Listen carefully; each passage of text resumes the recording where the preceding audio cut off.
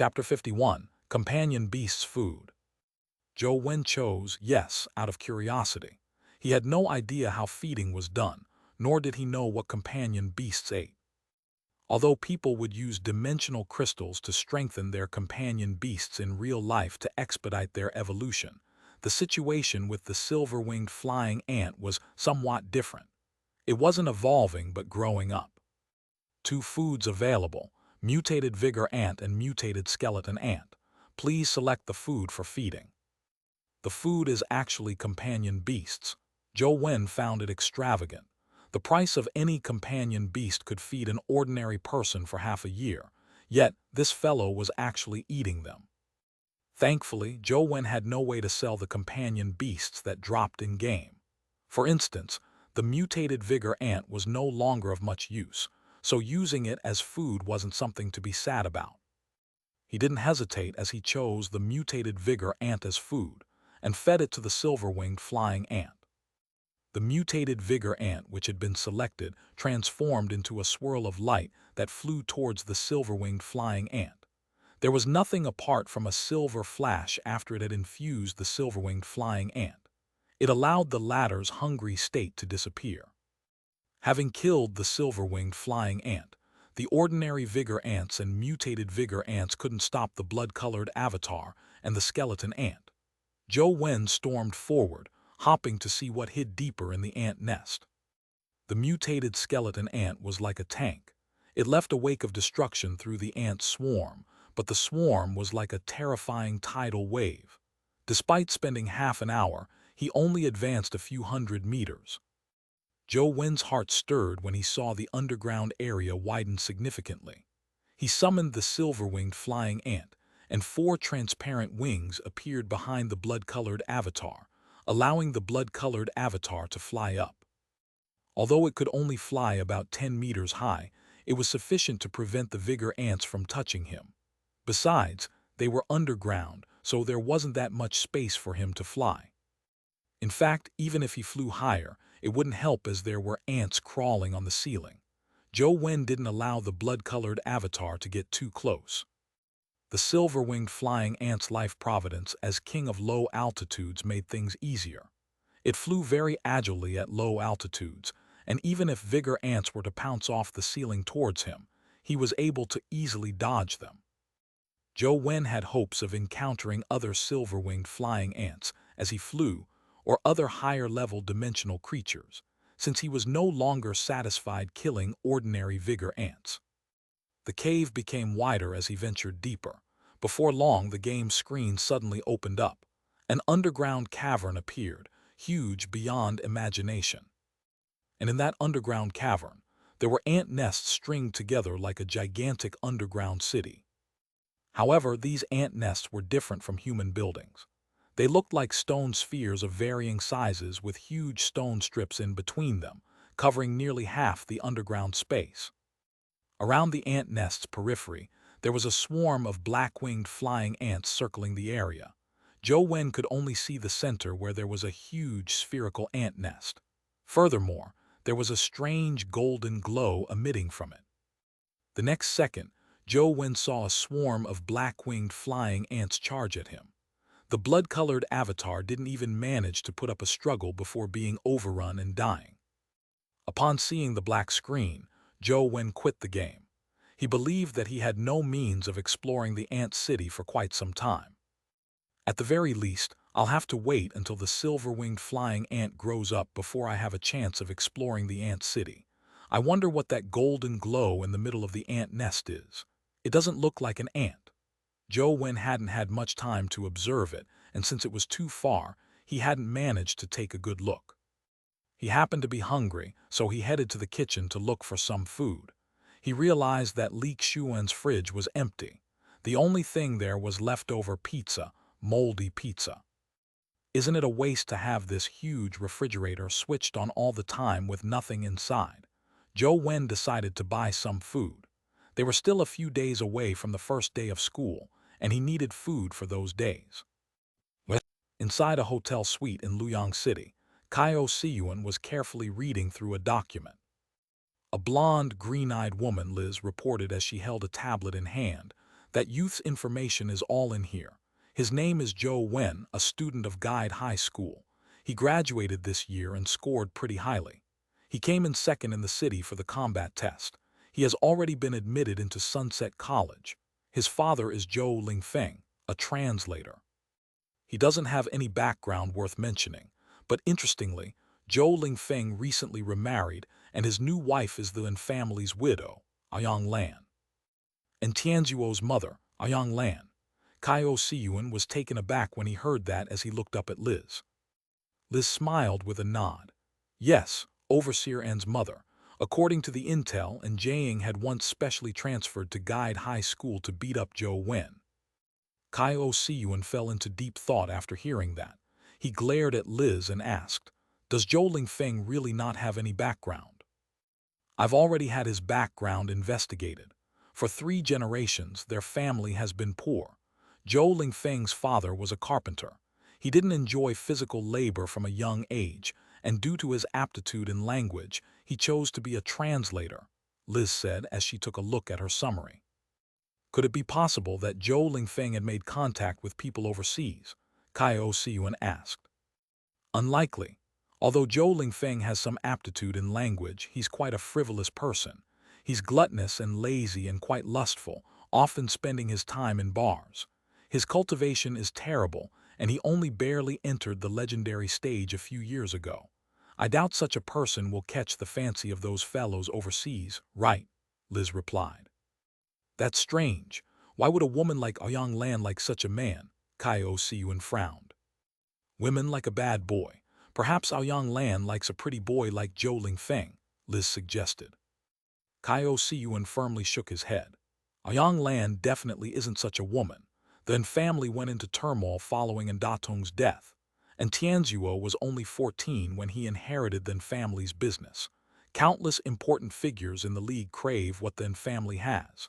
Even members of the Lin family have their sights on these things, a classic case of domestic trouble and foreign invasion. For Tianzuo to keep the family business secure to this day at such a young age, who do you think was responsible for it? With a woman as powerful as Ayang Lan, even if she's remarrying, why would she randomly choose such a useless man? But we've already checked very carefully. The Zhou family really doesn't have any background. Zhou Lingfeng is clean, so it's unlikely he has any relationships with those overseas," Liz said. "Don't underestimate those people overseas," Kaio Siyuan thought and said, "Is Zhou Wen living at the Ans presently?" No, as he had teamed up with Li Xuan for the college entrance exams, they seemed to build up quite a good relationship. Therefore, he has been living at his place since he arrived in Luoyang. We failed to find him in Guide City previously because Li Xuan had brought him to Luoyang early, Liz said. "Bring Zhou Wen here. Remember not to alert anyone, especially the Ans," Kaio Siyuan said in a deep voice. Chapter 52, Liz's Plan. Zhou Wen left Li Xuan's place and walked along the road. It was a really nice neighborhood, but there weren't any large-sized supermarkets. Zhou Wen navigated using his phone and discovered that the nearest supermarket was about a kilometer away. Everything around here is nice except the distance needed to buy stuff. Zhou Wen wasn't averse to walking, but he didn't wish to waste time on walking. He believed that wasting time was no different from wasting life, so he took out the mysterious phone and gamed while walking. Liz, who had received Kaio Siyuan's orders to bring Zhou Wen back, had already dispatched men to watch Li Xuan's place. Upon seeing Zhou Wen leave the house, a subordinate whispered, "Director Liz, shall we head over and take him away?" Liz rolled her eyes. "Zhou Wen enjoys a special status. We mustn't allow others to discover that he was taken by us. And there are cameras everywhere in that upscale neighborhood. We'd be exposed if we're to directly take him away." "Then what should we do?" Liz impatiently waved her hand. "Head back now, leave this to me." After chasing away all her subordinates, Liz combed her wavy blonde hair and thought, "With my charm, won't it be a piece of cake dealing with his kid?" Liz wasn't in a hurry. She waited until Zhou Wen left the upscale neighborhood before she started her red convertible sports car. When she saw a stretch of road without any cameras, she drove over. She deliberately stopped her car beside Zhou Wen and flicked her blonde hair, exposing the snow-white, supple skin of her shoulder. She then shot Zhou Wen a glance with an expectant and alluring look. That kid will be groveling at my feet seeing a sports car matched with a beauty like me. Having this thought, Liz's look and posture became even more seductive as she wore a faint, mesmerizing smile. But soon her smile froze. Zhou Wen walked as he gamed on his phone, his head lowered. He didn't even look at her and walked past the car, wasting all of her efforts to present her beauty. Darn loser, Liz fumed with anger, but she still maintained her mesmerizing pose. She then shouted with a voice that could make any man swoon, "Handsome, mind giving me a hand?" As she spoke, Liz blinked her eyes, preparing to send his heart into a flutter. As long as Zhou Wen looked at her, she planned to sweep him head over heels. Liz maintained her coquettish pose while waiting for Zhou Wen to turn around. However, he didn't even hear her. He continued walking forward without any intention of turning back. "Handsome, handsome." Liz resisted the urge to pull Zhou Wen back and beat him up. She deliberately shouted charmingly a few times. However, Zhou Wen was completely engrossed in his game, ignoring Liz completely. He didn't know that Liz was shouting at him since he hadn't heard his name. Liz finally realized that her strategy had failed when she saw Zhou Wen extending the gap between them. This loser, Liz gritted her teeth, adamant about not giving up. She floored the accelerator, taking the sports car in front of Zhou Wen again. This time, Liz didn't make the same mistake. She got out of the car, stood in Zhou Wen's way, putting one hand on the car. Her other hand twirled her hair as she posed in a most charming and alluring manner, accentuating her exquisite curves to the fullest. Zhou Wen had no choice but to move his gaze from the phone when he realized that something was in his way.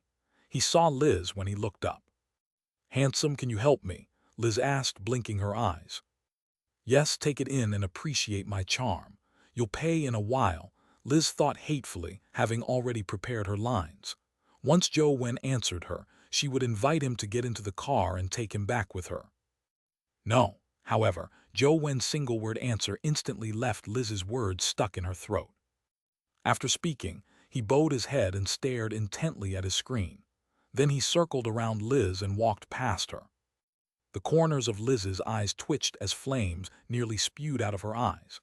Plumes of fiery anger nearly tore out of her busty chest. "Darn loser. He actually dared ignore my charm. You're dead," Liz thought hatefully as she turned around slowly and sat back in her car. Hum. The sports car's engine roared like the rage in her heart.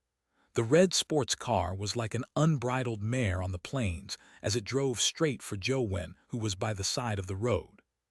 Since soft tactics didn't work, Liz decided to switch tactics.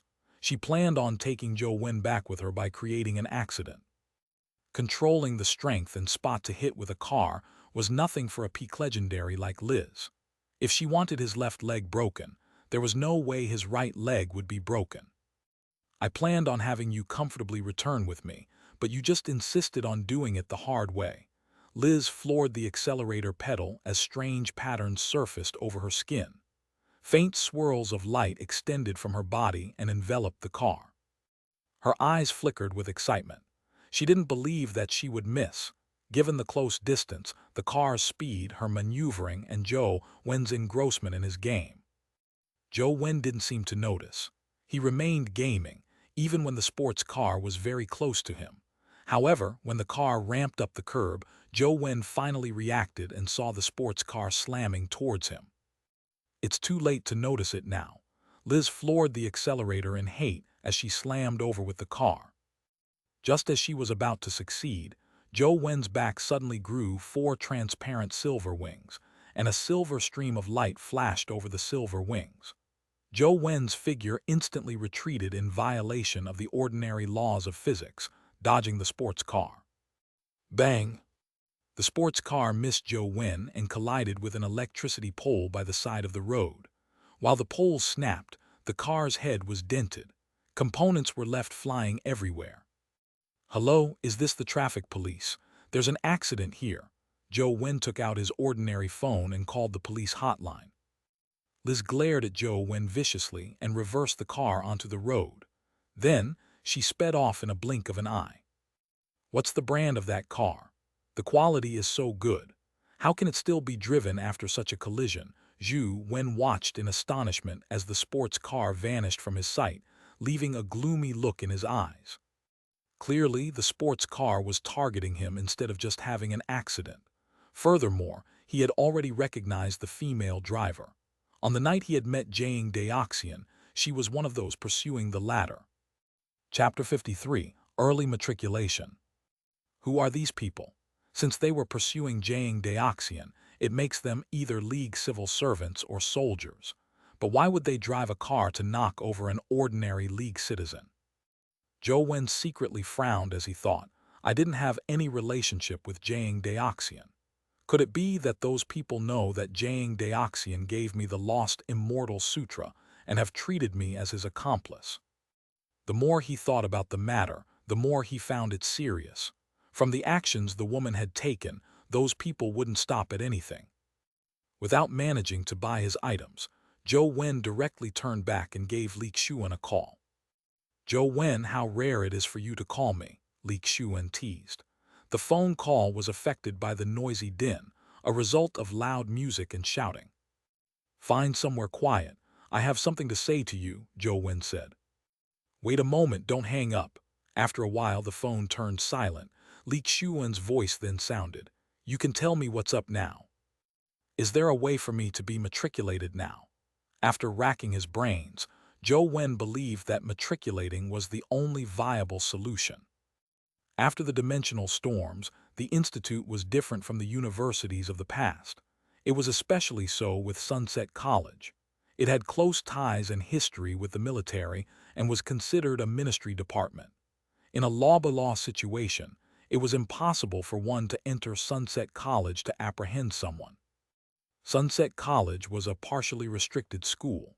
As long as he didn't leave campus, outsiders were unable to drive into him like today. Furthermore, with the other party being so fearless, he believed that there was a chance of implicating Li Xuan if he continued to stay at his place. No problem, I'll settle it immediately. Can you tell me what happened? Just pretend I didn't ask if you can't. Zhou Wen had no intention of hiding the matter as he explained all that had happened, apart from his conversation with Jiang Daoxian, and how the lost immortal sutra had been forced on him. Holy SHT, you actually met Jiang Daoxian, Li Xuan exclaimed. I wish I had never met him. I've attracted so much trouble simply from meeting him once, Zhou Wen said with a bitter smile. Li Xuan pondered for a moment before saying solemnly, wait at home for me. I'll head back immediately. It's best we don't talk about certain topics over the phone. After hanging up, Zhou Wen returned to Li Xuan's place and waited for him to return. If my guess isn't wrong, the woman who was pursuing Jiang Daoxian and attempted to run you over in the car likely comes from the Special Inspector Bureau. What department is the Special Inspector Bureau? Does it come under the military or the police? Zhou Wen had never heard of such a department. Neither, Li Xuan said with a shake of his head. This department specializes in special cases. It has great authority and autonomy, so they often carry out operations that do not come under the legal process. It can almost be described as unscrupulous. It does many sordid things that get covered up. There's a lot of disagreement regarding the existence of this department in the League, with many people hating it. They call the people in the department hyenas. Zhou Wen wore a heavy look. From the name hyenas, he knew what kind of people this department comprised of. Hyenas were the most scheming, filthy, dirty animals in the natural world. To achieve their goal, they did anything, not releasing their grip once they bit down hard. Furthermore, they always appeared in packs. It's a good idea to matriculate early. Although the Special Inspector Bureau has great authority, they are unable to flout the law openly. They can only covertly do certain deeds. It won't be easy for them to deal with you when you stay on campus. However, there's a need to resolve this matter ultimately. Otherwise, they will keep biting down on you and something bad will ultimately come out of it. Li Xuan thought before continuing, stay on campus now. I'll discuss it with my father. He should be able to find people from the Special Inspector Bureau to figure out why they are targeting you. If it's nothing too serious, we can try to think of means to resolve this matter once and for all. Zhou Wen didn't reject Li Xuan's offer for help, but he didn't place all his hopes on him. Strength, I need greater strength. If I was as powerful as Jiang Daoxian, would I be afraid of a mere Special Inspector Bureau? A cold glint flashed in Zhou Wen's eyes. He could sense that the woman didn't want his life. However, the outrageous attempt to run him over was something he wouldn't forgive even if the Special Inspector Bureau were to close the case. Li Xuan quickly finished the matriculation procedure. He claimed that since he had nothing better to do at home, he decided to matriculate early with Zhou Wen. However, Li Xuan wore an odd expression when he told Zhou Wen about the matter. I originally wanted to pull strings so that we could get allocated to the same dorm, but the school's side said that your dorm has already been assigned, Four Seasons Garden. Is there something wrong with Four Seasons Garden? Zhou Wen had guessed that it was the dorm that Aoyang Lan was referring to. However, he had no idea why Li Xuan wore such an odd expression. Four Seasons Garden is a place where special admission students live. They are quite different from the typical student. You were admitted just like me and not a special admit, so why were you allocated Four Seasons Garden? Li Xuan chuckled. From the looks of it, you have quite an extraordinary relationship with the Wen family. Can you help me get one at Four Seasons Garden? If you wish to live there, can't you just live with me? But how are you certain that it has to do with the Wen family? Zhou Wen asked in puzzlement. Don't tell me you aren't aware. Sunset College was originally spearheaded and established by the Wen family. Although it's a public school in name, the Wen family has greater say than the league president inside Sunset College. Really? Zhou Wen never expected that Sunset College had such a connection with the Wen family. You actually weren't aware. Then what relationship do you have with the Ans? Li Xuan looked at Zhou Wen with a suspicious look. If Zhou Wen really had a close relationship with them, how was it that he didn't know about it? Feeling that there was no point in hiding this matter from Li Xuan, Zhou Wen said, Zhou Lingfeng is my father. Li Xuan spewed out all the water that he had just drunk as he widened his eyes and looked at Zhou Wen. You are Zhou Lingfeng's son. That makes Overseer and your stepmother, and Jiang and Tianzuo are your step-siblings. Holy SHT, you have a huge backer with the Wen family or Overseer N. Why are you afraid of the Special Inspector Bureau? Once you live with the Wen family, even if the minister of the Special Inspector Bureau were to come, he wouldn't even dare touch you. That's them, I'm me. My surname is N, so we aren't considered family. I only wish to coexist with them peacefully. It's best if we each mind our own business. You're too stubborn. If I were you, I'd wheedle my way into Aoyang Lan's good books. When that happens, I'd have whatever I want, Li Xuan joked. However, Four Seasons Garden is nice too. It will be difficult for the Special Inspector Bureau to deal with you if you were to live there, Li Xuan said, feeling relaxed. Chapter 54, Raise It High. I ordered you to bring back Zhou Wen secretly without alerting anyone. But what did you do? You tried to run him over with a car. Have I been too lax on all of you recently that you've forgotten how to abide by the rules? Xianxia said calmly, but his eyes were rather cold. Liz trembled as she quickly stood up and bowed. Sir, I was derelict in my duty. It was thankfully not detected by the Ans. Please give me another chance. I'll definitely bring Zhou Wen back.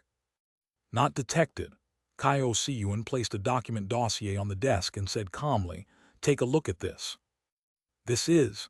Liz opened the dossier in puzzlement and was alarmed when she read its contents. How is this possible? It's impossible, right? Sir, is the information in here real? Xianxia shot a look at Liz and said slowly, I had a feeling that Aoyang Lan's marriage with Zhou Lingfeng was odd. I felt that it might be connected to that matter, so I deliberately requested my teacher to help me investigate the family's candidate. This was the outcome my teacher gave me. Do you think it could be wrong? Naturally not. The alarmed look on Liz's face became more pronounced. But isn't the Wen family's candidate in Jiang? Why did it turn into Zhou Wen? He has zero blood relations with the Wen family and isn't even half a son. Why would the Wen family give such a huge opportunity to an outsider? That I do not know, but I can be sure that after Zhou Wen was admitted into Sunset College, the Wen family indeed changed their candidate's name from Jiang to Zhou Wen. And based on the regulations, the Wen family only has one chance of changing their candidate. Even if Zhou Wen were to die, it would be impossible to change it to anyone else. Having said that, Kai Yuan glared at Liz with a burning gaze. Do you still believe that the Wen family is completely unaware of your little accident with Zhou Wen? Liz broke out into a cold sweat as she bowed her head. Sir, I'm aware of my mistakes. I'm fully prepared for any punishment. She knew very well how important Zhou Wen now was to the Wen family. It was impossible for them not to know of such a person being hit by a car in Luoyang. If they really were so oblivious to such developments, they would have long been cleanly devoured by others. Considering how you were only recently transferred to the Special Inspector Bureau and aren't aware of how we run things here, I'll let this pass. Don't repeat this a second time, Kai Yuan said. Sir, please give me an opportunity to make up for my mistakes, Liz requested. Not now. Zhou Wen has already headed for Sunset College early. If there's no reasonable excuse, it won't be that easy to invite him over. I have other arrangements, so stay out of this matter, Kai Yuan said with a wave of his hand. Liz said with an odd expression, I really find it unbelievable that the Ans would switch their candidate to Zhou Wen. Even if Aoyang Lan were blinded by love and couldn't be bothered about the opportunity for her daughter, how could they be agreeable to giving this opportunity to Zhou Wen? How is it possible for Tianzuo to agree? This opportunity should belong to the Ans. There's no need to waste your efforts trying to understand something you don't. Just do what you're supposed to do. You are dismissed. Kai Yuan waved his hand, an indication that Liz should leave. He then picked up the dossier and muttered to himself while reading it. What's the family up to? How's it possible for them to give such a huge opportunity to an outsider? Could it be that Aoyang Lan gave away this opportunity because she doesn't want her daughter to take the risk? But with Jiang's talent, the chances of her succeeding is rather high. It wouldn't be considered risky. Is Jiang Daoxian's encounter with Zhou Wen and the way he abnormally remained in the vicinity purely coincidental? After Zhou Wen and Li Xuan had completed the matriculation paperwork, the latter chose not to stay in Four Seasons Garden with Zhou Wen. Therefore, Zhou Wen headed to the specially designed region like a park, alone, with the dormitory card Aoyang Lan had given him. There were rows of two-storied buildings which weren't too big. They were minimalistic and simple, and each building came with a tiny yard. The yard didn't have any walls. They were just surrounded by a white wooden fence that was half an adult's height, allowing people to clearly see into their neighbor's compound. 702. It should be this one. Zhou Wen stood in front of a small building by following the dormitory card. He looked around and realized that this was the last row in Four Seasons Garden. There were 3 buildings in this row, and his building was in the middle. The building on the left seemed uninhabited, and the right building's yard had some plants grown with the soil still moist. It was likely inhabited by someone. Zhou Wen thought of pushing the door open to enter when he heard the door open on the building to his right. Then, he saw a figure walk out. And Zhou Wen was taken aback when he identified the figure. And Zhou was equally taken aback, clearly not expecting to meet Zhou Wen here. However, she instantly understood what was happening. Biting her lip, she ignored Zhou Wen and left her yard. Since Zhou had ignored him, Zhou Wen didn't plan on being chummy with her. Without a word, the two pretended as though they hadn't seen the other. After entering the building with his dormitory card, Zhou Wen found the place excellent. Although the layout and renovations were simple, they were very suitable for cultivation. It even came equipped with strength-measuring devices and other useful tools. A new beginning. Seems pretty good. After Zhou Wen surveyed the entire building, he planned on buying some necessities first. Although the building was furnished, it didn't come with blankets or other personal belongings. It still required Zhou Wen to buy them himself. Previously, Li Xuan had taken him to the entrance of Four Seasons Garden. However, attempting to walk out himself, he realized how ridiculously huge Sunset College was. Although it wasn't big to the point of getting lost, Zhou Wen still took several detours due to the inaccurate navigation on his phone. Furthermore, he wasn't aware of where he could buy daily necessities on campus. As he walked, he found himself in an increasingly remote and isolated area. Just as he was about to ask around for directions, he realized that he was surrounded by old, dilapidated buildings, likely old teaching buildings that had been abandoned. How is the GPS tracking so ridiculously wrong? Zhou Wen looked at the map on his phone in exasperation. Just as he was about to turn back, he heard voices from a bend ahead. I should ask for directions. Zhou Wen took a few steps forward, planning to ask the talking person about the location of the on-campus supermarket. Little May, you have to be good. Work hard in the future. Zhou Wen heard a man's voice around the bend and found it somewhat familiar. However, he wasn't able to immediately put the voice to a face. As he was thinking, Zhou Wen turned the corner and saw in the corner of a dilapidated building nearby a towering figure. He had his hands raised high, raising a petite and adorable kitten. His eyes wore a warm look as he suffused a smile. However, that face still looked as ferocious as a devil despite smiling. It left anyone who laid their eyes on him afraid. Gu Dian. Zhou Wen was momentarily left rooted to the ground. He couldn't put Gu Dian with this man who was warmly smiling and raising a kitten high up. Likewise, Gu Dian noticed Zhou Wen. When his eyes locked with Zhou Wen with him raising the kitten, the atmosphere between them immediately became odd. Chapter 55, Heart Meditation's Use. Only when Gu Dian put the kitten aside did Zhou Wen see another 3 cats on the grass patch to the side. 2 of them were kittens and 1 of them was an adult.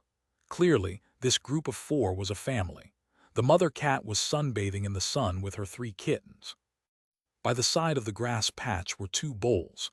One of them had water in it and the other had cat food. It was obvious that they had been prepared by Gu Dian. After putting down the kitten, the look in Gu Dian's eyes turned extremely cold. He glared at Zhou Wen like a devil and coldly said, "You're dead if I hear any rumor spreading." His devil-like looks and bone-chilling voice would probably frighten Zhou Wen at any other time. However, the scene of Gu Dian raising the kitten high kept flashing across his eyes. Zhou Wen just couldn't bring himself to feel any fear. "Don't worry, I'm not a gossipy person." "That better be the case," Gu Dian said coldly. Ignoring Zhou Wen, he bent down and picked up the 2 bowls. After taking another glance at the 4 cats who were frolicking on the grass, he turned and left. After taking a few steps, Gu Dian stopped and said without turning his head, "Also, don't you attempt to harm them, otherwise you're dead." After saying that, Gu Dian took huge strides and left. Li Xuan said that not only does Gu Dian look fierce, but that he's extremely bad. It's said that he's willing to do anything awful as long as he's paid. Now from the looks of it, he might not be as bad as the rumors say. To be so close to cats which are naturally wary of others, to the point of letting him get so close to the kittens, he's probably not as evil as the rumors say. Zhou Wen glanced at the 4 cats and thought to himself. In present times, animals like dogs and cats were no longer as cherished as in the past. After all, they were only for aesthetics. In contrast, companion beasts had magical powers. People were more willing to spend money on them. In the past, all kinds of valuable pet cats and dogs had mostly turned into strays. They were no longer doted on by humans. With the time changing, many things changed as well. In the past, figures who could fly or have tremendous strength were extolled for being capable of becoming legendaries. Their tales were spread to this day because few humans in the past had such powers. But in this day and age, it wasn't difficult to have tremendous strength if one could advance to the legendary stage. Now, almost everyone could become as legendary as those people from the past, since the legendary stage was no longer rare. As long as one cultivated hard, they would definitely advance to the legendary stage, as long as they weren't without any aptitude. However, to advance from the legendary stage to the epic stage wasn't simple. This required talent, primordial energy arts, resources, and the combination of all kinds of factors. It wasn't achievable simply through hard work. After all, those people who had their names put into the annals of history to be extolled in poems and songs were basically close to mythical existences. Back when Zhou Wen cultivated ascetic meditation, he had planned on advancing to the legendary stage during college. Such a speed made him a genius among humans. However, his ascetic meditation had already been replaced by the legendary stage. To advance to the legendary stage with the Lost Immortal Sutra wasn't a simple endeavor to begin with. Zhou Wen had been repeatedly studying Lost Immortal Sutra recently, and he discovered that it was very different from the typical primordial energy art. In typical primordial energy arts like ascetic meditation, advancement was in fact breaking one's shackles. Humans had the limits of their strength, speed, constitution, and primordial energy shackled, so consuming no amount of supplements was of any use. The stats just wouldn't continue rising. Only after breaking those shackles would a human's upper limits be unlocked. While being able to continue raising one's stats, one would also obtain a life providence that was related to one's aptitude. It was commonly known as legendary life providence. However, after Zhou Wen's repeated studies of the Lost Immortal Sutra, he didn't see any descriptions regarding the breaking of those shackles. Therefore, Zhou Wen still hadn't figured out how he could use the Lost Immortal Sutra to advance to the legendary stage. After going through quite a hassle to find the on-campus supermarket and buying the daily necessities he needed, he returned to his dorm to unpack it. Once he was done with all of that, he then began grinding. Since it was unlikely for him to have any progress with Ant Nest anytime soon, Zhou Wen chose to enter the underground Buddha city. He spent some time grinding the Buddha heart lotuses at the lotus pond, but not a single companion beast dropped.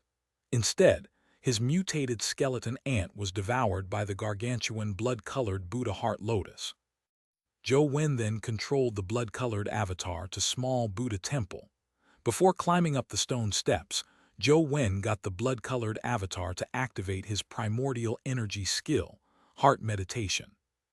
The stretch of road in front of small Buddha temple was extremely bizarre. Death seemed to be the only outcome no matter how he traversed it. He still hadn't found the reason why that was the case. Using heart meditation was a last-ditch effort. He felt that since heart meditation came from the Buddha heart lotus, it was possible that using it worked.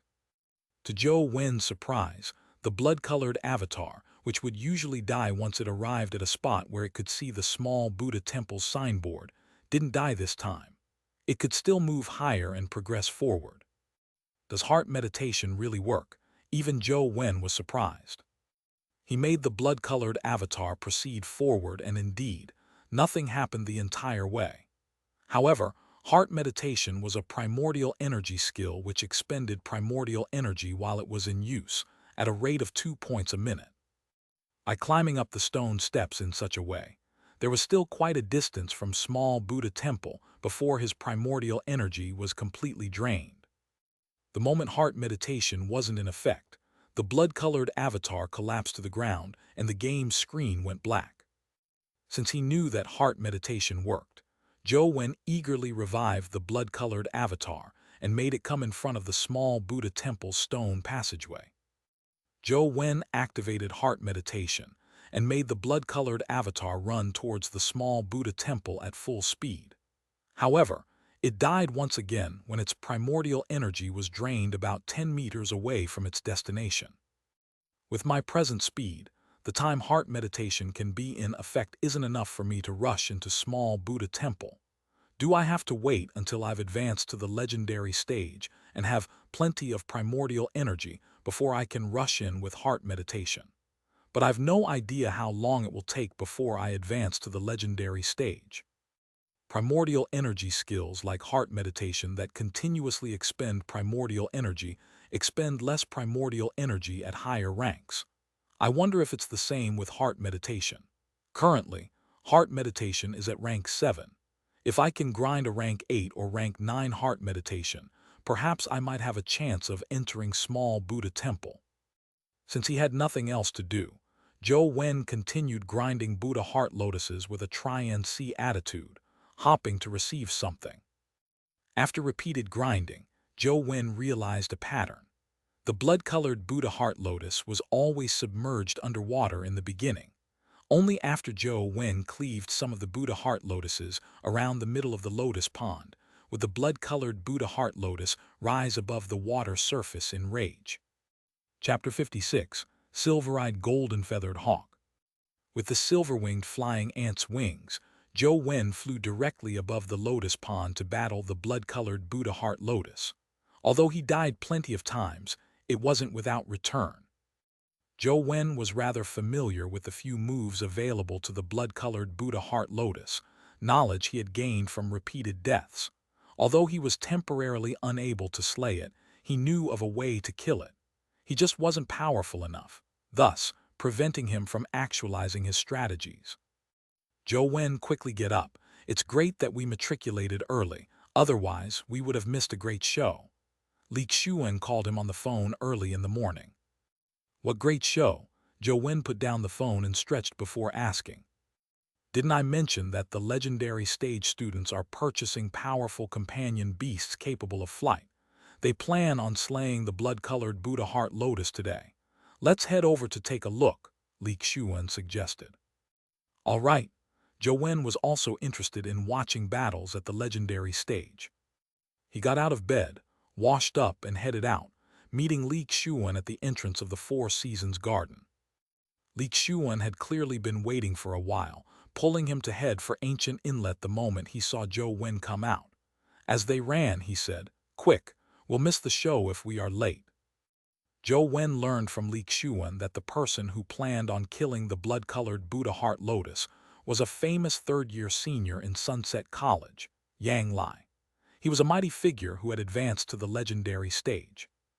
Apparently, he had spent a large sum of money buying legendary companion eggs and had tried means to speed up the incubation in order to slay the blood-colored Buddha heart lotus.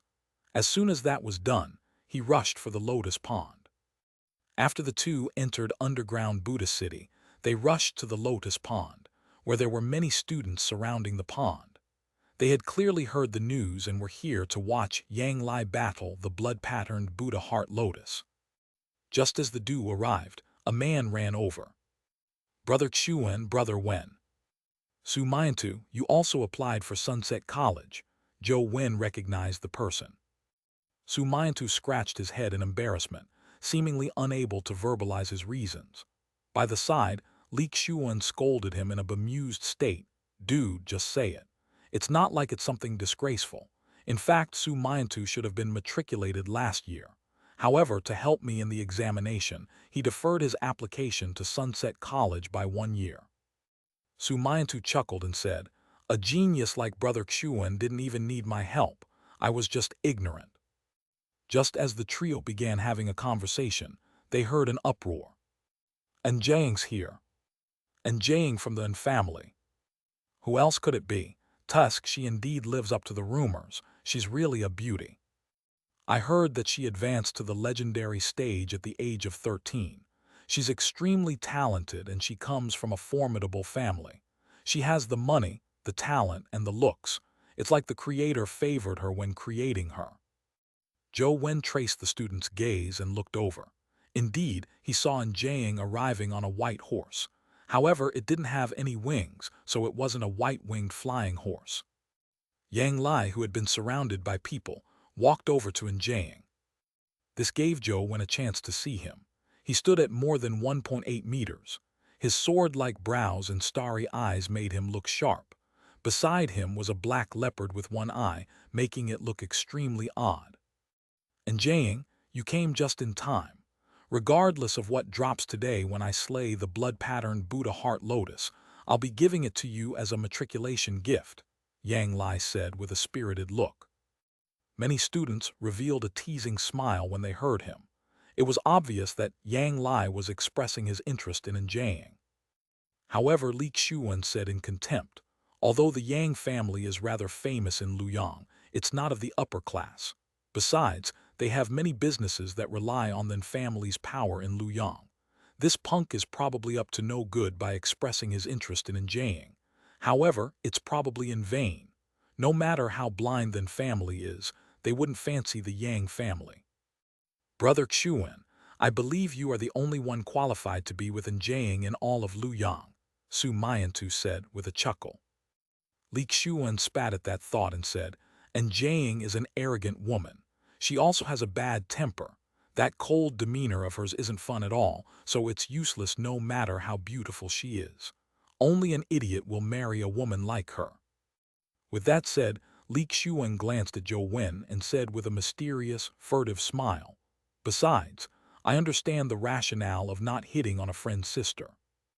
Zhou Wen couldn't be bothered to refute, and he pretended not to hear it. Su Mayantu had no idea of Zhou Wen's relationship with their own family, so he failed to understand what Li Xuan meant. Puzzled, he looked at them blankly.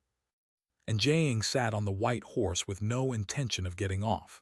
She said in a calm tone, I don't need any gifts. Besides, you won't be able to slay the blood-patterned Buddha heart lotus either. Yang Lai wasn't angry when he heard that. Instead, he guffawed and said, then let's have a bet. Why don't you accept my present if I succeed in slaying the blood-patterned Buddha heart lotus? No, and Jiang replied without any hesitation. You're afraid of losing, Yang Lai said provocatively. You won't be able to slay the blood-patterned Buddha heart lotus, so the bet can't even be established. There's no need for it. After Jiang said that, she rode the white horse to the side of the lotus pond. Yang Lai felt embarrassed, but due to her extremely special identity, he didn't dare flare up at her. All right, I'll show you that I'm capable of slaying the blood-patterned Buddha heart lotus, Yang Lai said. He spread his arms and two companion beasts were summoned out by him. They were two silver-eyed golden-feathered hawks, but they were much larger than the typical hawk. Their wingspans reached more than 10 meters, and with a flap, they shot out like a golden beam of light. They then spiraled above the lotus pond like two golden clouds. A silver-eyed golden-feathered hawk swooped down and extended its claws like a phantom, instantly grabbing a Buddha heart lotus. Silver-eyed golden-feathered hawk, and there's two of them. This fellow sure is willing to make the investment, Li Xuan curled his lips and said. Silver-eyed golden-feathered hawks were rare legendary companion beasts. They were only found in the dimensional zones of the Heavenly Lake of the Heavenly Mountain. However, there were many dimensional zones in the Heavenly Mountain's vicinity, so it wasn't easy to reach the Heavenly Lake itself. Furthermore, silver-eyed golden-feathered hawks were rare in number. They also lived on cliffs, making it difficult to kill them and have a companion egg drop. If one's luck wasn't good, even experts at the epic stage would return empty-handed. Seeing the students look at his pair of silver-eyed golden-feathered hawks in envy, Yang Lai felt slightly pleased with himself. Without any hesitation, he ordered the hawks to attack the blood-patterned Buddha heart lotus. When they rushed at the blood-patterned Buddha heart lotus from the flanks, the latter sensed the threat and shot out 20 to 30 blood-colored lotus seeds that hurtled towards the two hawks. As the blood-colored lotus seeds were about to hit the hawks, they showed no intention of dodging. They continued flying forward and released a golden glow over their feathers as though they were emitting light themselves. Boom, boom! When the blood-colored lotus seeds exploded on the golden feathers and splattered into bloody water, they rolled off as if the golden feathers were non-stick. The hawks weren't damaged at all. Chapter 57, Quarrel. As expected of silver-eyed golden-feathered hawks, they are truly extraordinary. It appears this blood-patterned Buddha heart lotus will likely be slain by Yang Lai, Li Xuan said. Zhou Wen shook his head and whispered, not necessarily. The blood-patterned Buddha heart lotus can't be slain by just two silver-eyed golden-feathered hawks. Zhou Wen's research on the blood-patterned Buddha heart lotus was nothing these students could compare with. He was acutely aware of how powerful the blood-patterned Buddha heart lotus was. It was impossible to slay it with just two legendary companion beasts capable of flight. Perhaps intentionally or unintentionally, and Jiang happened to shoot Zhou Wen a look when he said those words. Li Xuan was just about to ask why when the lotus pond experienced an anomaly. One of the silver-eyed golden-feathered hawk rushed right in front of the blood-patterned Buddha heart lotus and was swallowed by the latter's petals that opened like a gaping mouth. Just as the other silver-eyed golden-feathered hawk was about to touch the petals with its talons that were glimmering in gold light, the blood patterns on the petals, a sitting Buddha shot out beams of sanguine light. What seemed like a fragile petal remained undamaged after clashing with the hawk's talons. When the blood-patterned Buddha heart lotus opened its petals again, the silver-eyed golden-feathered hawk which had been devoured was reduced to bone. Furthermore, the bones were rapidly melting. The students watching this battle gasped. It was shocking that the blood-patterned Buddha heart lotus could devour the legendary silver-eyed golden-feathered hawk and instantly corrode its bones. It even managed to resist the golden halo talons of the silver-eyed golden-feathered hawk, a primordial energy skill. It was quite shocking. Flower-type dimensional creatures typically were rather weak in constitution. Amongst dimensional creatures of the same stage, their constitution usually lined the bottom. However, the fact that this blood-patterned Buddha heart lotus was able to withstand a powerful legendary primordial energy skill like golden halo talons made it terrifying. It overturned the average person's understanding of flower-type creatures. Yang Lai's expression was livid. He didn't dare order his silver-eyed golden-feathered hawk to continue attacking as he summoned the surviving one back. All the students looked at the blood-patterned Buddha heart lotus with fear and greed. It clearly had more than one primordial energy skill. If it dropped as a companion beast, they could possess a companion beast with more than one primordial energy skill. However, the chances of companion beasts dropping were low to begin with. Furthermore, with Yang Lai's two silver-eyed golden-feathered hawks suffering a defeat, it meant that no student could currently kill it. How did you know that the two hawks weren't a match for the blood-patterned Buddha heart lotus? Only then did Li Xuan have the chance to ask the question that was eating at him. It was obvious to the eye. Zhou Wen shrugged, preparing to leave the area. It was unlikely that the students could kill the blood-patterned Buddha heart lotus anytime soon. This lotus flower was probably a top existence among legendary creatures. Unless one had even more powerful companion beasts or was capable of targeting its weak points, even a siege against it wouldn't be of much use. Brother Wen, since you were able to tell that the hawks weren't the blood-patterned Buddha heart lotus's match, doesn't that mean that you have the means to kill it? Su Miantu's eyes lit up as he asked Zhou Wen. Su Miantu wasn't much to speak of. He wasn't a bad man either, but he was someone who shot his mouth off. He hadn't suppressed his voice, allowing people around them to hear him.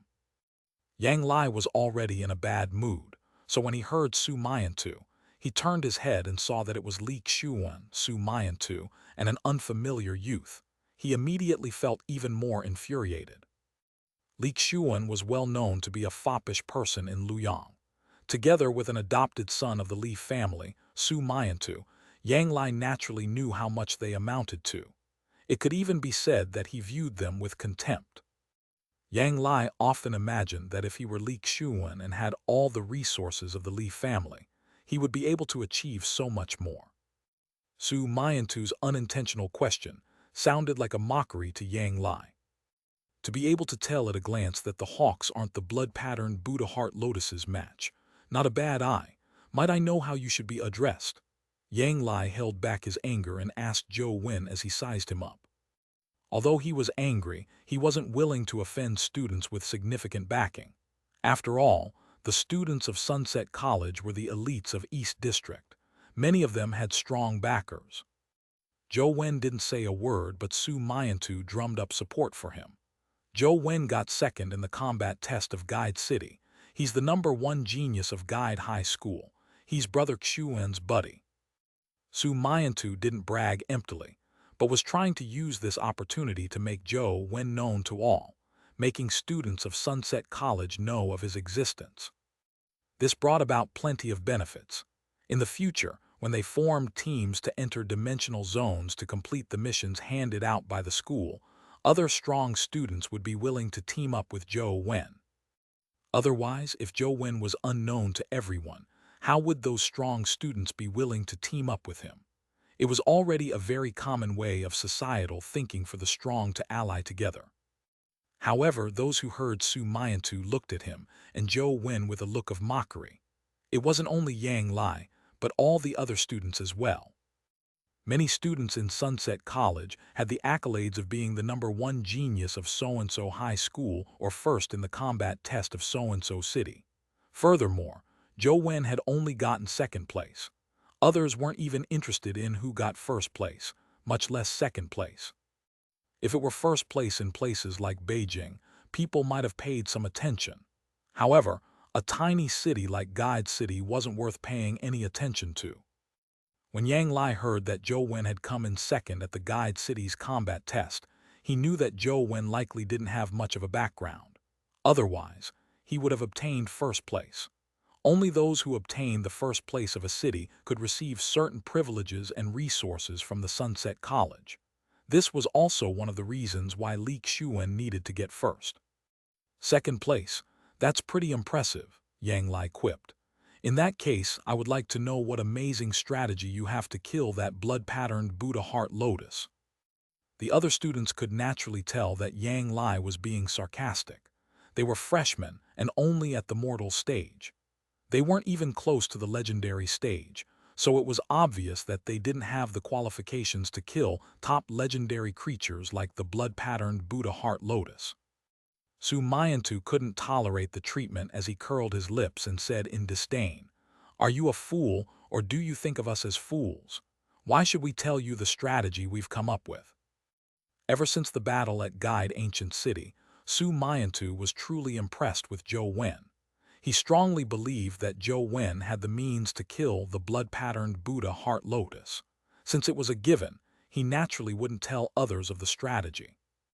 But his words only amused Yang Lai. "All right, there's no need to tell me, don't you have the strategy? Isn't being second in Guide City impressive? Fine then, slay the blood-patterned Buddha heart lotus. Please broaden our horizons." Chapter 58. The opportunity to slay the blood-patterned Buddha heart lotus. Su Miantu didn't dare make the decision as he cast his gaze at Zhou Wen. There was a fervent look of encouragement in it. Zhou Wen could only smile wryly in secret. Su Miantu had thought too highly of him. He didn't have the strength to kill the blood-patterned Buddha heart lotus at present. All he could do was slightly shake his head at Su Miantu. However, Su Miantu had full confidence in him. Believing that Zhou Wen was only being humble, he continued encouraging him. "Brother Wen, there's no need to be overly humble in a place like Sunset College. You have to showcase your absolute strength. This will give you the opportunity to obtain more resources." Zhou Wen felt a little depressed. He did wish to slay the blood-patterned Buddha heart lotus, but he really wasn't capable of doing so at present.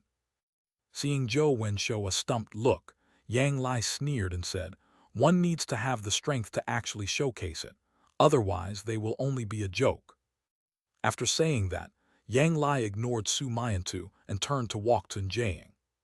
From Yang Lai's point of view, he would only disgrace himself if he continued embroiling himself with Su Miantu, Li Xuan, and Zhou Wen. Although Su Miantu didn't wish to let it go, he was helpless when he saw Zhou Wen remain silent. All he could do was watch the supercilious look Yang Lai had while turning around. Yang Lai came in front of Jiang and said in a very gentlemanly manner, "I lost the bet. If you have anything you need me to do, I'll definitely give my all. However, I'm curious why you knew that the silver-eyed golden-feathered hawks weren't the blood-patterned Buddha heart lotus's match. Could it be that you've already fought it before?" First, I'd said that the bet was completely meaningless. Neither do I have anything I need you to do.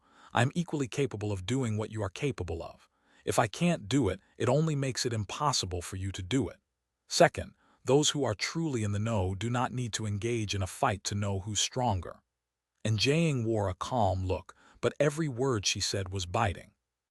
Zhou Wen suspected that with her vicious tongue, she might have been beaten up by many if she hadn't been born into the Wen family. Indeed, Yang Lai wore a rather embarrassed look. His face oscillated between blue and white. He was a student who wasn't even 20 years old, so he wasn't thick-skinned enough. "Well said. Su Miantu took this opportunity and cheered. This only made Yang Lai glare at him hatefully. And Jiang ignored him and rode her white horse, brushing past Yang Lai's shoulder. She headed for Zhou Wen. "Your sister is coming over," Li Xuan whispered as he nudged Zhou Wen with his elbow. Zhou Wen shook his head, gesturing to Li Xuan to cut the nonsense. However, before he could say a thing, and Jiang had already arrived in front of him. When Yang Lai and the other students saw Jiang standing in front of Zhou Wen, all of them cast their gazes over, curious as to what she wanted. And Jiang stared into Zhou Wen's eyes and asked, "Do you have the confidence in slaying the blood-patterned Buddha heart lotus?" "It definitely won't be a problem. And Jiang, let's work together to slay this blood-patterned Buddha heart lotus. Brother Wen will definitely not let you down." Su Miantu didn't know the relationship between Jiang and Zhou Wen. Imagining that Jiang was interested in Zhou Wen, he believed that Zhou Wen might be able to sweep her off her feet if he did well. Furthermore, this beauty's family was extraordinary. She was the daughter of Lu Yang's family. She was practically a princess in Lu Yang. "Is that right, Brother Wen?" Su Miantu nudged Zhou Wen as he winked at him while his back was facing Jiang. His meaning was clear. He wanted Zhou Wen to do a good job. Although Zhou Wen knew that Su Miantu had good intentions, he really couldn't do it. All he wanted was to game in peace, and he had no intention of stealing the limelight here. Involving himself with Jiang was the last thing he wished to do. "You really have wild ideas. If Jiang really wants to kill the blood-patterned Buddha heart lotus, would you even have a chance?" Yang Lai already detested Su Miantu, so he couldn't help but shoot off a snide remark. He vented all the pent-up anger he had thanks to Jiang on Su Miantu. A dog is a dog. It only knows how to threaten others thanks to its master. However, you have to at least take a good look. Is that really your master? When Yang Lai said that, not only did the expression on Su Miantu's face change, even Li Xuan and Zhou Wen were no exception. Li Xuan coldly said, "Yang Lai, who did you say was the dog? I dare you to say it again." Yang Lai sneered and said, "Who in Luyang City doesn't know that your patriarch enjoys adopting sons? To put it nicely, it's an adopted son, but at the core of the matter it's just a lapdog reared by your Li family. This is known by all, so what did I say wrong?" The look in Li Xuan's chilled. Just as he was about to flare up, he was held back by Su Miantu. Surprisingly, Su Miantu wasn't angry. He grinned at Yang Lai and said, "That's right. I'm a dog of the Li family. I even feel proud and honored being the Li family's dog.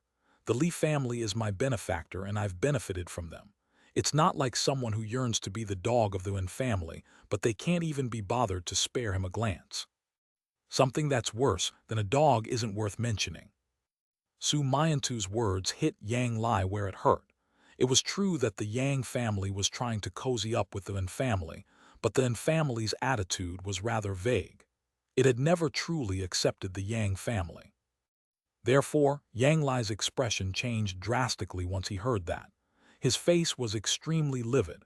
His eyes stared viciously at Su Miantu as a look of killing intent flashed through them. "Does a dog of the Li family only know how to bark? If you're as impressive as you say you are, slay the blood-patterned Buddha heart lotus. Otherwise, quit the barking," Yang Lai said with a cold look.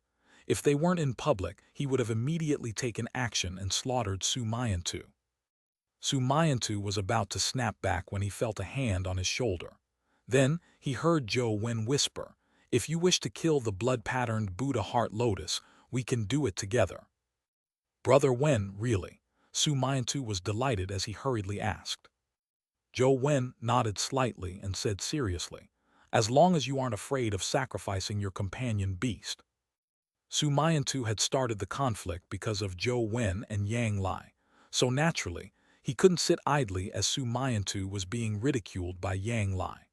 However, his claim of being able to kill the blood-patterned Buddha heart lotus wasn't just a spur of the moment. Zhou Wen really couldn't kill the blood-patterned Buddha heart lotus in-game, but this wasn't the game. He didn't need to face it alone, and he still had Su Miantu and Li Xuan to help him. Zhou Wen had carefully run through the companion beasts they possessed. If they controlled them well and no mistakes happened, He believed he could slay the blood-patterned Buddha heart lotus based on his understanding of it. There's nothing to be afraid of. Let's do it, Su Miantu turned to say to Yang Lai. Heard that, Yang? We'll be slaying it right now. Open your eyes and watch it well. Don't blame us for not teaching you. I'm looking forward to it, Yang Lai said with a sneer. From his point of view, it was fool's talk that the trio could kill the blood-patterned Buddha heart lotus.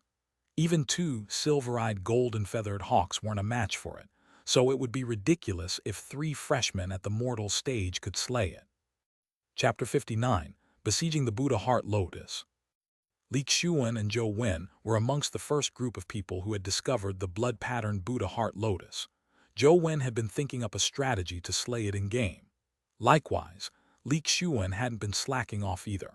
He had also tried all kinds of means to obtain legendary companion beasts capable of flight, hopping to slay the blood-patterned Buddha heart lotus.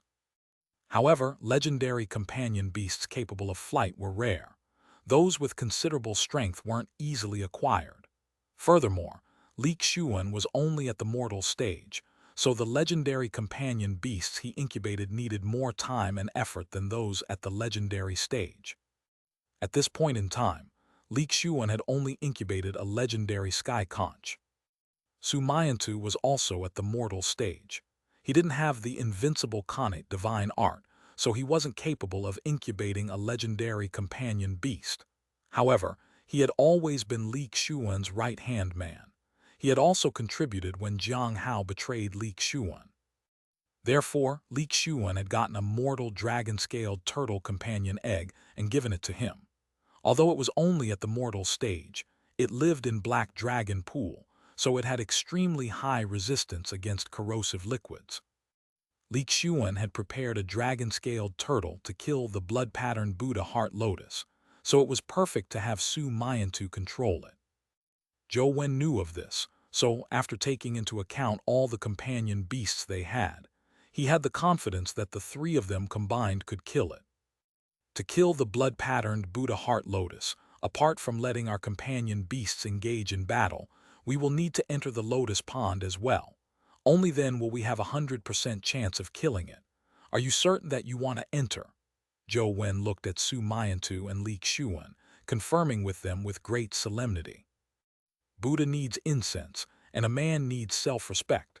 I'm bent on killing that blood-patterned Buddha heart lotus, Su Miantu said loudly. Zhou Wen, how confident are you? Li Xuan asked Zhou Wen with a serious look. Follow my instructions, 100%. However, there mustn't be any mistakes in our cooperation or it will be very dangerous. It's especially so for Miantu, who has to control the dragon-scaled turtle. You mustn't make any mistakes or both you and I will be in grave danger, Zhou Wen said as he looked at Su Miantu. Don't worry, I'll make sure nothing happens to you even if I were to die, Su Miantu said as he slapped his chest. All right, let's do it, Li Xuan locked eyes with Zhou Wen and said with a nod. Then let's begin. Listen to my every command. Miantu, release your dragon-scaled turtle, Zhou Wen softly informed the other 2 of his plan. The trio made their own preparations. Su Miantu released the dragon-scaled turtle, and a turtle the size of a tiny boat appeared on the lotus pond. Not only did it have a turtle shell, but it also had black scales on its shell, making it look very odd. The average companion beast would immediately be reduced to bone upon contact with the lotus pond's water. Yet, this dragon-scaled turtle was completely fine.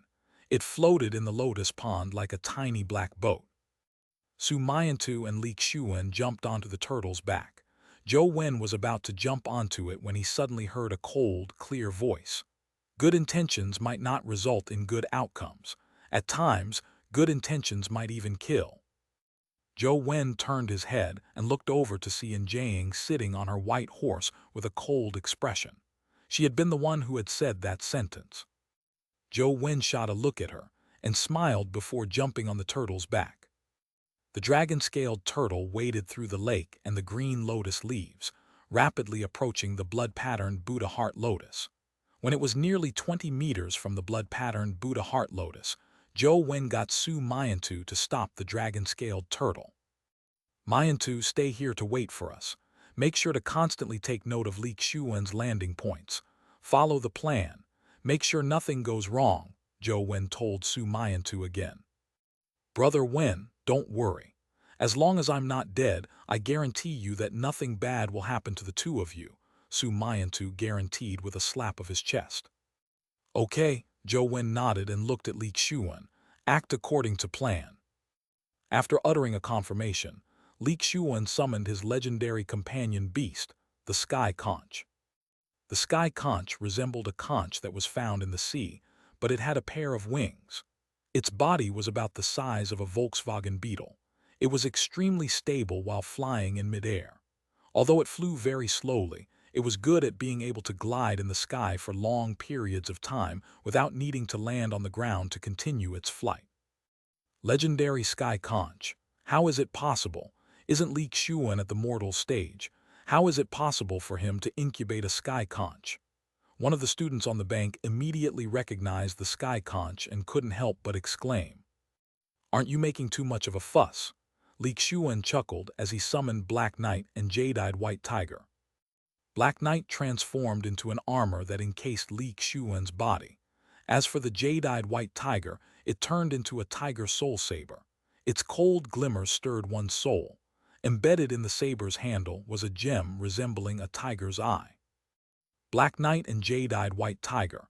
They are both legendary companion beasts. Heavens, isn't Li Xuan at the mortal stage? What's going on? Is this fellow really that prodigal son of the Li family? The students widened their eyes as they looked at him in disbelief. Li Xuan felt a little pleased with himself. Wearing the black armor and holding the tiger's soul saber while riding a sky conch, he flew towards the blood-patterned Buddha heart lotus with tremendous pomp. Zhou Wen seemed to pale in comparison. He summoned the mutated skeleton ant and stood on its back without any weapons or armor. The mutated skeleton ant waded across the water surface to another side of the blood-patterned Buddha heart lotus. Mayan too, pay attention to Li Xuan more. Make sure he doesn't fall into the water. Zhou Wen looked at Su Miantu, urging him again. Don't worry, Brother Wen, Su Miantu said with a slap on his chest. Zhou Wen didn't speak further.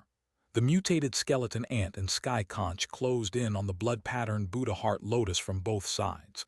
With Li Xuan's speed faster than Zhou Wen's, the latter had apparently deliberately stayed a little behind. Boom, boom. More than 10 blood-colored lotus seeds shot at Li Xuan, instantly blanketing him and the sky conch, sealing off all routes of retreat. With a loud roar, Li Xuan slashed the tiger soul saber at the blood-colored lotus seeds. The saber was so fast that the seeds didn't explode when they were halved. The seed only exploded when both halves had flown out further than a meter. Is that really the Li family's foppish third young master Li Xuan? Yang Lai watched in astonishment as Li Xuan showed his prowess. He sliced through all the blood-colored lotus seeds and charged at the blood-patterned Buddha heart lotus. And while Li Xuan was handling the blood-patterned Buddha heart lotus's attacks, Zhou Wen took the chance to order the mutated skeleton ant to rush towards the blood-patterned Buddha heart lotus at full speed. When he was less than 3 meters from the blood-patterned Buddha heart lotus, Zhou Wen ordered the mutated skeleton ant to jump. And it was at this moment that the blood-patterned Buddha heart lotus spread open its petals in a bid to devour the mutated skeleton ant. If the latter had been one bit slower, Zhou Wen and the mutated skeleton ant would have been devoured. Right now, Zhou Wen roared. Li Xuan didn't hesitate to jump from the sky conch, slashing down at the blood-patterned Buddha heart lotus with 2 hands clasping the saber. A blinding white saber beam blasted out of the tiger soul saber, instantly cleaving the blood-patterned Buddha heart lotus's petals. The petals shot out a red luster that attempted to resist the tiger soul saber's strike. However, the saber beam was just too sharp. Combined with Li Xuan's saber-type primordial energy skill, the tiger soul saber sliced through the petals. The petal was cleaved open, revealing the black lotus receptacle. Crouching on it was a pitch-black toad covered in black venomous warts. It opened its mouth and spat a mouthful of venom at Li Xuan. Chapter 60, Atonement. Li Qiuwen's strength was used up by the time his cleave tore through the Buddha-patterned flower petals. Furthermore, he wasn't able to dodge in midair. The sky conch was too slow at flying, making it unable to keep up with Li Qiuwen. It was still gliding at a relatively high altitude, and the direction in which it was heading wasn't towards Li Qiuwen. Suddenly, a fist appeared beneath Li Qiuwen's feet, striking his soles. Zhou Wen had come flying over. Li Qiuwen exerted strength in his feet as he stepped onto Zhou Wen's fists and used this as an impetus to soar high into the sky. Zhou Wen ended up plummeting rapidly, allowing them to dodge the toad's venomous shot. Li Qiuwen used his momentum to leap onto the lotus receptacle and cleave down at the venomous toad's head.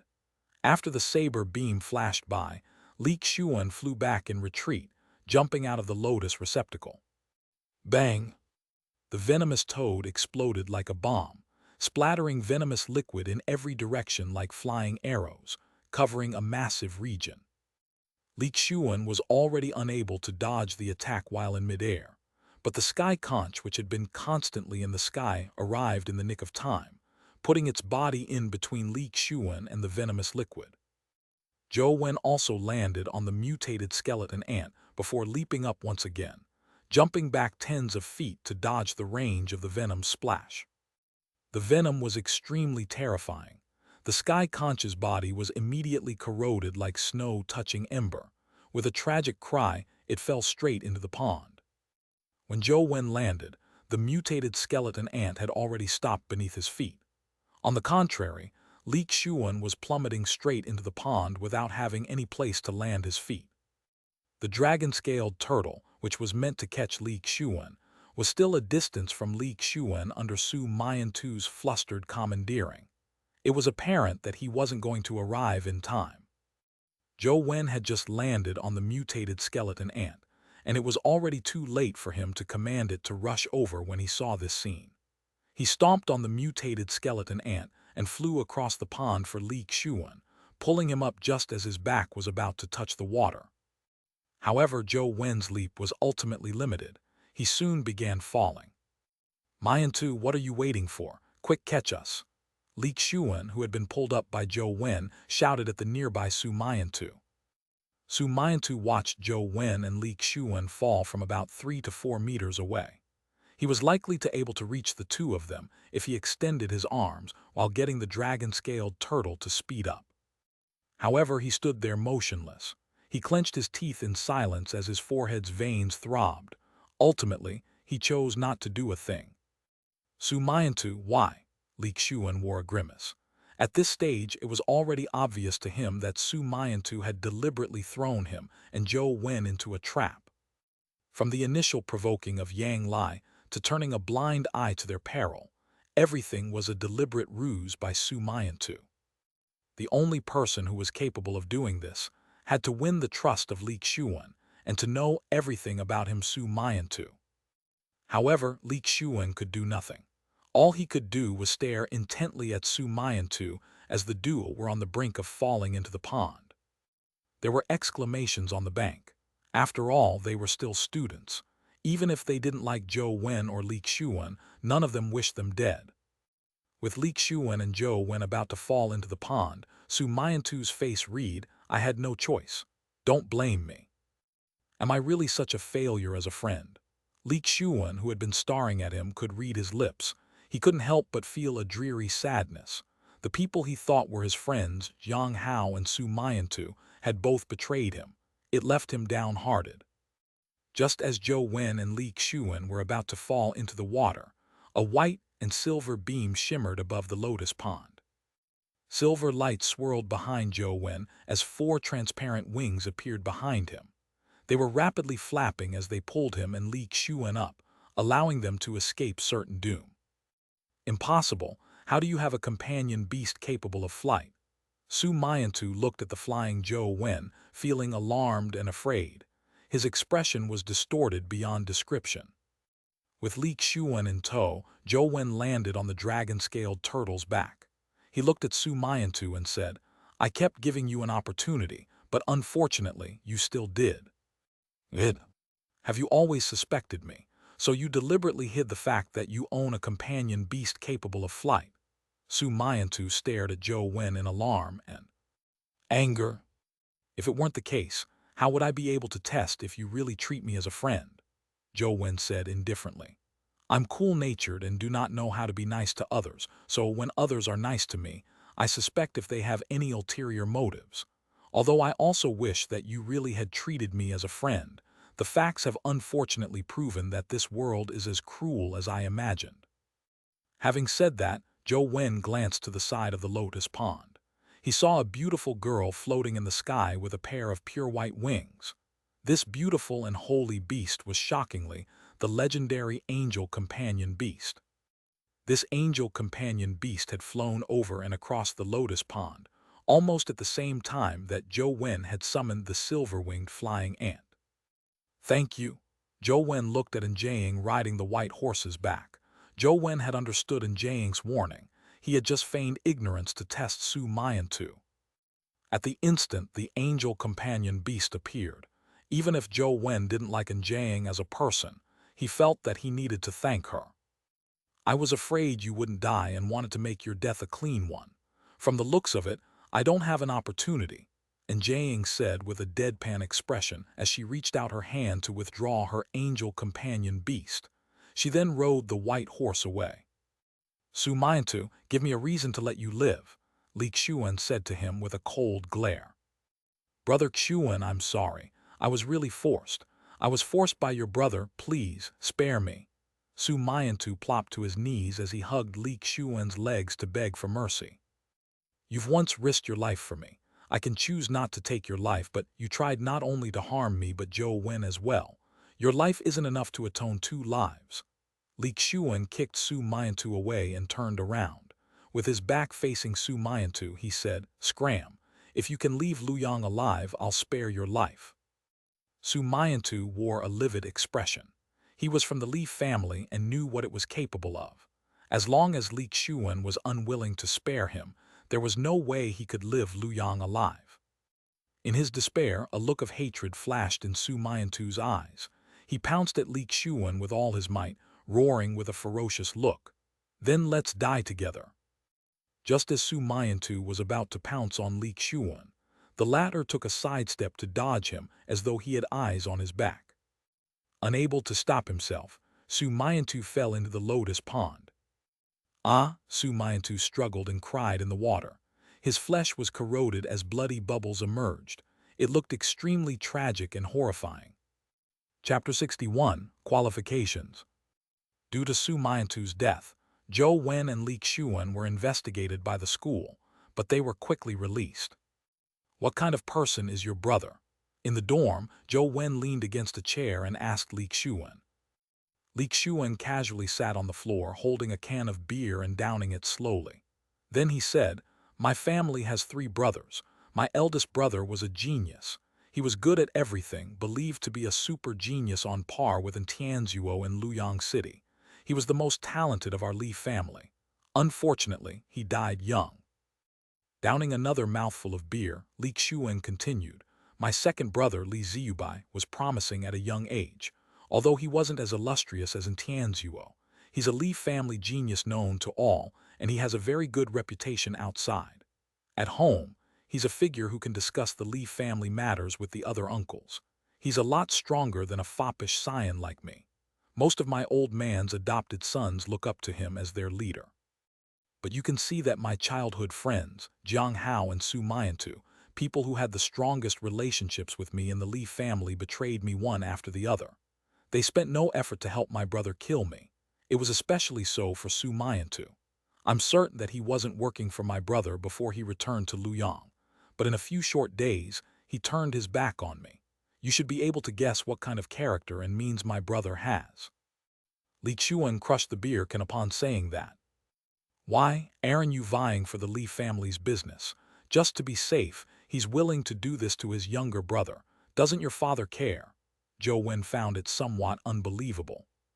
No, it's not because of the Li family's business. If it was only that, we wouldn't have reached this point, Li Xuan said with a shake of his head. Then what's the reason? Seeing Li Xuan silent, Zhou Wen said, Forget it if you can't. Say. Li Xuan shook his head slightly and sighed after a long period of time. The higher the levels of dimensional creatures, the greater the difference in strength. Just like legendary creatures are almost no match for epic creatures, with the gap between the epic stage and the mythical stage even larger, it can be said that even 100 humans at the epic stage might not be able to kill a mythical creature. It might even lead to their complete wipeout. I've learned that from the textbooks. Zhou Wen felt that Li Xuan was saying the obvious. Li Xuan continued, "Then have you thought about how humans were able to kill the first mythical creature, considering the huge difference in strength? Legend has it that the few founders of the League combined forces to kill it. It's also the 6 League heroes as taught in the textbooks." Zhou Wen knew that Li Xuan definitely had more to tell. "Then do you know how they killed the mythical creature?" Li Xuan asked with a smile. "The books say that they had a difficult battle that lasted 3 full days." Before Zhou Wen finished his sentence, Li Xuan interrupted him.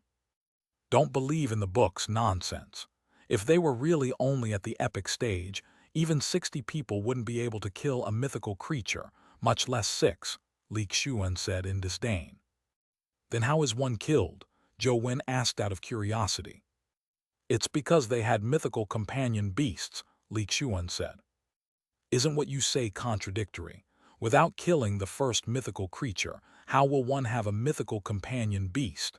This doesn't adhere to logic." Li Xuan laughed in reply. "Of course it doesn't adhere to logic. It's because their companion beasts weren't obtained by killing mythical creatures. Instead, someone gave them to them. Although they can't be considered real mythical creatures and can only be called larvae of mythical creatures, it's already enviable.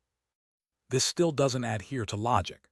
If someone gave them mythical companion beasts, then the person who gave them must have killed mythical creatures before," Zhou Wen said with a frown. "No one can answer this question. At the very least, not me. I only know that there's such a department in the top brass of the League that does such matters. Some humans can obtain the qualifications just like the 6 League heroes, and my Li family has such a qualification. Then, the person who might be able to obtain a mythical companion beast might be me. Only with me dead will this opportunity have a chance of landing on my brother.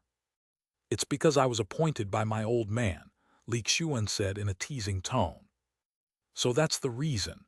In that case, isn't your old man going to rein in and do something about your brother?" Zhou Wen asked, puzzled. "If it were him, he definitely wouldn't kill his younger brother over such matters. However, everyone was different. Zhou Wen didn't believe that his thoughts represented everyone. In fact, he always felt that his character and thoughts were in the minority. Rein in? How? Beat him to death? Or get me to give up the mythical companion beast qualifications? At this point in time, I can only compete with my brother," Li Xuan said with a glint in his eyes. He didn't seem afraid and was even excited. "You have to be careful." Although Zhou Wen had never met Li Ziyubai, he had a deep impression of him after what had happened to Jiang Hao and Su Miantu. "I will soon advance to the legendary stage, then I'll have nothing to fear. Instead, it's you that should be careful. You have foiled my brother's plans twice. With my understanding of him, he will definitely not spare you," Li Xuan said very solemnly. Zhou Wen nodded slightly. He didn't believe that Li Xuan was being an alarmist. It was something very possible. Although the campus didn't permit private fighting, even Su Miantu dared to take action in a dimensional zone under Li Ziyubai's scheme. It was difficult to guarantee that a second or third Su Miantu wouldn't appear on campus. Thankfully, you live alone in Four Seasons Garden. The situation there isn't as complicated as the ordinary dorms. It makes it a lot safer. Speaking of which, I recall that the Wen family also has the qualifications to obtain a mythical companion beast. Unfortunately, you aren't born into the Wen family. Otherwise, you might have a chance to vie for it from Jiang, Li Xuan joked. "Why would it be with Jiang? Didn't you said that Tianzuo was the genius? Shouldn't the Wen family's mythical companion beast qualification be his?" Zhou Wen asked with a frown. "That I'm not sure. While my old man was telling me about the mythical companion beasts, he had mentioned in passing that the Wen family had likely chosen Jiang. In Luyang City, Only my Li family and the N family has the qualifications, Li Xuan said with great certainty. Li Xuan was in a bad mood, so he drank plenty. In his drunken stupor, he vomited and collapsed in Zhou Wen's bed. Zhou Wen had no choice but to sit on the chair to game since he had no intention of sleeping. Although the Li family's matters had nothing to do with him, it was as Li Xuan said.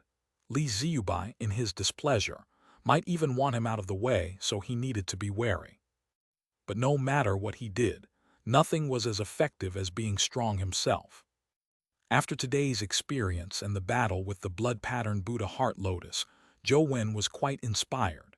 He wanted to see if he could kill the blood-patterned Buddha Heart Lotus alone. Although this was a crazy idea, Zhou Wen could already see its viability.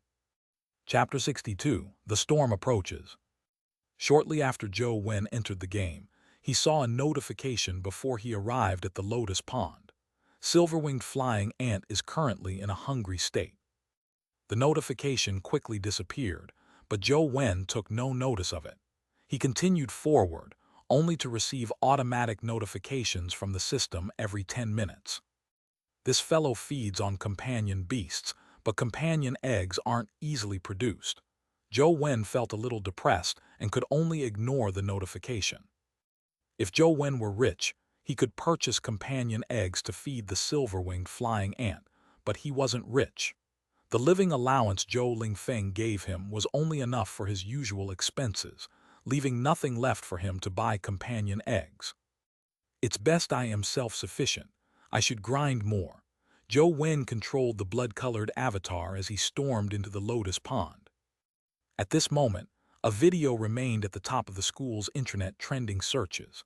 A video of Zhou Wen and Li Xuan combining forces to strike at the blood-patterned Buddha Heart Lotus.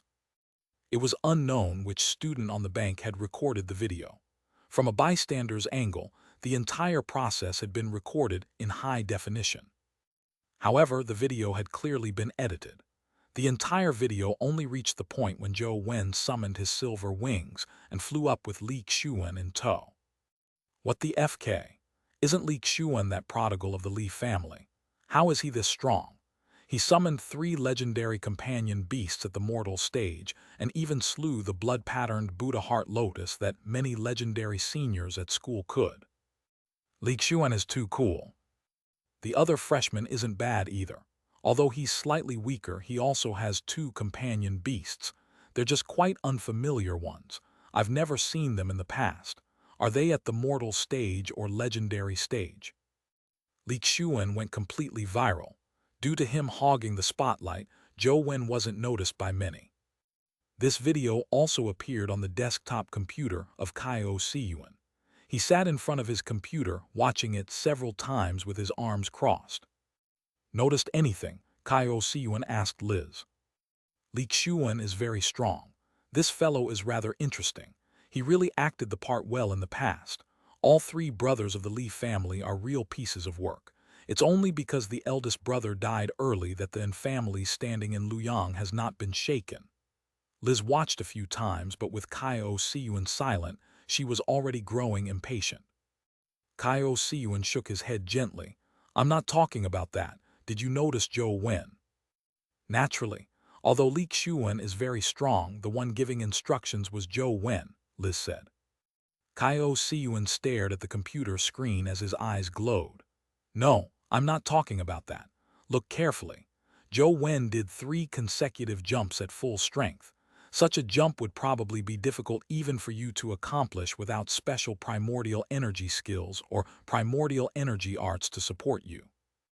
Liz was taken aback as she watched again carefully. A look of surprise emerged as she said, Indeed. Without a primordial energy skill or primordial energy art to support that, the human body can hardly complete 3 consecutive jumps under gravity. He clearly didn't use any primordial energy skills. That must mean that his primordial energy art is extraordinary. Wasn't it written in his dossier? He cultivates in ascetic meditation and has cultivated it for years, Xianxia said. But ascetic meditation is a primordial energy art that's good for strength and constitution. It doesn't equip one with the characteristic of such repeated bursts. From the looks of it, Zhou Wen has hidden his cards well. He likely doesn't cultivate in ascetic meditation, Liz said. Yet Xianxia said with great certainty, "No, I'm very certain that Zhou Wen cultivated in ascetic meditation. At the very least, he was definitely cultivating in it before we met him in Guide City." Why? Liz was confounded. Didn't you size him up carefully when you encountered the youth that appeared out of the blue? Back then, his skin was slightly yellow and there was a dark gold luster at the bottom of his eyes. That's the characteristic of long-term cultivation of ascetic meditation. Back then, he must have cultivated it for years, but now, I don't see those traits. But it's only been days since our meeting with him in Guide City. Even if he were to switch primordial energy arts in such a short period of time, he wouldn't be able to completely replace ascetic meditation which he cultivated for years, right? At the very least, there should be signs of retrogression of those traits. It shouldn't vanish in such a short period of time. That's where the problem lies. Zhou Wen encountered Jiang Daoxian, and shortly after that, the ascetic meditation he cultivated for years was replaced by another primordial energy art. And shortly after that, the family changed the nomination from Jiang to Zhou Wen. Is there some connection in this matter? Xianxia rapped his fingers on the table and said slowly. Liz trembled. Sir, do you mean that the family and that devil, Jiang Daoxian, have some kind of relationship? No, I didn't say that. However, there's indeed something abnormal about Zhou Wen. Perhaps something happened between him and Jiang Daoxian. Only a handful of people in the League can change the primordial energy art that they have been cultivating for several years in such a short time span, and Jiang Daoxian happens to be one of them, Xianxia said. If that's the case, doesn't it mean that Zhou Wen is in cahoots with Jiang Daoxian? We should do our best to bring him back for questioning as soon as possible. Liz's eyes lit up. There's indeed such a necessity, but we are in Luoyang, not at our headquarters in the capital, Xianxia said with a sigh. We can request the higher-ups for an arrest warrant. The Sunset College wouldn't dare stop us from arresting someone, Liz said. Sunset College might not, but one person would, Xianxia said indifferently. And Tianzuo, no way, right? Would he dare openly defy the League's laws? Liz asked with a frown. Yes, he will, Xianxia said with great certainty. After some thought, Xianxia added, however, it will depend on Jiang's and Tianzuo's attitudes. They are likely displeased that Zhou Wen took away the nomination that originally belonged to Jiang. Otherwise, would the great overseer and deliberately criticize an ordinary high schooler during his inspection of Guide City, and Jiang wouldn't have specially transferred to Guide High School to beat Zhou Wen up. Sir, what are you getting at? Liz probed. Immediately apply for an arrest warrant, then bring back Zhou Wen as quickly as possible. You have to be fast. When that happens, even if the family receives the news and tries to rescue him, we should have already asked everything we would like to know. Besides, and Tianzuo might not necessarily want to save him, Xianxia said lightly. Yes, sir, I'll apply for an arrest warrant as soon as possible. Once he's brought back, I'll definitely interrogate him personally. Liz's eyes flashed a burning flame. Chapter 63, I'll give you 3 months. The weather was pretty good today. Zhou Wen brought a chair over and rested in the courtyard, sun-tanning while gaming. As school hadn't officially started, there weren't any training or missions assigned yet. Zhou Wen led a rather pleasant life. He had been constantly trying to slay the blood-patterned Buddha Heart Lotus alone, but he had failed. Thankfully, all his efforts had not been in vain. He managed to have an ordinary Buddha Heart Lotus companion egg drop, but it was quickly fed to the silver-winged flying ant. The typical companion beast only needed to depend on its master, absorbing the primordial energy that emitted from its master's body for survival. It could also slowly recover from its injuries without needing to eat anything. At best, it would absorb some primordial energy crystals, allowing it to quickly recover primordial energy. However, the silver-winged flying ant needed to swallow companion eggs or companion beasts, or the game would constantly notify him that it was in a hungry state. In the beginning, Zhou Wen ignored it, but later, The game indicated that the silver-winged flying ant would vanish in 24 hours if it remained in a prolonged hungry state. Therefore, Zhou Wen had no choice but to feed it the Buddha Heart Lotus companion egg to alleviate the pressing matter at hand. Zhou Wen gamed in the yard, half leaning back. His neighbor and Jiang had finished morning cultivation and had walked out of the cultivation room to the balcony on the second floor. Hopping to look far into the distance to relieve stress before continuing her cultivation, her gaze subconsciously swept towards the courtyard beside hers. Immediately she saw Zhou Wen gaming in the courtyard while sunbathing. Immediately, her mood turned foul. Even if it's as Mom said, that his talent is better than mine, so what? A person's talent cannot decide his achievements. What right does a person who has engrossed himself in games to avoid reality, even after suffering a tiny setback, have to fight me for the mythical companion beast? Besides, his talent might not be better than mine. And Jiang watched for a while before heading downstairs, muttering to herself, "Mom, watch and see. I'll prove that I'm better than Zhou Wen. I totally have the ability to fight for the right to possess a mythical companion beast by myself. There's no need for Zhou Wen." Zhou Wen. Zhou Wen was having a great time grinding when he suddenly heard his name. He turned around and saw that someone was standing quietly in the other courtyard by the fence, staring at him. "What's the matter?" Zhou Wen gave Jiang a look before lowering his head to continue staring at his game screen. "That sun strafe art is real. You can cultivate it." And Jiang paused for a moment before saying, "If you don't believe me, give a call to Uncle Feng. He will help you verify its authenticity." Zhou Wen was unconcerned about the authenticity of the sun strafe art, as he could no longer cultivate it anyway. "Why did you give it to me?" Zhou Wen asked as he gamed. And Jiang looked at Zhou Wen and said, "You must feel indignant about losing to me last time, right?" "Not at all. You beat me fair and square," Zhou Wen said in passing. He really didn't want to have any connection with Jiang. It was best if they could be like strangers.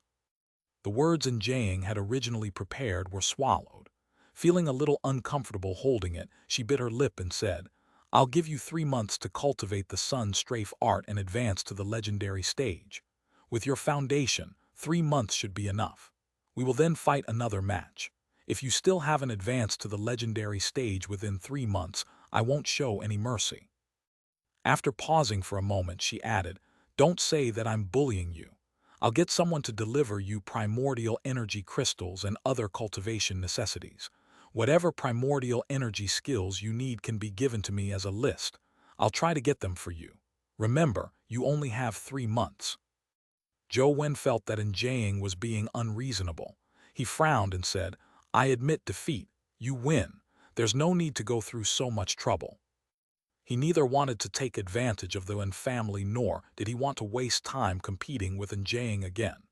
It was meaningless to him, and defeating her brought him no benefits. "You have to fight. Remember, I'm only giving you 3 months. I definitely won't show you any mercy when the time comes." After saying that coldly, Jiang turned around and left. She was afraid that she wouldn't be able to hold herself back from beating Zhou Wen with how detestable he looked. "Why must you fight with me?" Zhou Wen felt puzzled. If Jiang hated him because of Aoyang Lan's remarriage, she could have beaten him right there and then without going through all that trouble. "I want to prove that I'm better than you." After finishing her sentence, she walked into her dormitory without looking back. Zhou Wen was somewhat baffled. When it came to who was better, Zhou Wen only had a little fame in Guide City. However, Jiang was publicly known as a genius in Luoyang. She had advanced to the legendary stage at the age of 13, and Zhou Wen still hadn't advanced. The difference between the two was almost unbridgeable. Do all people from noble families have such odd tempers? Li Ziyubai can scheme to kill his younger brother for a qualification, and Jiang is likewise ridiculous.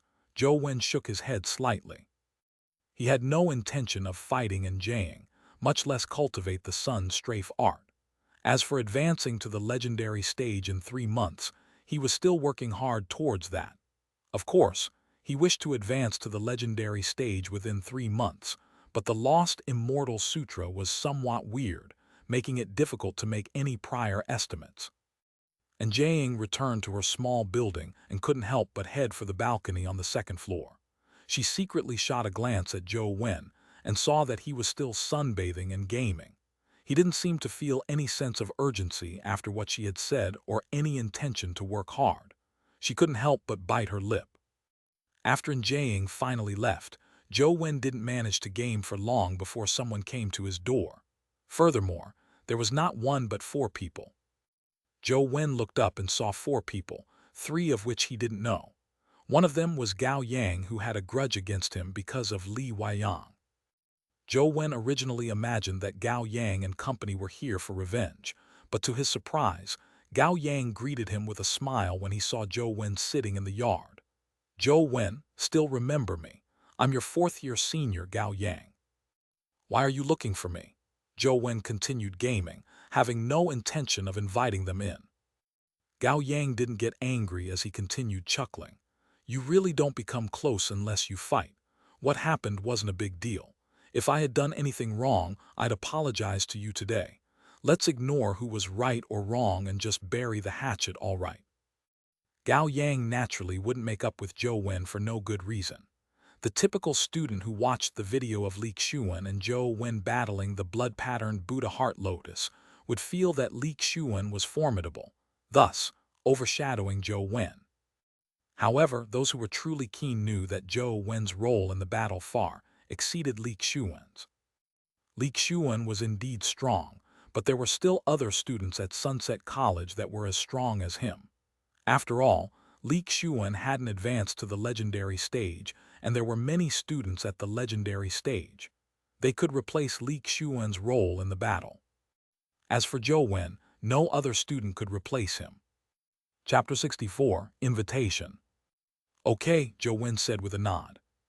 Since he hadn't suffered any losses the last time, as they were borne by Gao Yang and Su Mei, there was naturally nothing that was irreconcilable. Gao Yang was very happy when he heard that. He pushed the door open and entered the yard, speaking as he walked. "I came here today for one other matter. Let me do the introduction. These 3 are students at our school. They are also your seniors. This is Hui Heifeng. You just matriculated, so you might not have heard his name. However, you'll definitely learn of his name once you familiarize yourself with the campus." "Zhou Wen, hello there."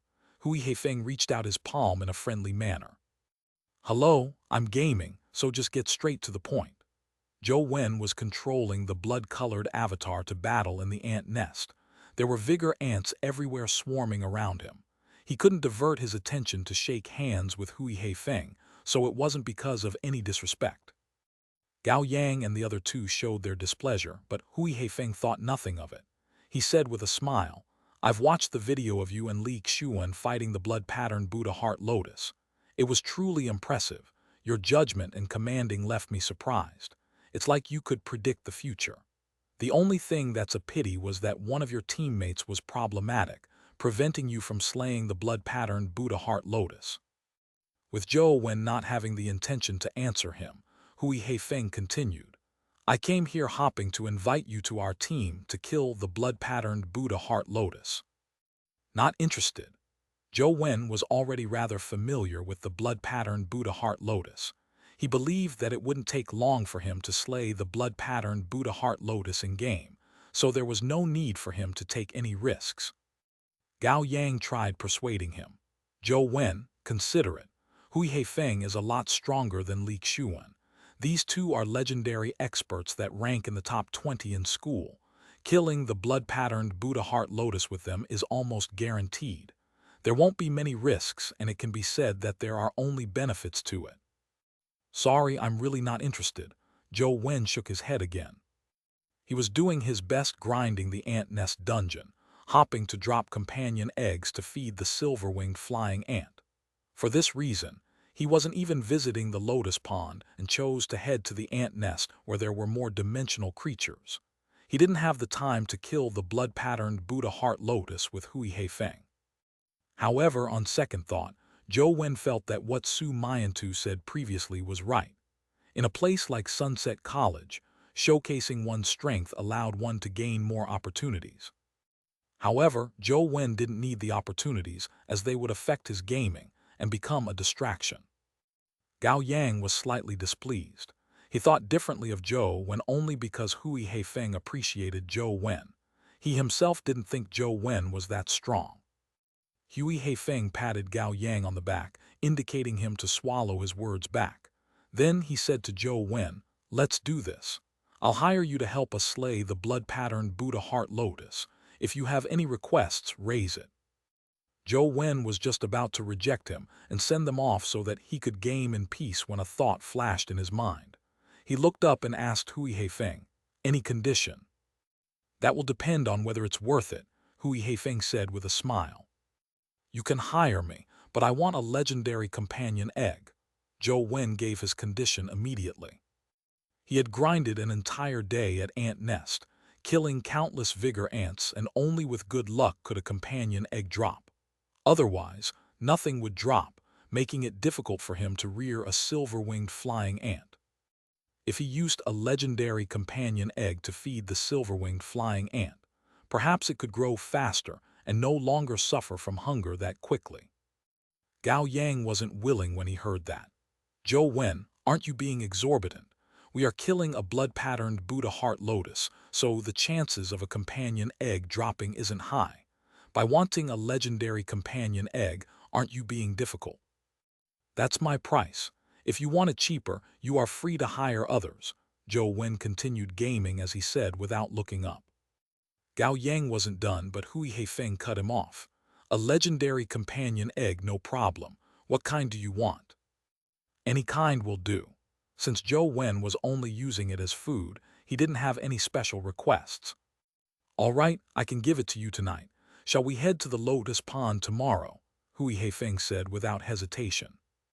Zhou Wen finally looked up at Hui Heifeng and said, "Sure, I still have another request." "Zhou Wen, don't push it," Gao Yang said unhappily. "No worries, go ahead." However, Hui Heifeng was unperturbed as though he didn't care about it. "If I am to go, everyone has to follow my commands. Before taking action, I also need to understand all the companion beasts you will use in detail. If you are also participating in the battle, I'll also need to know your combat standards and primordial energy skills."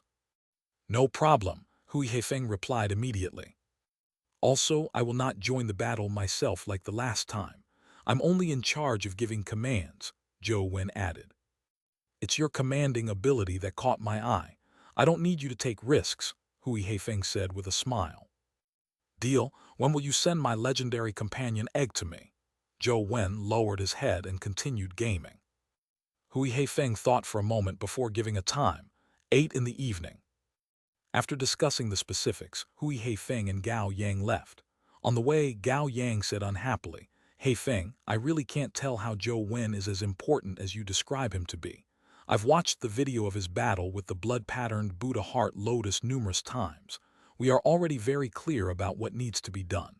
With our strength, we should be able to kill it by ourselves. Why must we spend so much to hire him?" Hui Heifeng shook his head slightly. "Seeing and doing are two completely different matters. Besides, we only saw a portion. We still have no idea what other capabilities the blood-patterned Buddha Heart Lotus has. We might not know, but neither will Zhou Wen. What use is he?" Gao Yang still couldn't get his mind around it. "I have a nagging feeling that Zhou Wen is somewhat different. Just treat it as buying some insurance," Hui Heifeng said with a smile. At 8 that evening, someone sent a legendary companion egg over. At the same time, a contract was included. Zhou Wen read through it and signed it after checking that it was fine. He then accepted the legendary companion egg. Closing the door and returning to his cultivation room, Zhou Wen took out the legendary companion egg from the box. At the same time, he summoned the silver-winged flying ant, hopping to see how it would eat a companion egg in real life. Once the silver-winged flying ant saw the companion egg, it flew over and opened its huge mouth, biting onto the egg and sucking at it. Soon, all that was left of the companion egg was its outer skin. The next second, Zhou Wen saw a silver swirl around the silver-winged flying ant's body, with a red hue within. Chapter 65, Growth. The silver-winged flying ant's silver and red light intensified and enveloped its body like a massive flame. When the flame gradually died down and revealed the silver-winged flying ant's body, Zhou Wen's eyes lit up. It was now twice its former size, about the same size as the silver-winged flying ant which Zhou Wen had killed. However, its exterior wasn't exactly the same. On its body were some additional red-ringed stripes that alternated with the silver patterns. They made the lower half of its body appear like a hornet. More strangely, the tip of the ant's bottom had grown a silver spike that resembled a hornet's tail. Is this growth or mutation? Zhou Wen was astonished seeing this. He remembered that the person who delivered the companion egg mentioned that it was a fire hornet's companion egg. From how it looked, the silver-winged flying ant had apparently obtained some of the characteristics of the fire hornet. He quickly checked the in-game stats and found that the silver-winged flying ant stats had changed drastically. Silver-winged flying ant, legendary adult. Legendary life providence, king of low altitudes. Strength 17. Speed 20. Constitution 16. Primordial energy 19. Talent skill, silver wing flash magical needle. Companion form, wings. Zhou Wen was pleasantly surprised and delighted seeing this. With such stats, the silver-winged flying ant could be said to be a pinnacle existence among legendary companion beasts, especially its speed. Typically, the stats of a legendary maxed out at 18. 20 points was described as an overdrive. Although the primordial energy was lower than speed, it was also an overdrive value. What surprised Zhou Wen, even more, was that the silver-winged flying ant had an additional magical needle primordial energy skill. It had become a companion beast with 2 skills, making it an excellent companion beast. Although compared to the blood-patterned Buddha heart lotus which had many skills, 2 skills weren't many. The silver-winged flying ant was already considered rather rare, when most companion beasts only had 1 primordial energy skill. Zhou Wen was even more delighted when he saw the information regarding magical needle. It was a long-range primordial energy skill. The silver-winged flying ant could release a magical needle and attack a target from afar. With this silver-winged flying ant, I don't have to worry about killing the blood-patterned Buddha heart lotus. Without a second thought, Zhou Wen ended the summoning of the silver-winged flying ant and chose to enter the game dungeon. Zhou Wen headed straight for the underground Buddha city. With the silver-winged flying ant's present size, it was big enough for him to sit on it. Zhou Wen got the blood-colored avatar to ride on the silver-winged flying ant and quickly fly to the lotus pond. A speed of 20 was much faster than Zhou Wen could run himself. It was almost the difference between a horse carriage and a sports car. It didn't take long for him to fly to the bank of the lotus pond.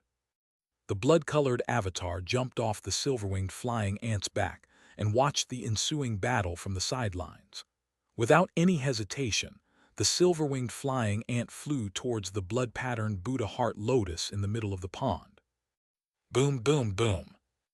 More than 10 blood-colored lotus seeds shot at the silver-winged flying ant as it flapped its 4 wings, leaving behind afterimages in the sky, easily dodging the attack range of the blood-colored lotus seeds. A speed of 20 was just too fast. In a blink of an eye, it arrived in front of the blood-patterned Buddha heart lotus, to which the latter's petals contracted in a bid to devour the former. Just as the silver-winged flying ant was about to be devoured, silver light swirled from its back. Like a rocket, it blinked several meters away, dodging the petals. At the same time, it slashed at them with its blade-like claws. The blood pattern on the petals shimmered, producing a halo that blocked the claws. Although the silver-winged flying ant's strength was already one of the best amongst legendaries, it was unable to slice through the petal without the augmentation of any primordial energy skills. The petal wasn't slashed through, but it opened by itself, revealing the venomous toad which opened its mouth and spat venom at the silver-winged flying ant. While the silver-winged flying ant easily dodged this, a silver light flashed at its tail, shooting a silver beam through the toad's forehead. Bang! The toad exploded, splattering its venom everywhere. However, the speed of the venom couldn't catch up with the silver-winged flying ant's speed. After the toad was killed, the lotus receptacle was completely exposed. The lotus seeds that resembled blood crystals exposed their tips as they suffused a sanguine luster. The silver-winged flying ant didn't stop as its silver tail flashed, shooting another magical needle at the lotus receptacle. Magical needle's attack range was less than 20 meters. Although its range was limited, it was potent. The blood-patterned Buddha heart lotus closed its petals, blocking with the blood-patterned Buddha glow, but ended up being penetrated by magical needle. At the instant the magical needle impaled the lotus receptacle, a blood-colored explosion erupted like a volcano. 20 to 30 blood columns spewed out, turning into bloody rain that covered 20 meters of the area. Whatever touched the bloody rain was liquefied. Even the other Buddha heart lotuses and lotus leaves living in the pond were no exception. The blood-patterned Buddha heart lotus's petals were corroded by the bloody rain as they became riddled with holes. Thankfully, the silver-winged flying ant was fast enough and dodged most of the splash. Otherwise, it would have been reduced to a pool of blood. After the bloody rain finished its attack, Zhou Wen ordered the silver-winged flying ant to fly forward. At this moment, the blood-patterned Buddha heart lotus was no longer capable of putting up any resistance. It didn't take long for its lotus receptacle to be sliced open. Killed legendary creature, mutated Buddha heart lotus, discovered dimensional crystal. A dimensional crystal from the mutated Buddha heart lotus dropped. It almost fell into the pond, but Zhou Wen was quick enough to command the silver-winged flying ant to grab it. Mutated Buddha heart lotus crystal. Zhou Wen studied the text on the dimensional crystal carefully and was immediately exhilarated. He was originally a little depressed that no companion egg dropped, but after reading the text, he instantaneously felt better. Although a mutated Buddha heart lotus wasn't as valuable as a companion egg, it was possible that this mutated Buddha heart lotus's primordial energy skill was able to help him enter small Buddha temple.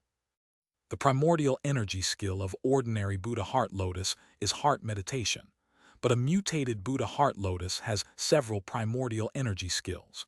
I wonder if heart meditation will be obtained by absorbing its primordial energy skill. Zhou Wen wasn't sure either. The silver-winged flying ant brought the mutated Buddha heart lotus back to the blood-colored avatar's side. The moment the latter touched the crystal, the energy within surged into its body. Almost simultaneously, Zhou Wen felt a burning strength surge out of the phone. It instantly filled his body, making his body feel like a furnace.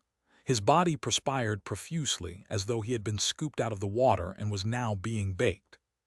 After quite some time, the heat gradually subsided, and he felt a refreshing coolness emerge in his body. It was especially so for his heart. It felt an indescribable comfort. It had a miraculous feeling of tranquility and coolness. At the same time, plenty of magical information surged into Zhou Wen's brain. Absorbed mutated Buddha heart lotus. Attained blood meditation, rank 9. Chapter 66. Charging into small Buddha temple. Zhou Wen took a look at the blood-colored avatar's stats and saw that the heart meditation in the primordial energy skill slot had vanished. Replacing it was blood meditation. Zhou Wen attempted activating blood meditation, and immediately a cool aura emerged from his heart. That aura went to every part of his body by coursing through his veins, making Zhou Wen feel an indescribable comfort. As for his skin, it suffused an abnormal ruddiness that made him look a little odd. It felt a little different from heart meditation. Furthermore, the primordial energy expenditure was much slower. 1 point of primordial energy lasted almost 3 minutes. With 10 primordial energy, Zhou Wen could use blood meditation for almost half an hour. If blood meditation is like heart meditation, half an hour should be enough to counter the small Buddha temple's mysterious force. It's enough for me to make a few trips to the stone staircase in front of the temple. Zhou Wen didn't waste any time and immediately got the blood-colored avatar to ride the silver-winged flying ant and fly for small Buddha temple. As he expected, blood meditation and heart meditation had the same effect. After activating heart meditation, the blood-colored avatar ran all the way up the stone stairs until it arrived in front of small Buddha temple without any accidents. Small Buddha temple was dilapidated. The sign on the door had already faded, and the walls surrounding the temple were crumbling in many places. Pushing open the dust-covered door, Zhou Wen saw the interior laden with dust. However, he was slightly taken aback. He was prepared to battle a powerful dimensional creature, but he didn't see any dimensional creature in the yard. There was only a stone monument in the middle of the yard. Small Perfection of Wisdom Sutra. Zhou Wen couldn't help but be somewhat perplexed when he identified the biggest words on the stone monument. Large Perfection of Wisdom Sutra was well known to many. It was a theoretical foundation of the great vehicle Buddhism. After the dimensional storms, a Buddhist figured out a primordial energy art from it. Along with the Agama, it was ranked as the two greatest primordial energy art in Buddhism. They were primordial energy arts capable of the epic stage, in no way inferior to the Li family's invincible Kanit divine art. However, Zhou Wen had never heard of the Small Perfection of Wisdom Sutra. This name sounded like a joke. After getting the blood-colored avatar to approach it and carefully look at its contents, he immediately felt his mind groggy, with his head almost exploding. This sutra is odd. Zhou Wen was alarmed. Just as he was about to cast his gaze away, he suddenly felt the primordial energy in his body slow down. Ever since Zhou Wen cultivated the Lost Immortal Sutra, it would constantly flow without him, needing to deliberately cultivate it. Now, the sudden slowdown of the Lost Immortal Sutra's automatic circulation speed was unprecedented. However, after it slowed down, Zhou Wen felt his splitting headache seem to alleviate. When Zhou Wen looked at the Small Perfection of Wisdom Sutra again, he no longer felt the discomfort. He was surprised as he continued reading the sutra. He realized that the more of it he read, the slower the Lost Immortal Sutra's circulation became. There was just too much text on the monument, so before Zhou Wen could finish reading it, the screen went black. The blood-colored avatar had died. Only then did Zhou Wen recall that he had blood meditation activated the entire time. By reading the sutra for an extended period of time, blood meditation had expended all his primordial energy and stopped circulating. From the looks of it, Small Buddha Temple is just like the stairs. It has an odd force blanketing it. Without blood meditation to protect me means death. If I had known earlier, I wouldn't have read the Small Perfection of Wisdom Sutra, Zhou Wen thought.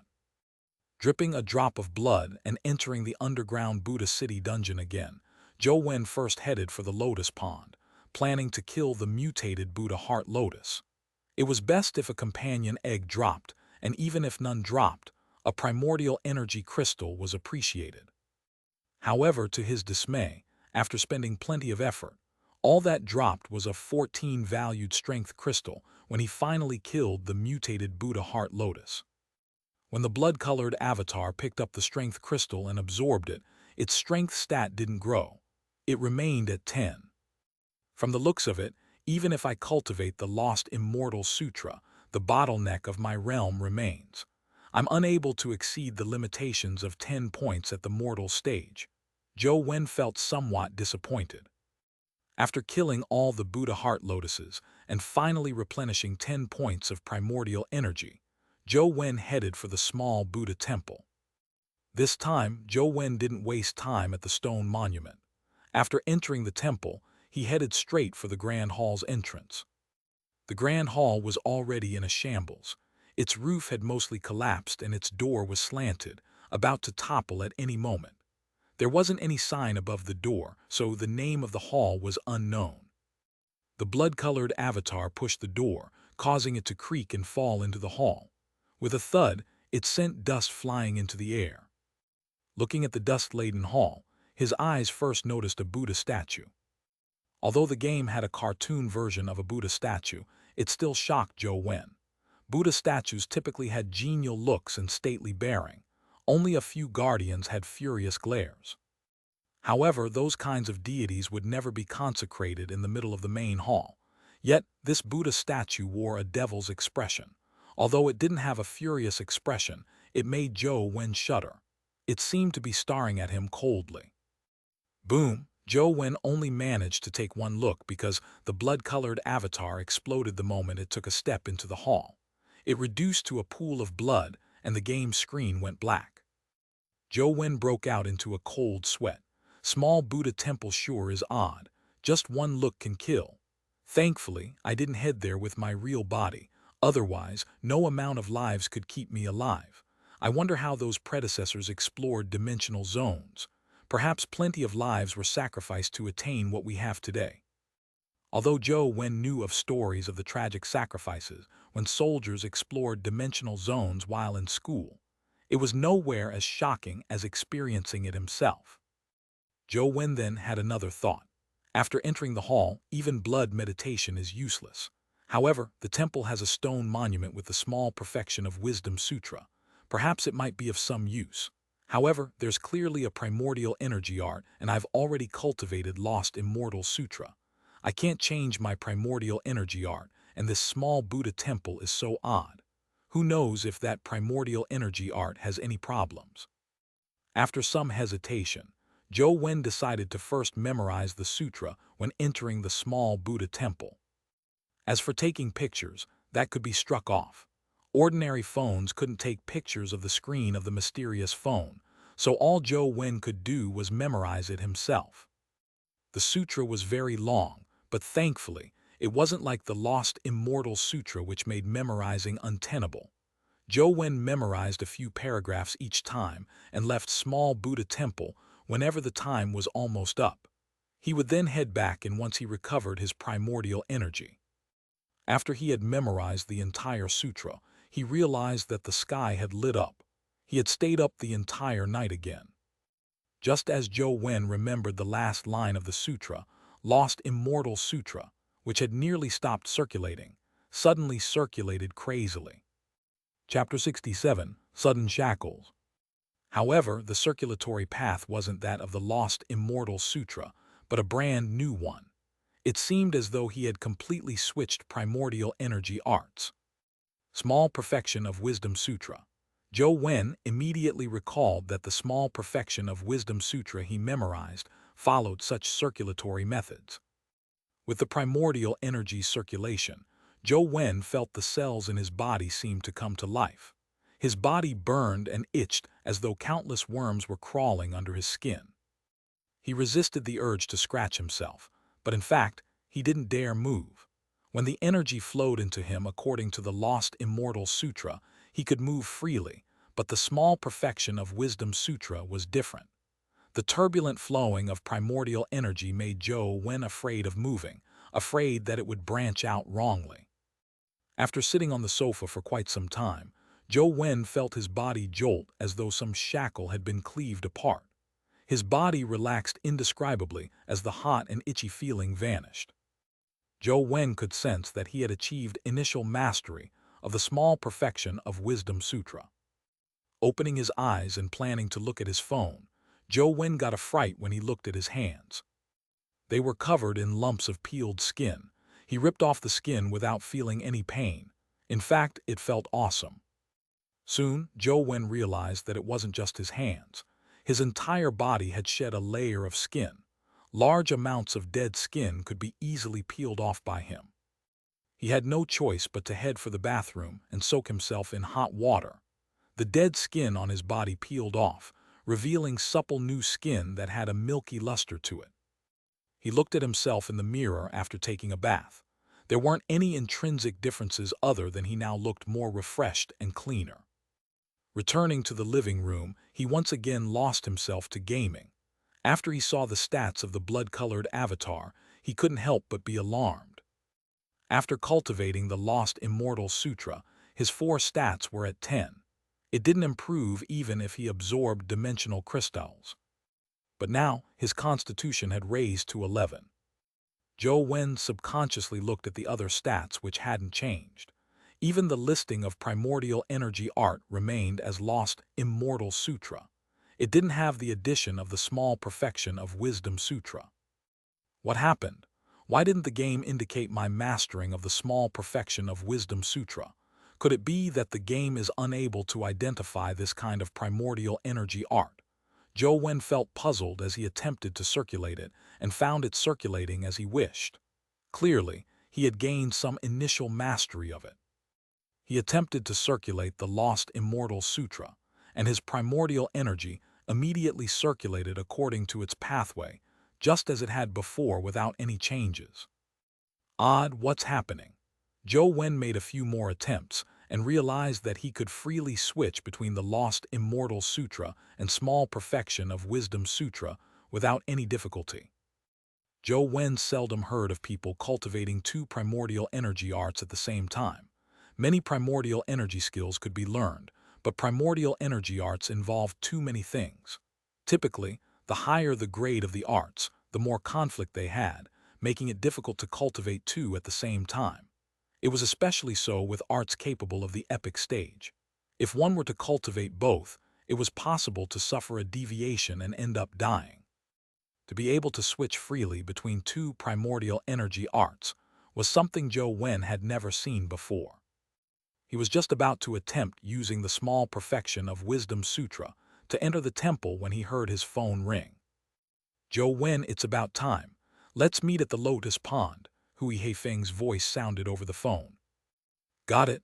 Zhou Wen looked at the time and realized that it was almost 9. Although he hadn't taken a wink of sleep the entire night, he was in no way tired. He rushed to underground Buddha City after packing up. "Zhou Wen, you sure made us wait," Gao Yang said in displeasure. "I don't think I was late, right?" Zhou Wen looked at the time. It was 10 minutes to the agreed-upon time. "Let's not talk about that. Here's the information on our companion beasts. Have a look." Hui Heifeng handed Zhou Wen a tablet computer. The information included the details of the 4 people's 4 companion beasts, including Hui Heifeng. There were even videos of the skills their companion beasts could release. It made it easy for Zhou Wen to understand what abilities they had. After carefully taking in the information, Zhou Wen looked up and asked Hui Heifeng, "You plan to kill the blood-patterned Buddha Heart Lotus with the 4 legendary companion beasts without joining the battle, right? We only have one life after all. It's best if we don't take risks." Hui Heifeng looked at Zhou Wen and said, "If 4 companion beasts aren't enough, I can still think of other solutions. As long as your control isn't too poor, these 4 companion beasts should be enough. However, I have to make it clear. All of you have to obey my instructions. If any problems arise due to the disobedience of my instructions, I will not be responsible for anything. I will not refund the companion egg either," Zhou Wen said. "No problem, we'll leave it all up to you." Hui Heifeng was rather obliging. "All right then, let me go through the detailed plan. However, a plan is ultimately a plan. When the actual battle happens, follow my orders." Zhou Wen informed them of his plan. Hui Heifeng and company didn't raise any objections after hearing it. One of the girls named Nana looked at Zhou Wen with piqued interest and asked, "If we follow your instructions in battle, but end up failing to kill the blood-patterned Buddha Heart Lotus or have any losses, what will you do?" "I'll make compensation," Zhou Wen said casually. "All right," Nana was very pleased with his reply. Zhou Wen pointed at the blood-patterned Buddha Heart Lotus and said, "If there are no other problems, let's begin now." Hui Heifeng and company summoned their legendary companion beasts. 3 of them were birds while Nana was a vine. According to the detailed information, this was a water wisteria at the legendary stage. It could resist the lotus pond's corrosive nature and could move in the water. It was a plant-based companion beast that was excellent at water combat. Under Zhou Wen's command, the 4 companion beasts charged into the lotus pond. Many students were watching this battle. Although the battle involving Zhou Wen and Li Xuan was interesting, they had failed to kill the blood-patterned Buddha Heart Lotus. This time, with Hui Heifeng participating, many students believed that there was a high possibility of slaying it. Not far away, 2 of the university's teachers were looking at the lotus pond. "Miss Wang, do you think Hui Heifeng and the rest will succeed?" Liu Zhengyan looked at the 4 companion beasts rushing into the lotus pond and asked in passing. "Zhou Wen and Li Xuan nearly succeeded the last time.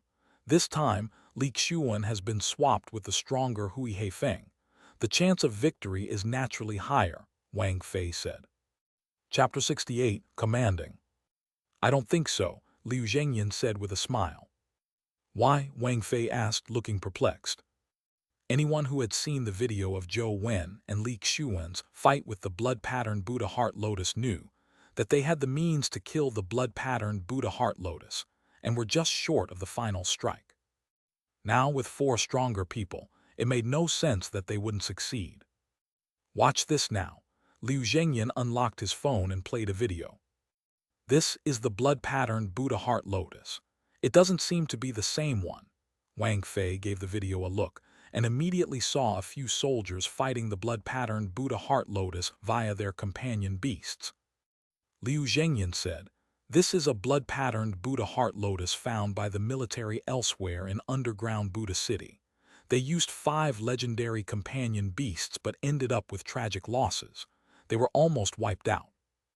I didn't know that. Wang Fei was somewhat alarmed. Liu Zhengyan skipped to the end of the video and let Wang Fei watch carefully. The final scene had 20 to 30 jets of blood spew out from the lotus receptacle. Once they were hit by the blood, the flesh melted off the 5 legendary companion beasts, plummeting them into the lotus pond amidst cries. None of them survived with an intact body. I never expected the blood-patterned Buddha Heart Lotus to have such an ability. Should we stop Hui Heifeng and the rest? Wang Fei frowned after finishing the video. Liu Zhengyan shook his head and said, "If we were to warn them now, who can warn them when they head to some unknown dimensional zone in an expedition? Cruel reality is the best teacher. Today, they will pay for the experience using only a few companion beasts. In the future, it might save their lives." Wang Fei nodded slightly. Liu Zhengyan was right in school. The dimensional zones they encountered had all been explored by the military. The level of danger wasn't too high, causing some students to think little of dimensional zones. It was also good to let them suffer a little. "Mr. Liu, what's your take on Zhou Wen?" Wang Fei's gaze landed on Zhou Wen, who was overseeing the battle. To be honest, although his performance with Li Xiuwen was very exciting, I still think more highly of Li Xiuwen when it comes to potential. After all, to go far, relying on talent and hard work isn't enough. Besides, I've heard that Zhou Wen is engrossed in gaming. He might not amount to much. Liu Zhengyan paused and looked at Wang Fei. "You are the teacher in charge of Zhou Wen's class, right? I'm afraid it will be hard for you." Wang Fei nodded as she looked at the distant Zhou Wen with a deep, meaningful look. She muttered to herself, "I don't think so. This Zhou Wen might be quite an interesting fellow." Under Zhou Wen's commands, the 4 companion beasts besieged the blood-patterned Buddha Heart Lotus. Hui Heifeng and the other 3 followed his instructions and were good at controlling their companion beasts. Soon, they tore open the blood-patterned Buddha Heart Lotus's petals and defeated the venomous toad. After the toad exploded, the 4 controlled their companion beasts to charge at the blood-patterned Buddha Heart Lotus, hopping to slay it. Windchime Bird Blood Raven retreat 10 meters. Water Wisteria retreat 15 meters. Crow Tengu head left 7 meters and shoot crow feathers, Zhou Wen instructed. Seeing that victory was at hand and that the blood-patterned Buddha Heart Lotus was about to die, the boy controlling the Blood Raven said in excitement, "Let me finish the final strike." Blood Raven, cast Blood Feather Storm. Hui Heifeng and Nana had followed Zhou Wen's instructions and retreated the companion beasts they controlled. As for the boy, he didn't make his Blood Raven retreat and instead launched the final strike. Everything had gone too smoothly, so smoothly that he felt he could complete everything without the need for Zhou Wen. As the blood feathers hit the lotus receptacle, it immediately riddled them with wounds. It seemingly cracked open as the boy felt a sense of smugness when he heard a boom. The lotus receptacle suddenly exploded as blood splattered out, instantly raining down. The companion beasts of Hui Heifeng and the other 2 had already retreated according to Zhou Wen's instructions. They reacted with great composure, retreating out of reach of the blood rain's range in a timely fashion. As for the Blood Raven, it was too close to the blood-patterned Buddha Heart Lotus since it hadn't retreated ahead of time. It had no time to escape, and it was drenched by the blood rain. Goo! The blood raven cried out tragically as most of its feathers rotted. It fell straight into the lotus pond, leaving all the other students drawing a cold gasp. The boy's expression also turned nasty. Zhou Wen didn't say a thing as he continued commanding. Wind chime bird, cast primordial energy skill attack to attack the flower stalk. Crow Tengu, use crow feathers as cover. Water wisteria, prepare to catch the lotus flower. Under Zhou Wen's command, the trio successfully slew the blood-patterned Buddha heart lotus and dragged the damaged lotus flower out. Junior, not bad, Nana said with a smile. Blood Raven's death wasn't my responsibility. I'm not making compensation, Zhou Wen said. The boy who controlled Blood Raven blushed as he said in embarrassment, "You don't have to. I'm sorry, I was just too anxious. Zhou Wen, you were impressive. How did you know that the blood-patterned Buddha heart lotus still had such an internecine attack?" Faced with any dimensional creature, one has to view it with a sense of fear and reverence. Otherwise, you might end up paying with your life. I was only trying my best to prevent any accidents. Zhou Wen randomly gave an excuse. I have to thank you or we would have really suffered terribly, Hui Heifeng said with narrowed eyes. He didn't mind the losses, but Zhou Wen's performance had garnered his interest. I was paid, so it was part and parcel of my job. If there's nothing else, I'll be heading back. After Zhou Wen said that, he turned and left. The only thing on his mind was to head to Small Buddha Temple's main temple and figure out what was inside. He really didn't have the mood to say anything else. Gao Yang watched Zhou Wen leave with mixed expressions. He always felt that Hui Heifeng's hearing of Zhou Wen was superfluous, but now he realized that without Zhou Wen, it was very likely that all 4 companion beasts would have died. It was better to lose a single companion egg. Liu Zhengyan also wore an odd look. Strange, could it be that he has a relationship with the military and has seen that video?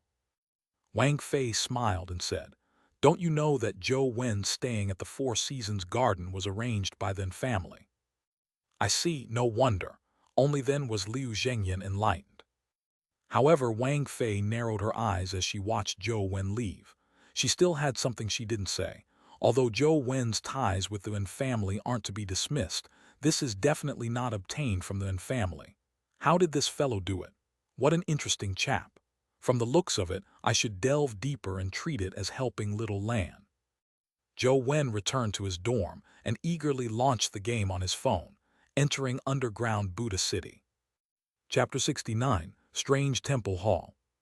Zhou Wen was already very familiar with underground Buddha City. He rode on the silver-winged flying ant to the lotus pond at full speed before killing the mutated Buddha heart lotus.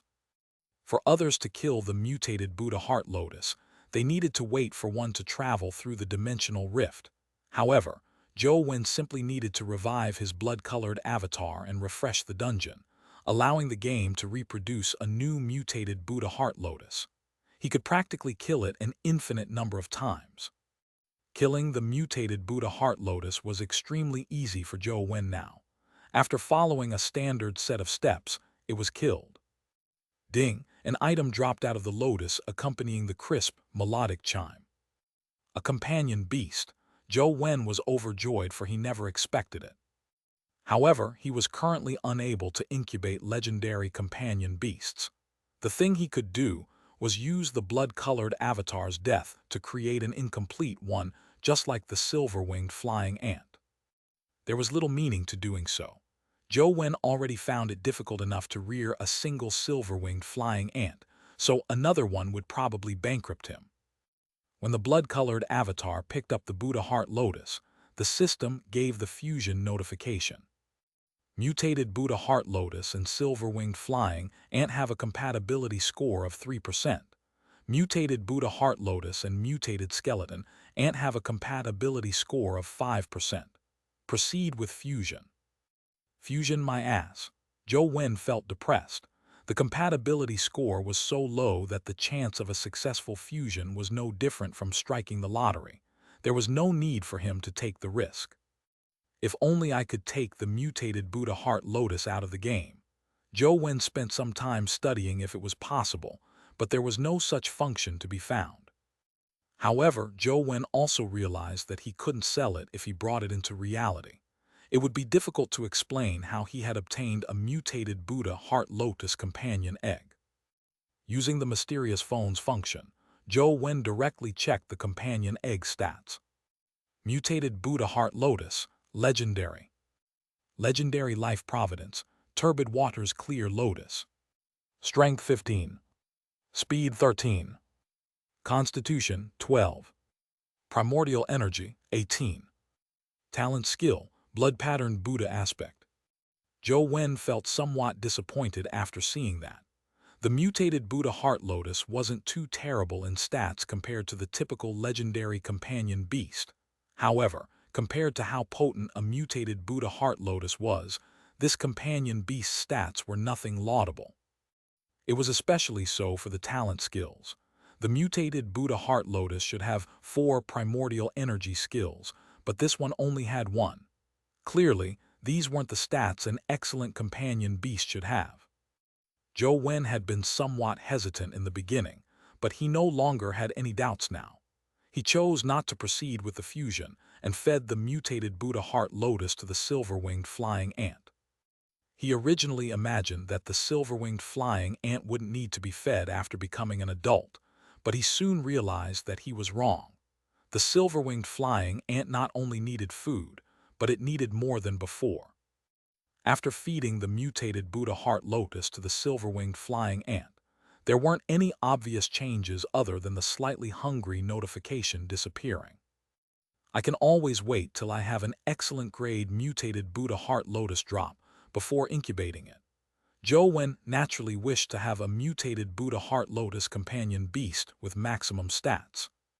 After all, he had plenty of time to grind the mutated Buddha Heart Lotus in the future, so getting one was only a matter of time and luck.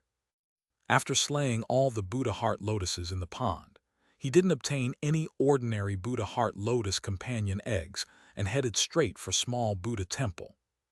After entering Small Buddha Temple, Zhou Wen switched his energy circulation from the Lost Immortal Sutra to the Small Perfection of Wisdom Sutra. Then, he controlled the blood-colored avatar to head into the temple hall. The Buddha statue still wore a ferocious expression as it stared at the blood-colored avatar, but this time, the latter didn't immediately die. I've succeeded. The Small Perfection of Wisdom Sutra is really related to this temple hall. Zhou Wen was delighted as he continued proceeding forward with the blood-colored avatar. Finally, he saw what was inside the temple hall. The temple hall had many Buddhist murals. However, they were different from the murals Zhou Wen had seen in the past. The murals here looked like scenes from hell. There were ox-headed demons being thrown into boiling oil as well as bird-headed and human-bodied monsters having their tongues pulled out. There were also imps who were sawn into two. The entire temple appeared creepy and terrifying as though it was a punishment chamber in hell. And the Buddha statue was very different from the typical one. Other than its ferocious face, it also had 2 other faces. It had 3 faces on one head, with the one facing Zhou Wen looking ferocious. As for the faces on the sides, the left one looked similar to the ordinary Buddha statue with a benevolent look and smile. However, the right face was even stranger than the front-facing face. It was a crying face with bloody tears at the corner of its eyes. There was a sliver of melancholy amidst the ferociousness. What Buddha is that? Zhou Wen was alarmed and puzzled. He had never heard of any 3-faced Buddha in the little he knew of Buddhism. The temple didn't have a sign, nor were there any signs indicating the name of the Buddha statue. The entire hall was empty except for the Buddha. There weren't any dimensional creatures either. Amidst Zhou Wen's puzzlement, he saw the Buddha statue's 6 eyes light up with a golden glow. Then, the statue, which appeared to be carved from stone, slowly suffused a golden halo, making it appear gilded. Zhou Wen was alarmed as he tried to get the blood-colored avatar to retreat. There was definitely something sinister due to the anomaly. Although death in-game wasn't true death, Zhou Wen didn't wish to waste a drop of blood. However, before Zhou Wen could retreat out of the hall, the 6 eyes shone out like a torchlight, illuminating his body. Then he saw the Buddha statue speak. However, the words said were soundless. Instead, they appeared on-screen in text form. My pious child, a Buddhist representative that walks the land, you shall earn the grace of Buddha. You can choose one of the 3 Buddhist-type creatures as your guardian. As the text appeared, the 2 arms of the Buddha statue's gilded body raised up slowly. In his palms, swirls of light condensed and gradually formed 3 companion eggs. The 3 companion eggs were resplendent with golden light, as though they were emitting a strange Buddhistic glow. That nice? A companion egg is given directly. Is it the same for the small Buddha temple in reality? Zhou Wen was alarmed as he carefully sized up the 3 companion eggs. They were glowing with golden light as though protected by the Buddhistic glow. The only difference was the size, making it obvious that they were not the same companion beast. Zhou Wen tried to use the phone to check the 3 companion eggs' stats, but failed. All he could do was try his luck. Chapter 70, 3 Choose 1. With the naked eye, the 3 companion eggs were golden in color, but the 3 types of gold were different. As this was in-game, Zhou Wen wasn't able to tell how big the 3 companion eggs were. Using the blood-colored avatar as a comparison, the biggest companion egg was about half a person's height. Not only did it have a golden Buddha glow swirling around it, but there was even a scarlet hue amidst the golden glow. Although its temperature couldn't be felt, the huge egg seemed to be scorching hot inside. The leftmost companion egg was the smallest. It was about the size of the blood-colored avatar's fingertip. It was also golden, but the companion egg was crystalline like a golden opal. The middle companion egg was about the size of a soccer ball.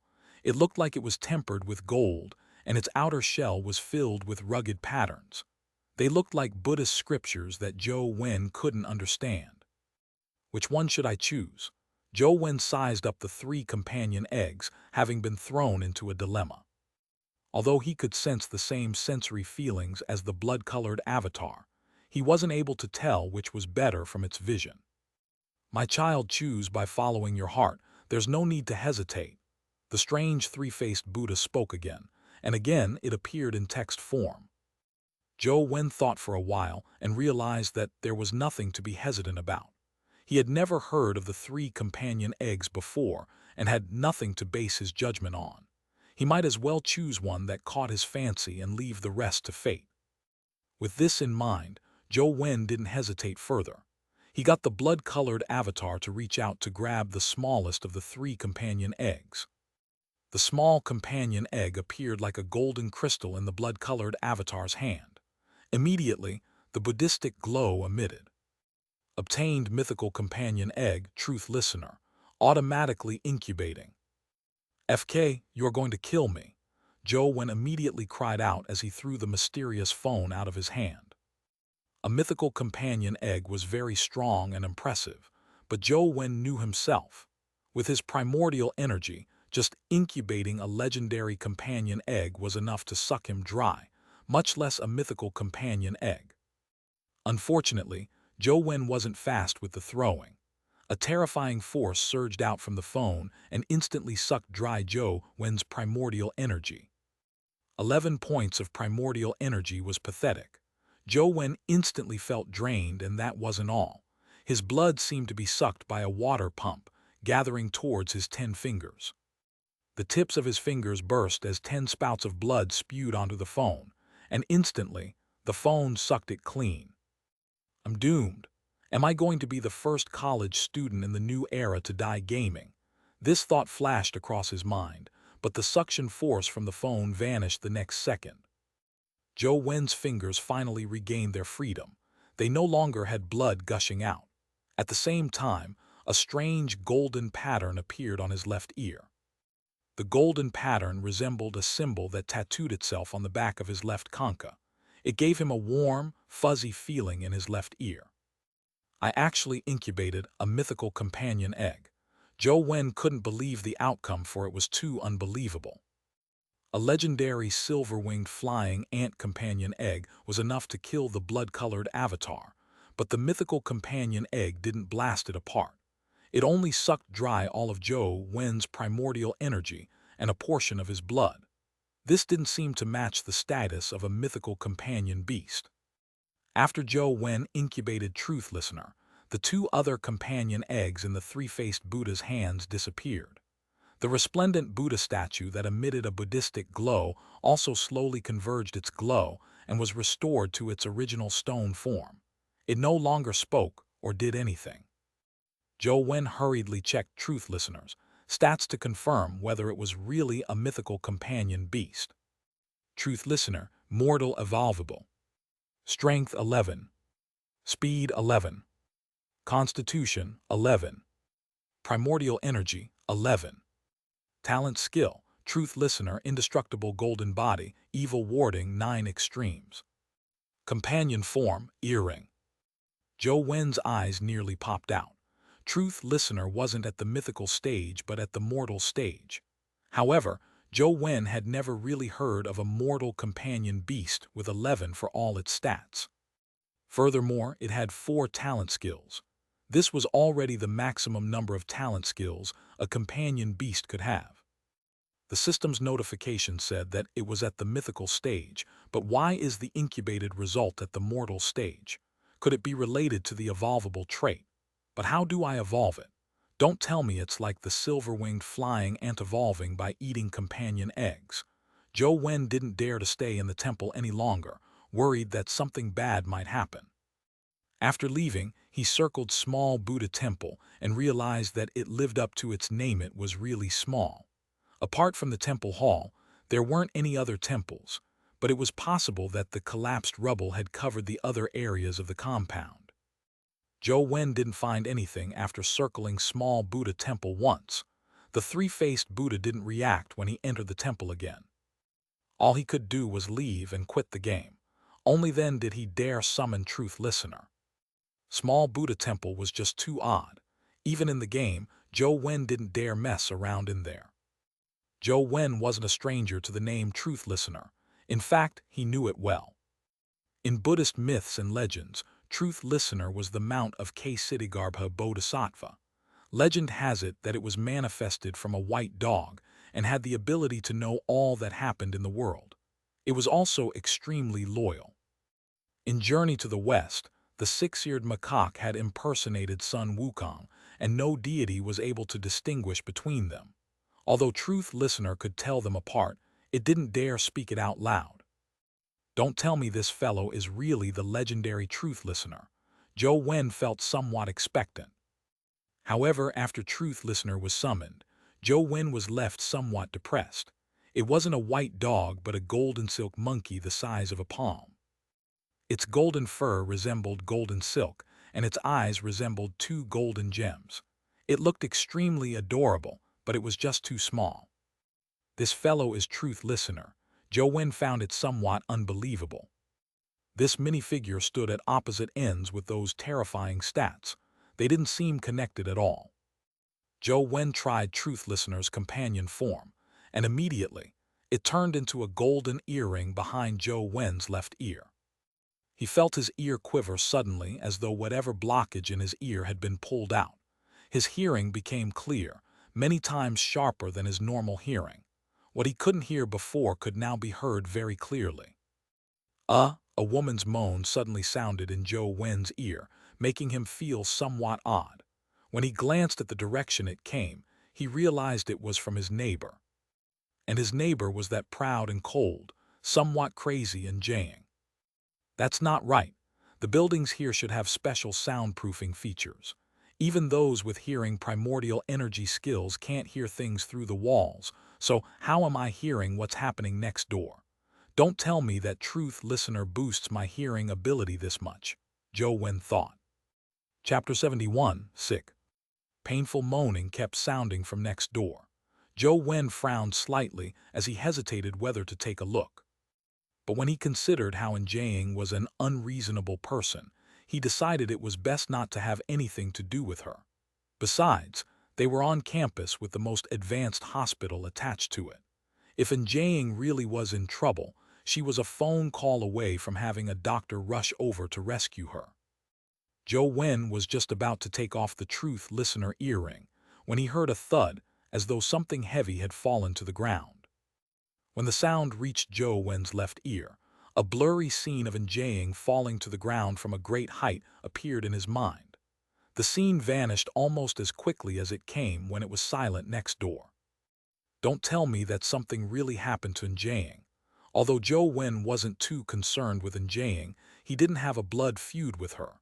On the account of her mother, Aoyang Lan, he couldn't just watch as she died. After some hesitation, Zhou Wen decided to head next door to take a look. Washing his face and walking out of the building, he jumped over the low wooden fence and stood in front of Njaying's door and pressed the bell that came equipped with a camera. Zhou Wen believed that if Njaying could reply, it meant that she was okay. He could then return to gaming. However, if no one replied, it definitely meant that something had gone wrong. He couldn't just sit idle. After all, he had a basic sense of compassion. He would call emergency services even for a stranger. After pressing the doorbell once, he didn't hear any response as the building was silent. Zhou Wen used the ring on his left ear to listen carefully, but still failed to hear any sounds inside. There weren't any footsteps either. Don't tell me something really happened.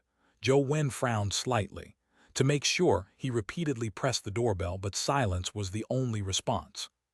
From the looks of it, something really happened.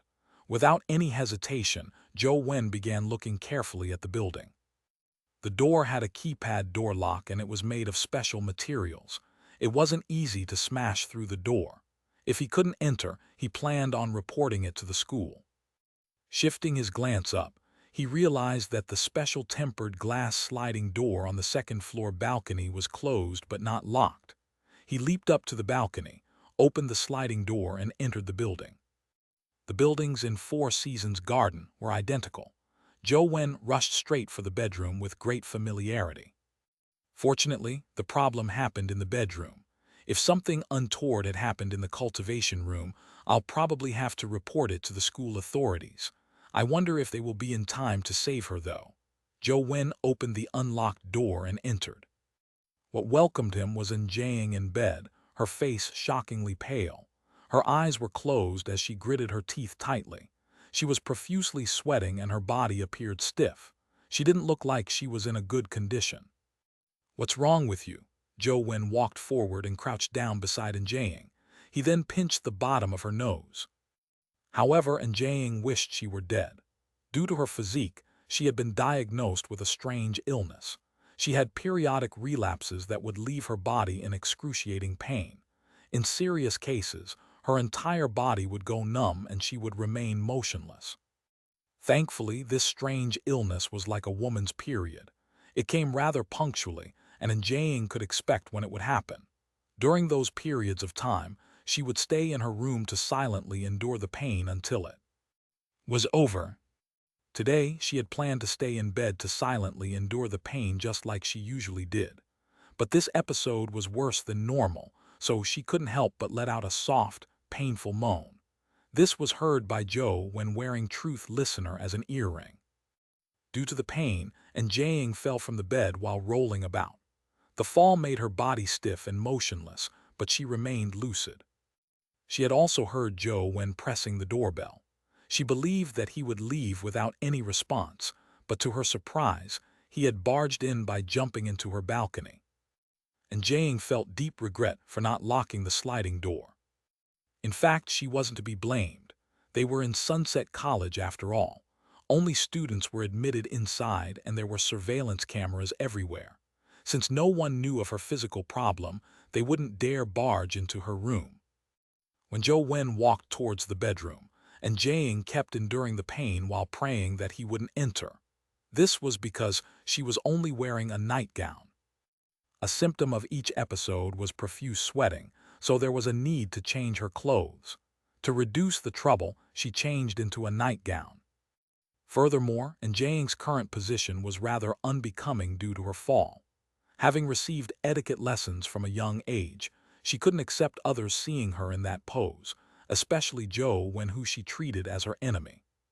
He clearly didn't think too much about it. He treated her as a patient and asked while pinching her nose, Can you hear me? Can you? And Jiang opened her eyes and glared at Zhou Wen, but that was all she could do. At this moment, her pain had already reached its climax. Her body was stiff and her entire body was trembling. Even her teeth were chattering, so she had no strength to speak. Don't worry, I'll call the doctor for you. Zhou Wen felt relieved when he saw her open her eyes. Since she wasn't dead, there was likely a chance of treating her. He didn't hesitate and took out his ordinary phone and called the school's emergency number to get the hospital to send a doctor over. As a student of Four Seasons Garden, the perks they enjoyed were pretty good. They also had the best medical facilities. And Jiang fumed with anxiety when she saw him about to call the hospital. Her ailment wasn't something an ordinary doctor could treat, so visiting the hospital was pointless. Otherwise, within family's resources, she would have received the best treatment from the best doctors and hospitals in the league. What made her feel most unacceptable was that she wore a nightgown that only covered half her thigh. Also, her hair was disheveled. She couldn't accept letting other students see her in this state if she were carried out by the medical team. Although she knew that he was doing it out of goodwill, and Jiang couldn't help but grit her teeth in anger. With Zhou Wen about to make the phone call, and Jiang tried hard to regain control of her body. With immense willpower, she shouted through chattering teeth, Don't call, I'm fine." And Jiang was drained of all her strength by the time she said those words. Her face was even paler and her voice was intensely trembling. She almost couldn't hear what was being said. Thankfully, Zhou Wen was wearing the truth listener earring and could hear her clearly. However, he looked at her painful expression in a doubtful manner and said, "You don't seem fine. If you're sick, you need treatment. You shouldn't hide your ailment and not take medical advice. Relax and leave the rest to the doctors." And Jiang was in despair. Thankfully, her pain had already climaxed and she was now feeling a lot better. Enduring the stabbing pain, she said harshly, "I'm really fine. Leave." Chapter 72, Blood Replenishment Tea. "You don't look fine," Zhou Wen thought and said in enlightenment. "Are you afraid that I'll take this opportunity to seek revenge? Don't worry.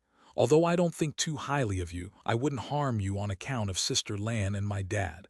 I'm just calling for a doctor." With that said, Zhou Wen continued calling the emergency hotline. And Jiang burned with anxiety and embarrassment as she shouted once more, "There's no need. Really, there's no need.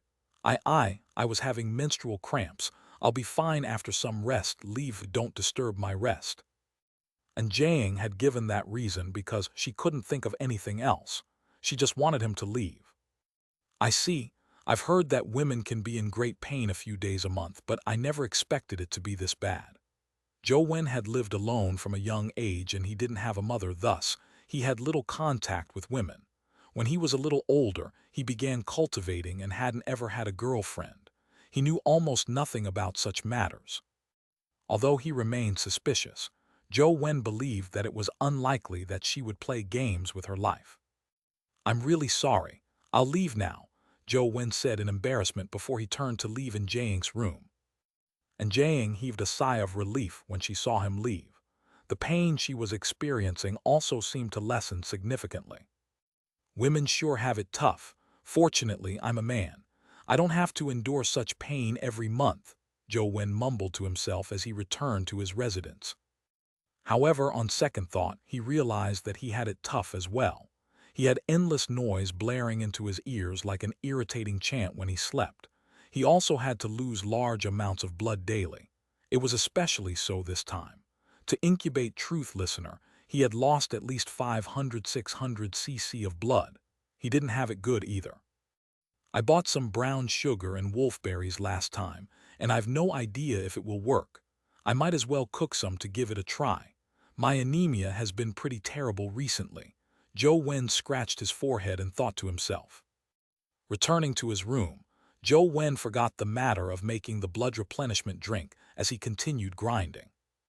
This time, Zhou Wen entered the ancient Imperial City dungeon. After killing the skeleton general, he had a skeleton general companion egg drop. However, the stats weren't comparable to the first one in every aspect. Zhou Wen directly fed it to the silver-winged flying ant. As for Truth Listener, as there weren't any hunger notifications, Zhou Wen didn't know if it needed to be fed. Switching to the underground Buddha city, he no longer had any need to explore the small Buddha temple again since he had finished covering the area. He had slain the mutated Buddha heart lotus in the lotus pond, and it hadn't spawned again. Zhou Wen skipped the lotus pond and ventured deep into underground Buddha city. In the midst of his travels, he saw a few lotus ponds, but not every one of them had a mutated Buddha heart lotus. After spending an entire day, only one ordinary Buddha heart lotus companion egg dropped. Although the stats were relatively ordinary, it was a heart-type companion beast. Zhou Wen incubated it, planning on using its companion form to temporarily allow his heart to continue functioning if it was ever damaged. After so many sleepless nights, Zhou Wen finally couldn't take it. He switched off his phone and slept through to the next morning. Only then did Zhou Wen get up to cook the supplements, making a pot of brown sugar wolfberry tea. "Zhou Wen, are you up? Today is matriculation day. Come on out and walk around." Just as Zhou Wen finished brewing his tea, Xianxia called. "What's there to see?" Zhou Wen asked curiously. "Today's the matriculation day for the freshmen. Many clubs in school are recruiting freshmen.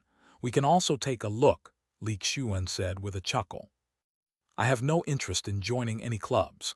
Zhou Wen poured a cup of blood-replenishing tea and drank it. "You don't have to join one. You can take a look at all those beautiful female juniors and seniors." Xianxia revealed his true motives. Not interested, Zhou Wen still planned on exploring underground Buddha city. "Don't be so cold. There are benefits. The school will assign missions and most of them need to be completed by a team. The seniors already have their own teams.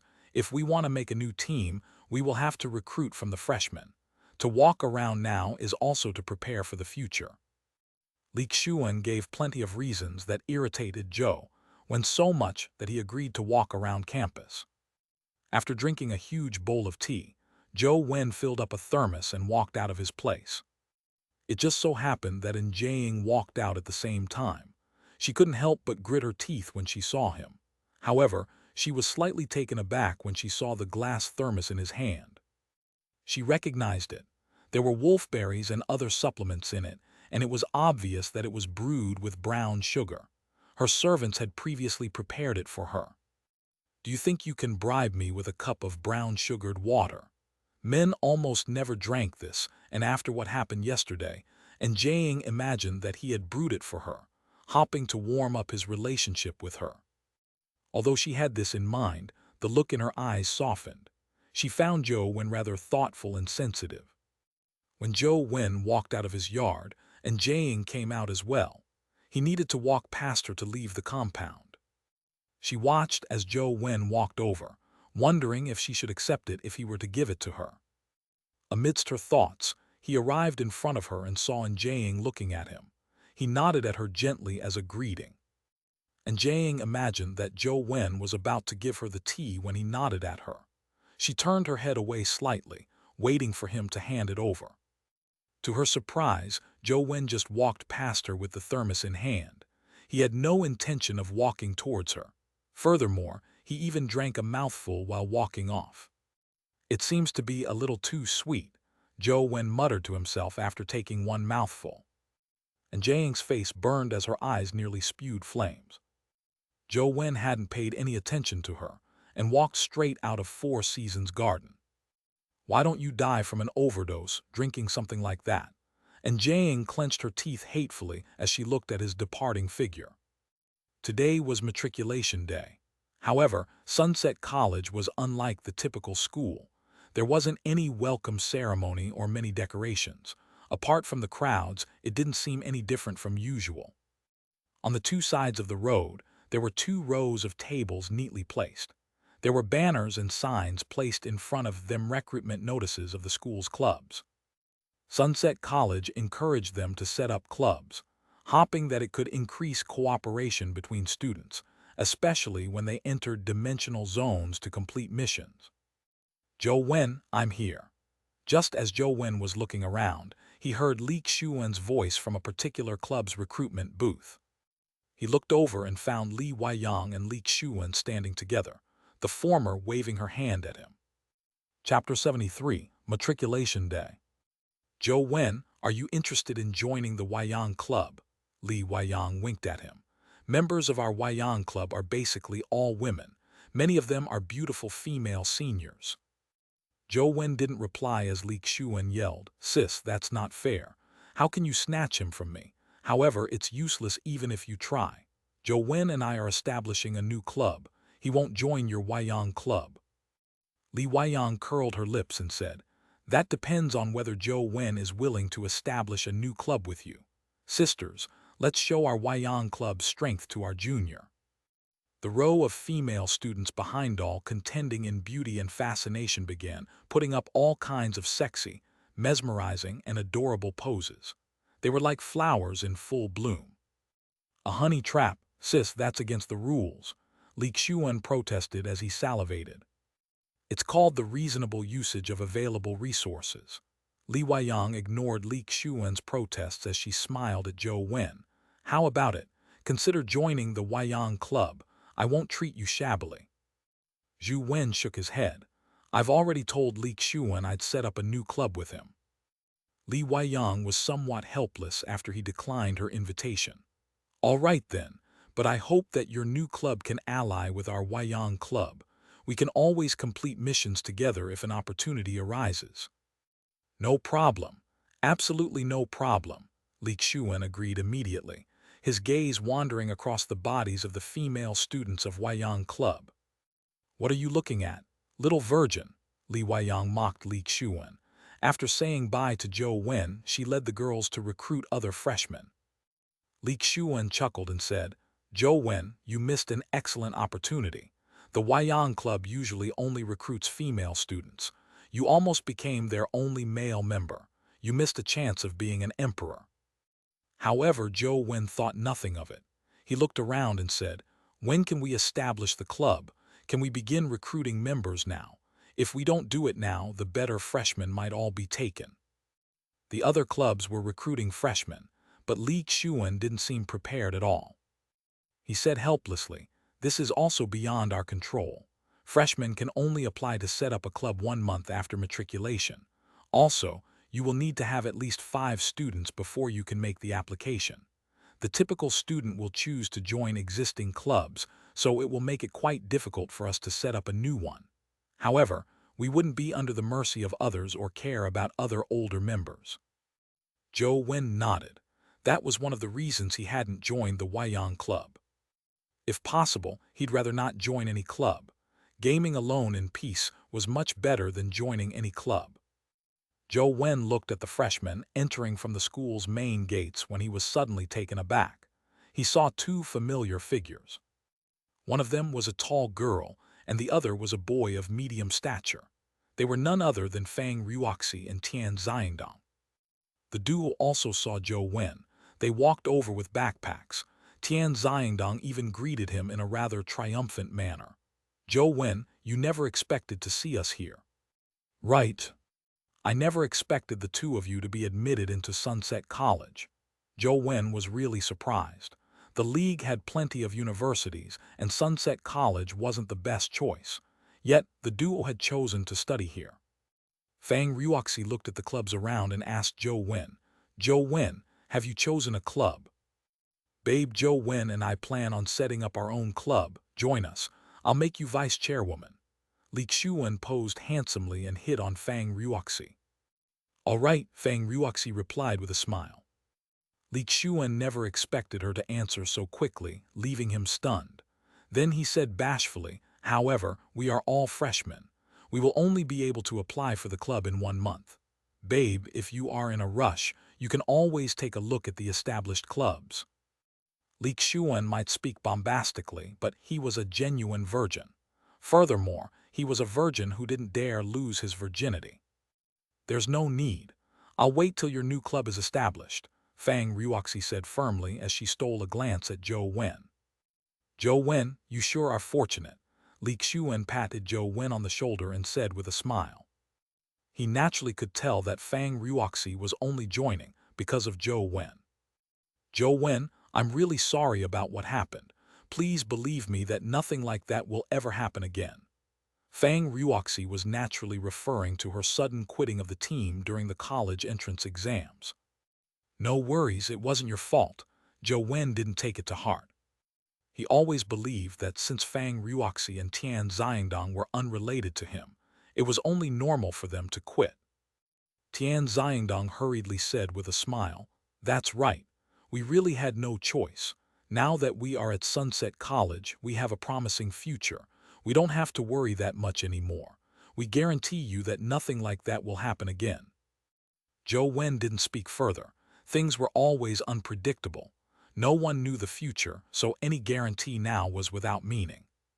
"Since we are all former schoolmates, I'll take you to the matriculation booth," Li Xiuan introduced as he walked. "Sunset College is different from the other schools. There are very few protocols and ceremonies. There aren't any welcoming ceremonies or matriculation ceremonies for freshmen. Just register at the matriculation booth and be assigned to your dorm. Classes start tomorrow. By the way, I forgot to tell you, the first class of the first day at Sunset College is a combat test. Freshmen will be sent into dimensional zones to hunt dimensional creatures. Make sure you are mentally prepared." "Where will be the test? Buddha City?" Zhou Wen asked in surprise. "Of course not. Buddha City was only recently discovered. It isn't fully under control, so they won't send freshmen to take risks. Based on past experience, they will go to one of the 4 relatively safer dimensional zones on campus.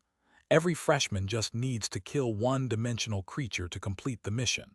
The more killed, the better the results," Li Xiuan said. "What's the point in that?" Zhou Wen asked. "Count it as a way to benchmark. Although you can be admitted into Sunset College and everyone is a top student in their various high schools, everyone's abilities are varied. Such a test allows the teachers to understand their true strength. Secondly, it's also to create a ranking of the freshmen," Li Xiuan explained. "What's the freshman ranking?" Tian Xiangdong asked out of curiosity. "A results ranking. The higher the ranking, the more resources the school will provide. Consider it a reward system." Li Xiuan looked at Zhou Wen and continued, "If this were in the past, Zhou Wen would have had the chance to enter the top 3, but there are just too many strong freshmen this year. Justin Jiang alone, who advanced to the legendary stage 2 to 3 years ago, makes her a definite first in the rankings." Chapter 74, Dimensional Forum. After Fang Ruoxi and Tian Xiangdong had finished matriculation and were taken to their dorms, Zhou Wen returned to his. He wasn't too interested in such activities. Just as he reached Four Seasons Garden, he saw a few students walking in with their luggage in tow. Clearly, the special admission students had arrived and were beginning to move in. Zhou Wen wasn't interested in them. He naturally didn't care what they looked like. He walked to the row of buildings at the back of Four Seasons Garden with his head bowed. Just as he reached the last row, he saw a girl standing in front of the other building, opening the door with her dorm key. "Hello there, my name is Wang Lu. You live next door, right? We will be neighbors in the future," the girl greeted Zhou Wen in a friendly manner. "I'm Zhou Wen," Zhou Wen replied before entering his dorm. "This guy is odd, as expected of special admission students. Do all of them have such a character?" Wang Lu was curious. Zhou Wen returned to his room and used his phone to enter Ant Nest. Previously, he had encountered a bottleneck at Ant Nest. After entering, his strength hadn't allowed him to progress deeper. Now, with the silver-winged flying ant evolving to an adult state, he planned on giving it another try. Ant City was identical to before. It looked mysterious and bizarre. The ants were coming in and out of their nests, and many of the black-winged flying ants were flying around. He controlled the blood-colored avatar and stayed far away from the city, sending silver-winged flying ant to fly over alone. The adult silver-winged flying ant's stats made it a pinnacle existence among legendary companion beasts. With a flap of its 4 wings, it flew directly towards Ant City. The black-winged flying ants immediately discovered it and rushed at it while flapping their black wings. The black swarm looked rather frightening. The silver-winged flying ant moved like lightning as it used its stinger to shoot magical needle, tearing through the head of the black-winged flying ant that charged headfirst. It then plummeted. The silver-winged flying ant didn't stop, as it shot into the ant swarm like a silver bolt of lightning. Killed black-winged soldier ant. Discovered dimensional crystal. Zhou Wen saw a dimensional crystal drop due to the black-winged flying ant. Death. But he was unable to pick it up due to the distance. If the blood-colored avatar were to rush into the ant city's vicinity, it would suffer an attack. With his present strength, it would be difficult for him to survive the black-winged flying ant swarm. He kept watching as chimes kept ringing. Many dimensional crystals dropped, but Zhou Wen didn't dare pick them up. He felt quite depressed as a result. Mo. The silver-winged flying ant could hardly move amidst the black-winged flying ant swarm. Although he slew a lot, there were just too many of them. The silver-winged flying ant was constantly in peril, with the chances of it being overwhelmed by the ant swarm at any time. Damn it, there are too many ants and they are legendary creatures. The silver-winged flying ant can't rush in at all. Zhou Wen thought of getting the silver-winged flying ant to rush out, but it was already too late. Surrounded, it could only fight the black-winged flying ants that inundated it, the injuries it suffered increasing. Ding! Another black-winged flying ant was killed. Dropping a black-winged flying ant dimensional crystalla, black-winged flying ant's primordial energy skill crystal. I'll risk it. Zhou Wen looked at the copious numbers of dimensional crystals strewn across the ground. He could hold back, but upon seeing the primordial energy skill crystal, he couldn't hold back any longer. He sent the blood-colored avatar to rush to the periphery of Ant City without any hesitation, summoning the mutated skeleton ant and truth listener to distract the swarm. The black-winged flying ants quickly noticed him. Before he could arrive near the dimensional crystal, massive numbers of them rushed over. The mutated skeleton ant tried to lead a number away, but it was only a mortal companion beast. It died almost instantly under the legendary creature horde. Using this brief moment, he leaped up and rushed towards the spot where the dimensional crystal dropped. He had his eyes fixed on the black-winged flying ant crystal. The silver-winged flying ant also died at this moment from the barrage of attacks. Its bleeding carcass fell, and large numbers of black-winged flying ants turned around and rushed for the blood-colored avatar. Let me pick it up. Zhou Wen controlled the blood-colored avatar and used his greatest speed and strength to grab that black-winged flying ant crystal. However, when its fingers were 2 feet away from the crystal, a large swarm of black-winged flying ants had rushed over, drowning it. Thankfully, this is in-game. If I had done that in real life, death would have been a certainty. Zhou Wen looked at the black screen and wore a bitter smile. Dying without gaining anything in return was something Zhou Wen was already used to. Recently, he seldom died, unlike the period when he had first obtained the mysterious phone.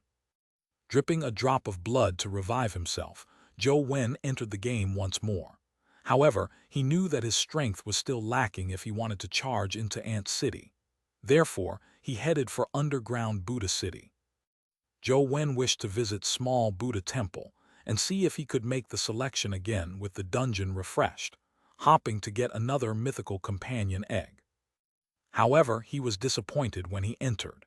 Even though small Buddha Temple had been respawned, he wasn't able to trigger the scene with the 3-faced Buddha. From the looks of it, I can only obtain 1 mythical companion egg in-game.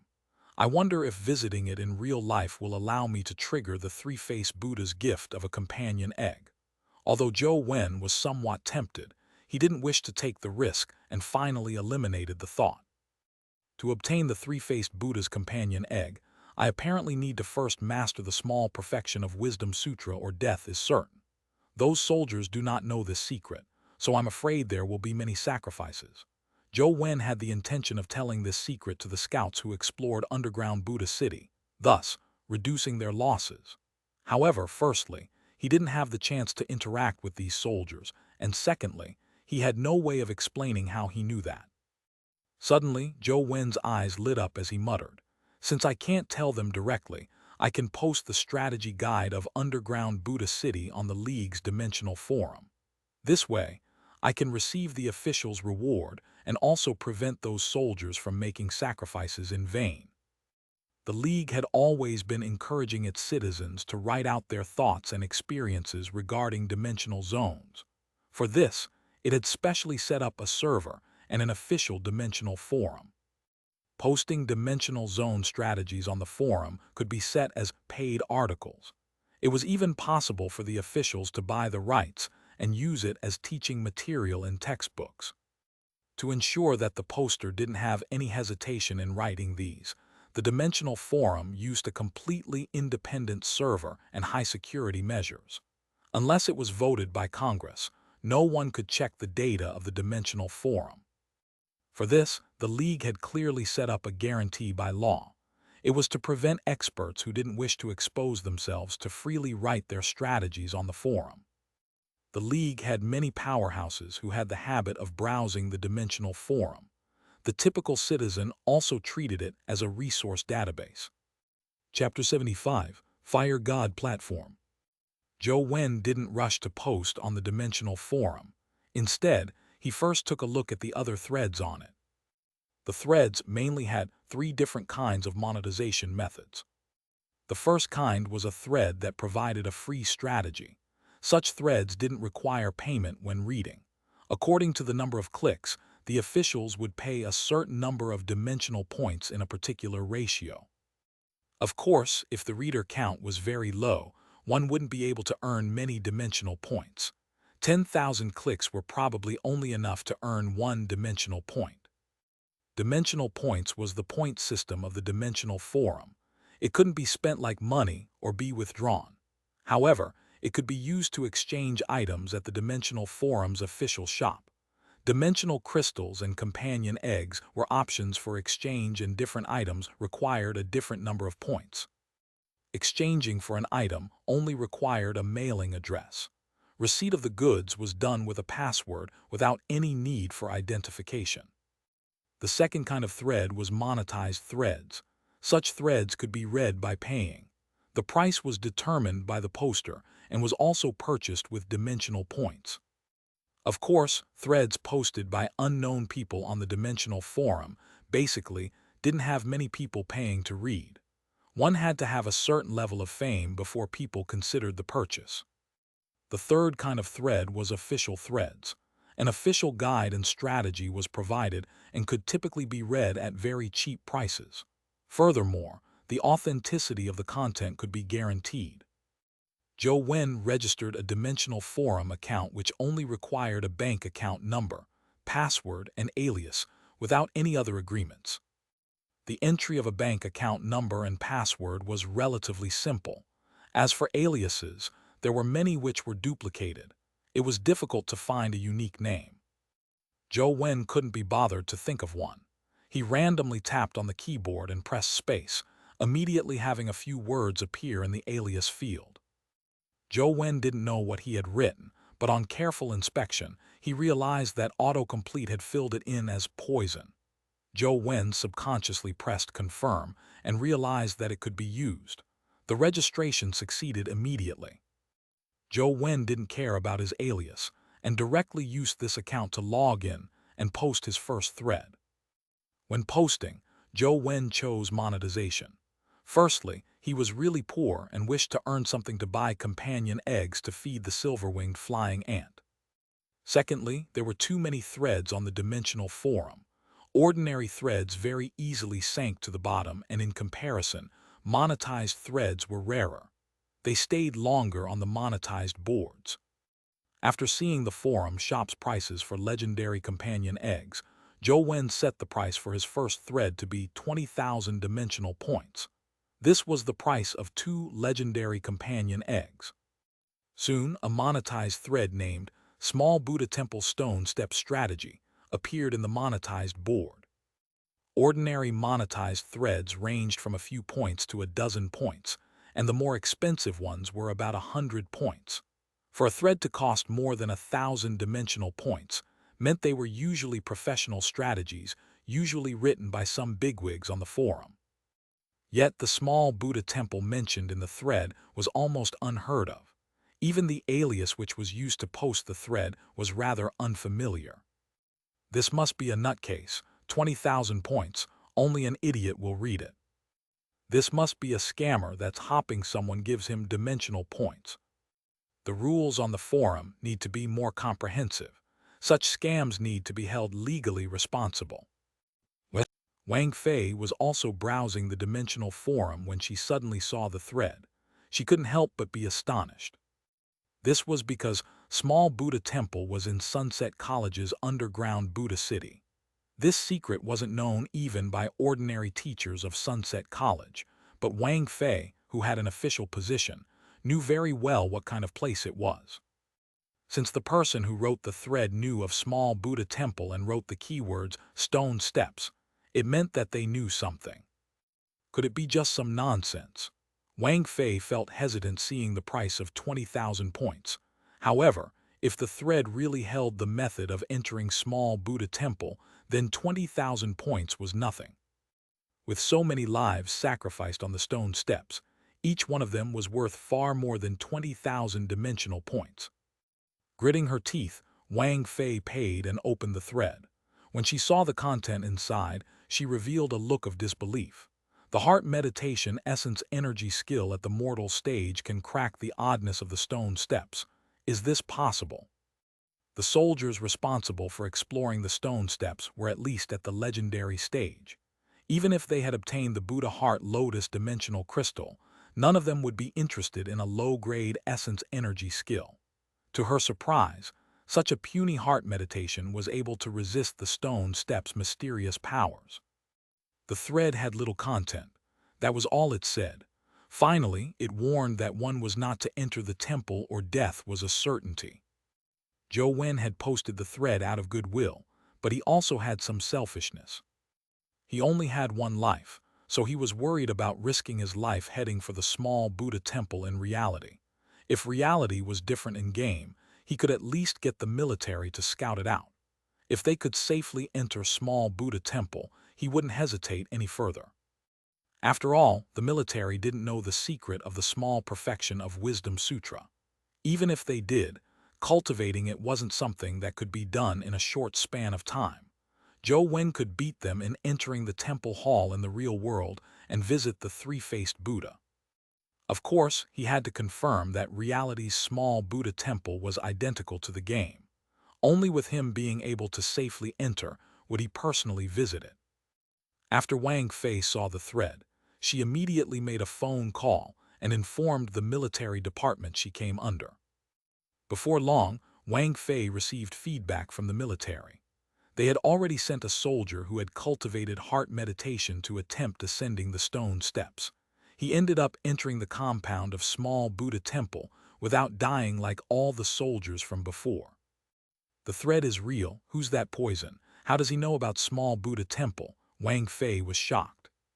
Zhou Wen discovered that he had 2 clicks on his thread, which also meant that 2 people had purchased his thread. Immediately, he had 40,000 dimensional points deposited into his account. That's some easy money. Zhou Wen was delighted. However, he soon discovered that no one else purchased his thread beyond the 2 clicks. If I had known, I should have set the price even higher. Zhou Wen stopped paying attention to the thread and entered the ancient sovereign city dungeon. After killing the skeleton general, Zhou Wen continued exploring. With the silver-winged flying ant leading the way, the large horde of skeleton soldiers could do nothing against him. He stormed all the way in. After several kilometers, a platform obstructed his path. From afar, he saw the words, Yibo Platform. Zhou Wen wasn't a stranger to this name. Yibo was one of the sons of the 5 emperors in Chinese mythology, which was also the founding ancestor of the Shang clan. He had the title of Fire God, so Yibo Platform was also known as Fire God Platform, a star observatory that Yibo used. However, in the history books, Zhou Wen remembered, Fire God Platform wasn't inside the ancient city, but southwest of it. Amidst his thoughts, he saw the fire on Fire God Platform burgeon. A scarlet flame soared into the sky, turning into a firebird that charged at the blood-colored avatar. Chapter 76, Wang's Man. The firebird was extremely fast. Silver-winged flying ant dodged the firebird's charge with silver wing flash, but the blood-colored avatar didn't have the same speed. It was already too late to summon the silver-winged flying ant to turn it into wings. Since he couldn't dodge, Zhou Wen struck out with Ashen Palm. However, when the palm made contact with the firebird, it felt like he had struck air. There was no corporeal entity to direct his force, and by then, the firebird had already charged into the blood-colored avatar's body. Bang! The next second, the blood-colored avatar exploded like fireworks, turning the screen black.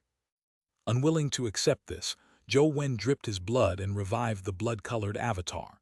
He charged straight for Fire God platform and before long arrived there. This time, he was prepared. He first turned silver-winged flying ant into its companion form. 4 translucent silver wings appeared behind the blood-colored avatar. Indeed, the firebird flew out from the top of the Fire God platform once more. Zhou Wen used the flight obtained from silver wings to face off with the firebird, and although he couldn't shake it off, the firebird was unable to catch up to him. Ignoring the firebird, Zhou Wen controlled the blood-colored avatar to fly towards the Fire God platform. He wanted to see what was on top of it. The platform was squarish in shape like a gigantic chimney. It was 1,000 feet tall, and although he wanted to fly to its peak, his silver wings only allowed him to fly a dozen meters or so. He wasn't able to reach higher altitudes. The life providence as king of low altitudes allows the silver-winged flying ant to be extremely agile at low altitudes, but it can't fly too high. This is a damning weakness. Zhou Wen landed on the stone steps of the Fire God platform, and seeing the firebird about to chase up to him, he summoned the silver-winged flying ant and shot magical needle at it. The firebird didn't dodge and allowed it to rush straight at it. Bang! Magical needle was useful as it exploded the firebird. However, the system didn't indicate that he had killed a dimensional creature. Zhou Wen was delighted. Just as he was about to rush up to the Fire God platform, he saw another flame soar into the sky from the top of the platform. This time, 2 firebirds swooped down. Zhou Wen continued rushing up the staircase, and before long, the 2 firebirds came to him. The blood-colored avatar gained the silver wings and faced off with the 2 firebirds again.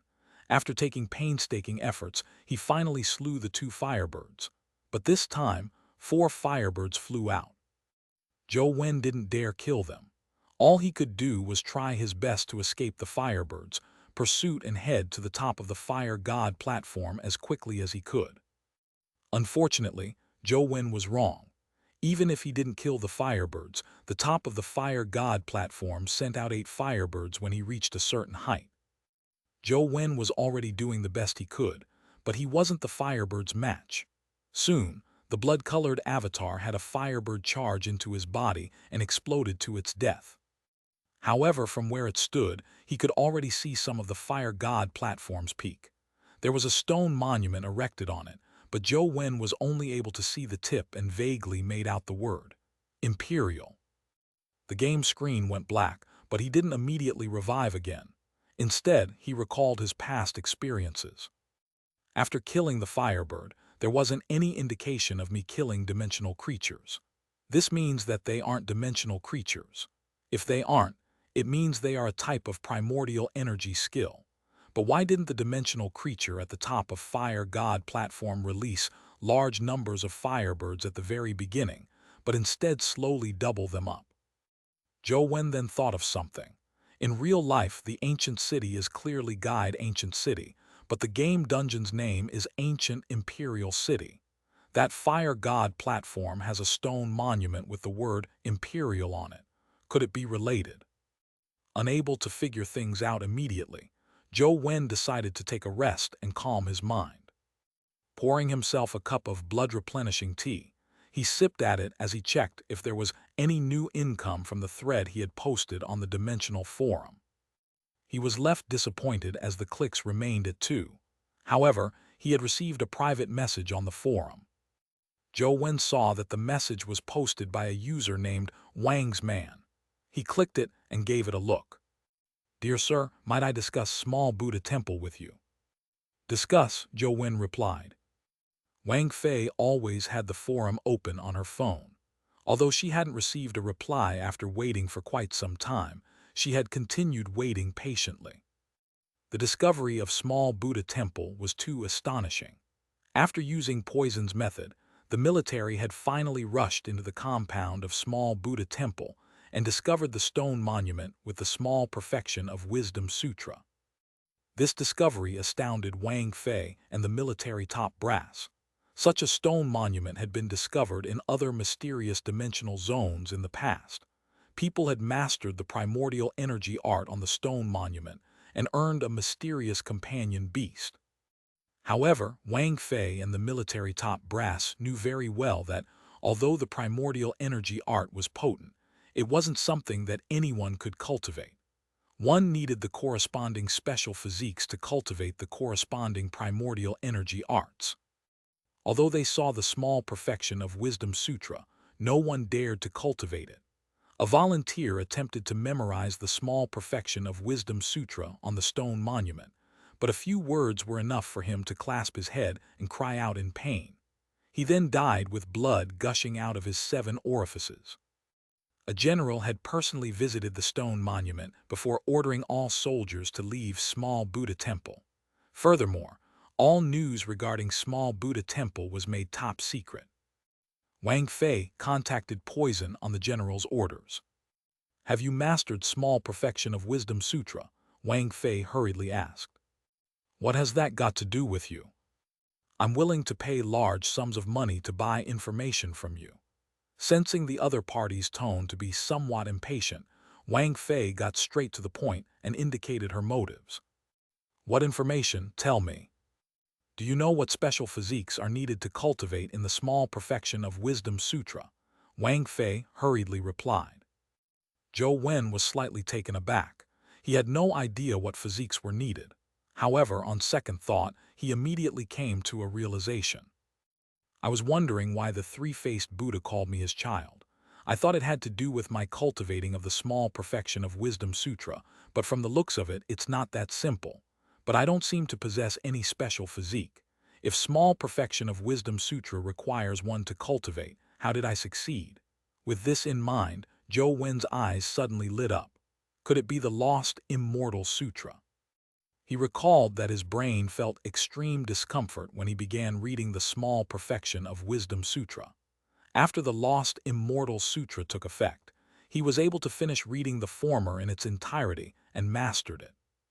From the looks of it, it's most likely lost Immortal Sutra. Wang Fei waited for quite a while, but there was no reply. She couldn't help but feel a little uneasy, but it wasn't appropriate for her to send another message to rush the person. All she could do was continue waiting, with every second feeling like an eternity. Chapter 77, Matriculation Test. Wang Fei didn't receive a response after waiting all day. Her message was like a rock sinking into the ocean. Finally, she couldn't help but send another message, but once again, she didn't receive a reply. Unbeknownst to her, Zhou Wen had already closed the forum and was gaming away. He didn't know what physiques were needed to cultivate the small perfection of Wisdom Sutra, so he naturally wasn't able to answer her. However, he didn't wish to let the other person know that he was clueless. He decided to not answer, for there was a chance he could learn more from the other party in the future. But this only served to torture Wang Fei. This was because the dimensional forum didn't have any indication of online status, nor was there any way of checking. Therefore, she didn't know if Zhou Wen was online or not. All she could do was continue waiting. Wang Fei immediately picked up her phone when it suddenly sounded, and she saw the number flash up. "Little Fei, did you figure out Poison's identity?" A man's voice sounded over the phone. "Sorry, General Shen. There was no response from him. I'm also temporarily unable to figure out his identity," Wang Fei said after a pause. "General Shen, can we figure out his geographical location through the forum?" "The dimensional forum is under the Zhang family. You know what they are like. Unless Congress passes it through a vote, There's no way we can get the information from them. It's impossible. The Zhangs won't even entertain me. General Shen thought for a moment before continuing. Since Poison knows about Buddha City and small Buddha Temple as well as the secret of the stone steps, it means he must have been there. This place is a recently discovered dimensional zone, so not many people have been there. Apart from our military personnel, there are only the students and teachers of Sunset College. Investigate it from this angle. You have to find Poison no matter what. Yes, Wang Fei hung up and thought about how she could begin. Quite a number of students and teachers had entered Buddha City, so it wasn't an easy task to find out who they all were. Early in the morning, Zhou Wen and Xianxia reported for class. Sunset College used an education system that followed half-restricted military practices. It was different from the typical university. Here, there was no distinction between electives and compulsory classes. They only needed to attend the lessons of one teacher. They could attend the classes of other teachers based on their own interests. Li Xuan and Zhou Wen happened to be assigned to Wang Fei's class, and she was in a rather unhappy mood today. After entering the class, she saw all the freshmen looking languid. She pursed her lips before curling the ends of her mouth slightly. Students, from today, I'll be your counselor. Let me introduce myself. My name is Wang Fei. Wang Fei wrote her name on the board. When the students realized that she was in her late 20s, exuding a mature lady's sexiness by wearing a gray professional blazer matched with stockings, something that the female students were unable to compare with, some of the bolder students cheered. Li Xuan was clearly one of the bolder ones. He called out, "Miss Wang, are you taken? If you aren't, you can consider me." Upon hearing Li Xuan's words, many students laughed out. Many students also made catcalls. Wang Fei seemed used to such situations and thought nothing of it. She shot Li Xuan a look and said, "Of course, but you have to first be able to graduate while under me. All right, this is Sunset College. The word sunset is a warning to us that time is precious. Our school's purpose is to cherish time. Now I'll be assigning you your first matriculation homework. It will also be your first test. Kill a demonized general within 10 days. Each team is only allowed a maximum of 4 people. The kill has to be done within 90 seconds. If you fail to complete the test, you will be expelled from school. You can then seek out other opportunities for yourself. The school will also arrange for you to apply to other ordinary schools." The noisy classroom instantly fell silent. Students who were admitted into Sunset College weren't to be trifled with. Before arriving on campus, many of them had gained an understanding of Sunset College via various channels. To have a test on the first day of classes was a tradition of Sunset College. It wasn't much of a surprise. However, to slay a demonized general within 90 seconds in a group of 4, it was quite demanding. Sunset College had many dimensional zones, so the typical matriculation test was to kill a certain number of mortal dimensional creatures, but a demonized general was a legendary dimensional creature. Although the students here were all elites, most of them were at the mortal stage. Killing a legendary dimensional creature through the combined forces of 4 students at the mortal stage wasn't simple. Furthermore, demonized generals didn't appear alone. They would have plenty of mortal stage demonized soldiers around them, increasing the difficulty.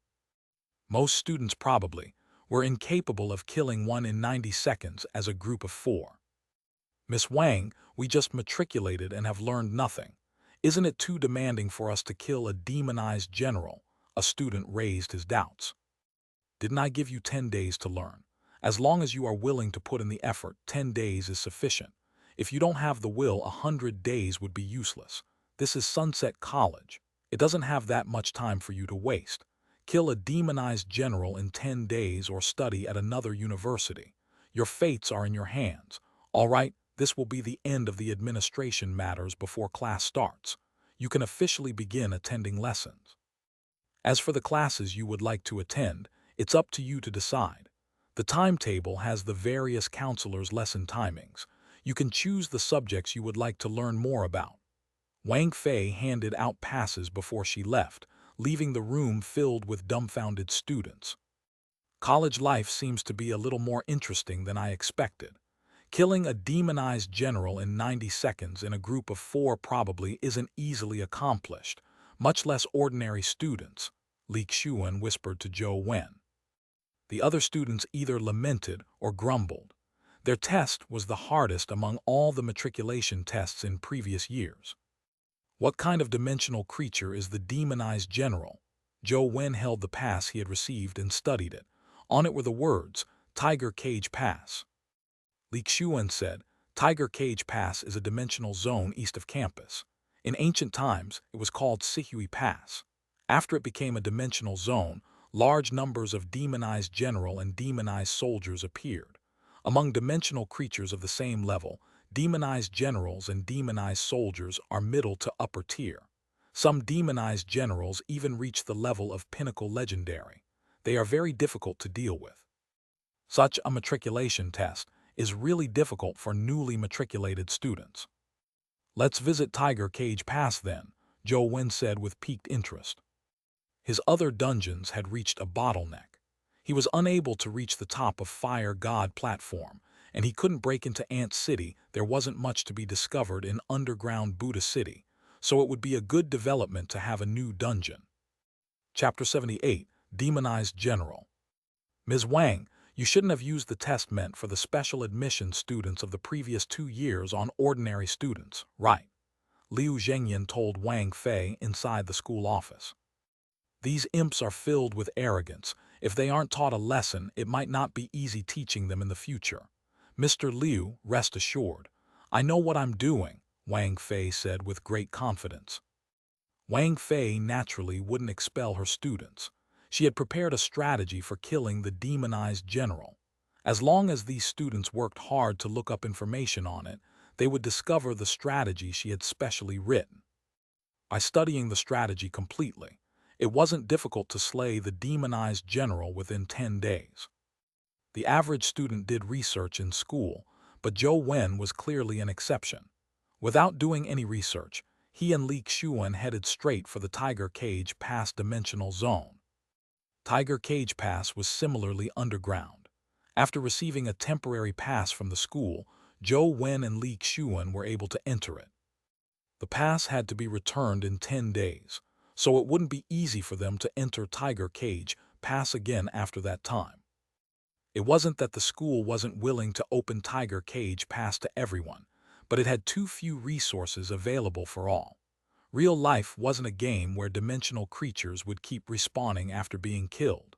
One had to wait for new dimensional creatures to come out of the dimensional rift, and this process was much slower than in-game respawning.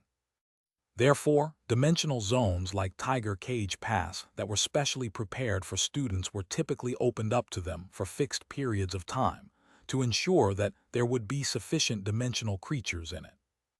Outside Tiger Cage Pass, Zhou Wen discovered the familiar palm symbol, but it was a symbol with a tiger-headed gate. Before entering, he used his mysterious phone to snap a picture of the palm symbol, and indeed, he successfully downloaded the Tiger Cage Pass game dungeon. Since he was here, he entered with Li Xian to take a look. Several students from the same class had come as well. They too were here to take a look at Tiger Cage Pass's situation. In the underground ancient battlefield, demonized soldiers were wandering in groups. They wore ragged clothes and had blood-red eyes. Their dark skin suffused a metallic luster. There were also different types of demonized soldiers. Most of them carried lances while others held knives and shields. A few of them had bows and arrows. Most of the students were geniuses of their various high schools, so dealing with the typical demonized soldier wasn't difficult. However, there were no signs of demonized generals anywhere in the vicinity. Shall we head in and find a demonized general so that we can complete the test today? Li Xian asked with a smile. Another day, perhaps. It's best we head back and study the information regarding Tiger Cage Pass. Zhou Wen didn't wish to underestimate any dimensional zone. It was equivalent to dancing on the edge of a blade. Although he now had the capability of killing legendaries, legendary creatures were varied in their abilities. No one could guarantee that nothing would go wrong. You're just too careful. Without strength, we can just be over and done with by storming in, Li Xuan said with a laugh. Zhou Wen ignored him and headed out. After returning to his dorm, he first launched the school's official page and looked up the information regarding Tiger Cage Pass. Wang Fei had deliberately stuck to the strategy, so Zhou Wen naturally found it at a glance. When he loaded it, there was a detailed introduction to the strategy and how it could be used. As long as one cooperated well with one another, killing a legendary demonized general wasn't difficult. However, it had pointed out something. The demonized generals mentioned in the strategy were typical demonized generals. If one were to encounter a demonized general with engraving on their helmets, one was to immediately stay away from them. After studying the information available, Zhou Wen launched the game Dungeon and entered Tiger Cage Pass. The game's graphics were nearly identical to Tiger Cage Pass, other than the fact that it was cartoonish. It didn't look as bloody and terrifying.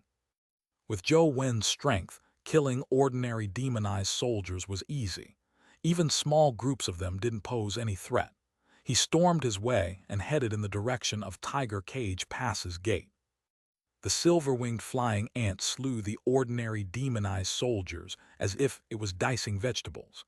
This went on for kilometers until he suddenly saw a demonized general rushing over on a demon horse. The demon horse was entirely red in color. It looked like a cloud of flames, and its speed was astonishing.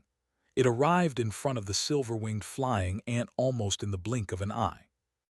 The demonized general on the horse was abnormally stocky. It wore black armor and a helmet, and the weapon in its hand looked extremely odd. It looked like a spear, but the two sides of the spear tip had two crescent blades.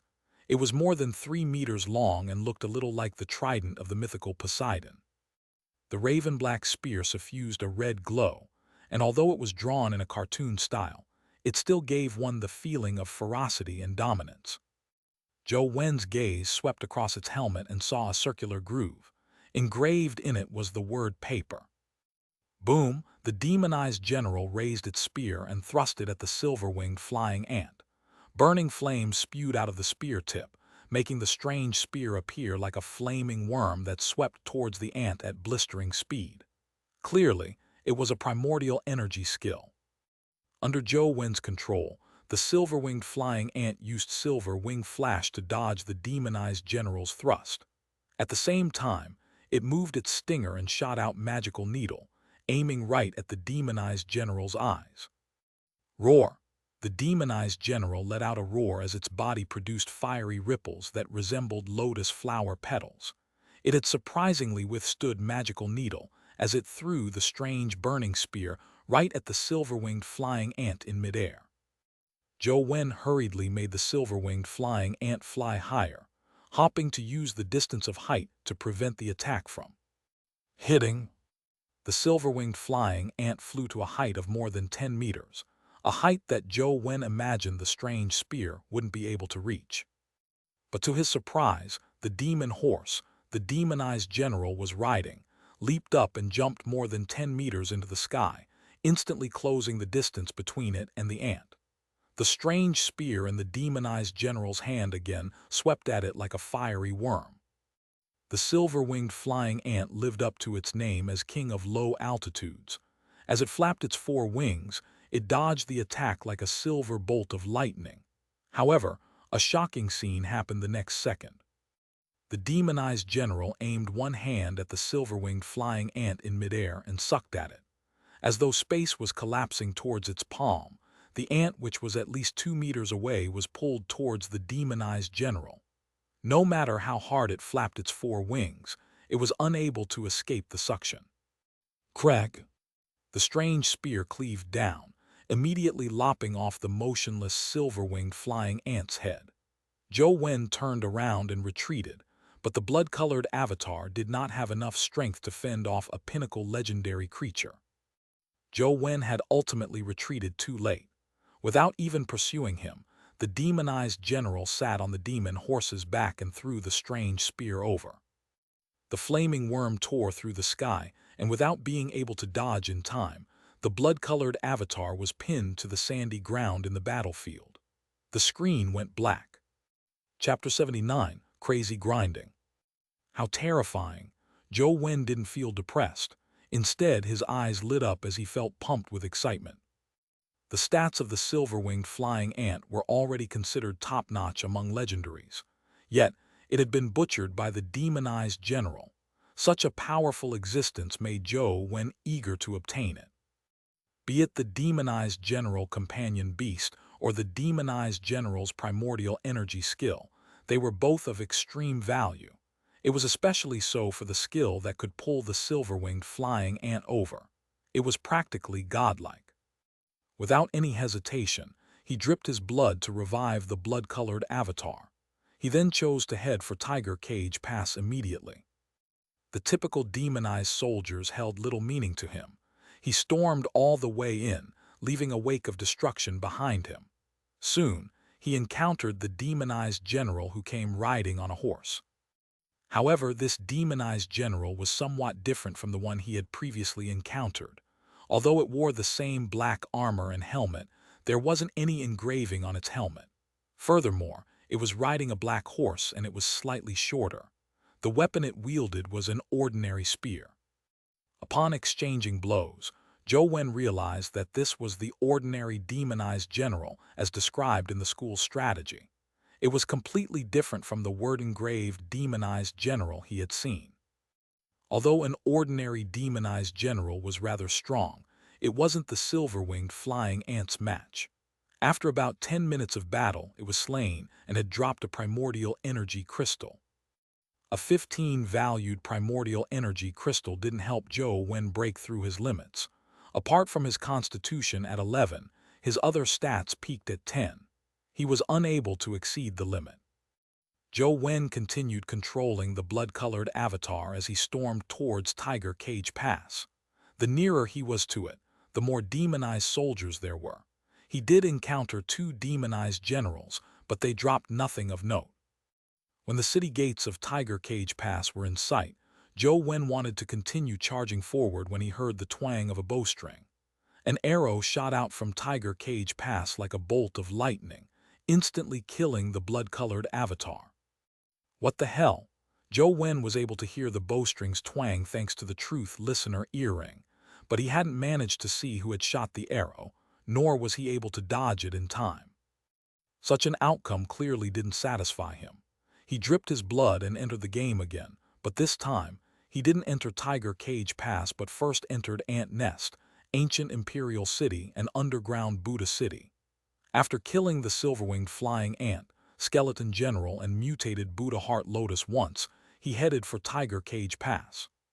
He failed to encounter a word-engraved demonized general again and only encountered 2 ordinary ones. After killing them, he was killed on the spot by the arrow as he tried to approach Tiger Cage Pass. He still failed to identify who had killed the blood-colored avatar. Without immediately entering the game, Zhou Wen headed online to check the school's online database and studied in detail the information regarding Tiger Cage Pass. There was plenty of information, but little regarding the word-engraved demonized general. It was only mentioned that they were occasionally encountered outside Tiger Cage Pass and were very rare, with one not even appearing for a month or 2. Furthermore, there were many bigwigs who had their sights on word-engraved demonized generals. It was said that their primordial energy skills were very valuable, but Zhou Wen didn't manage to find any information regarding that. As for what was inside Tiger Cage Pass, an epic stage expert had once rushed in but ended up escaping with grievous injuries. To date, humanity hadn't yet cleared the Tiger Cage Pass dimensional zone. The area 2,500 meters outside Tiger Cage Pass was considered a forbidden area. Typical students and teachers were forbidden from entry, and they had only themselves to blame if an accident were to occur there.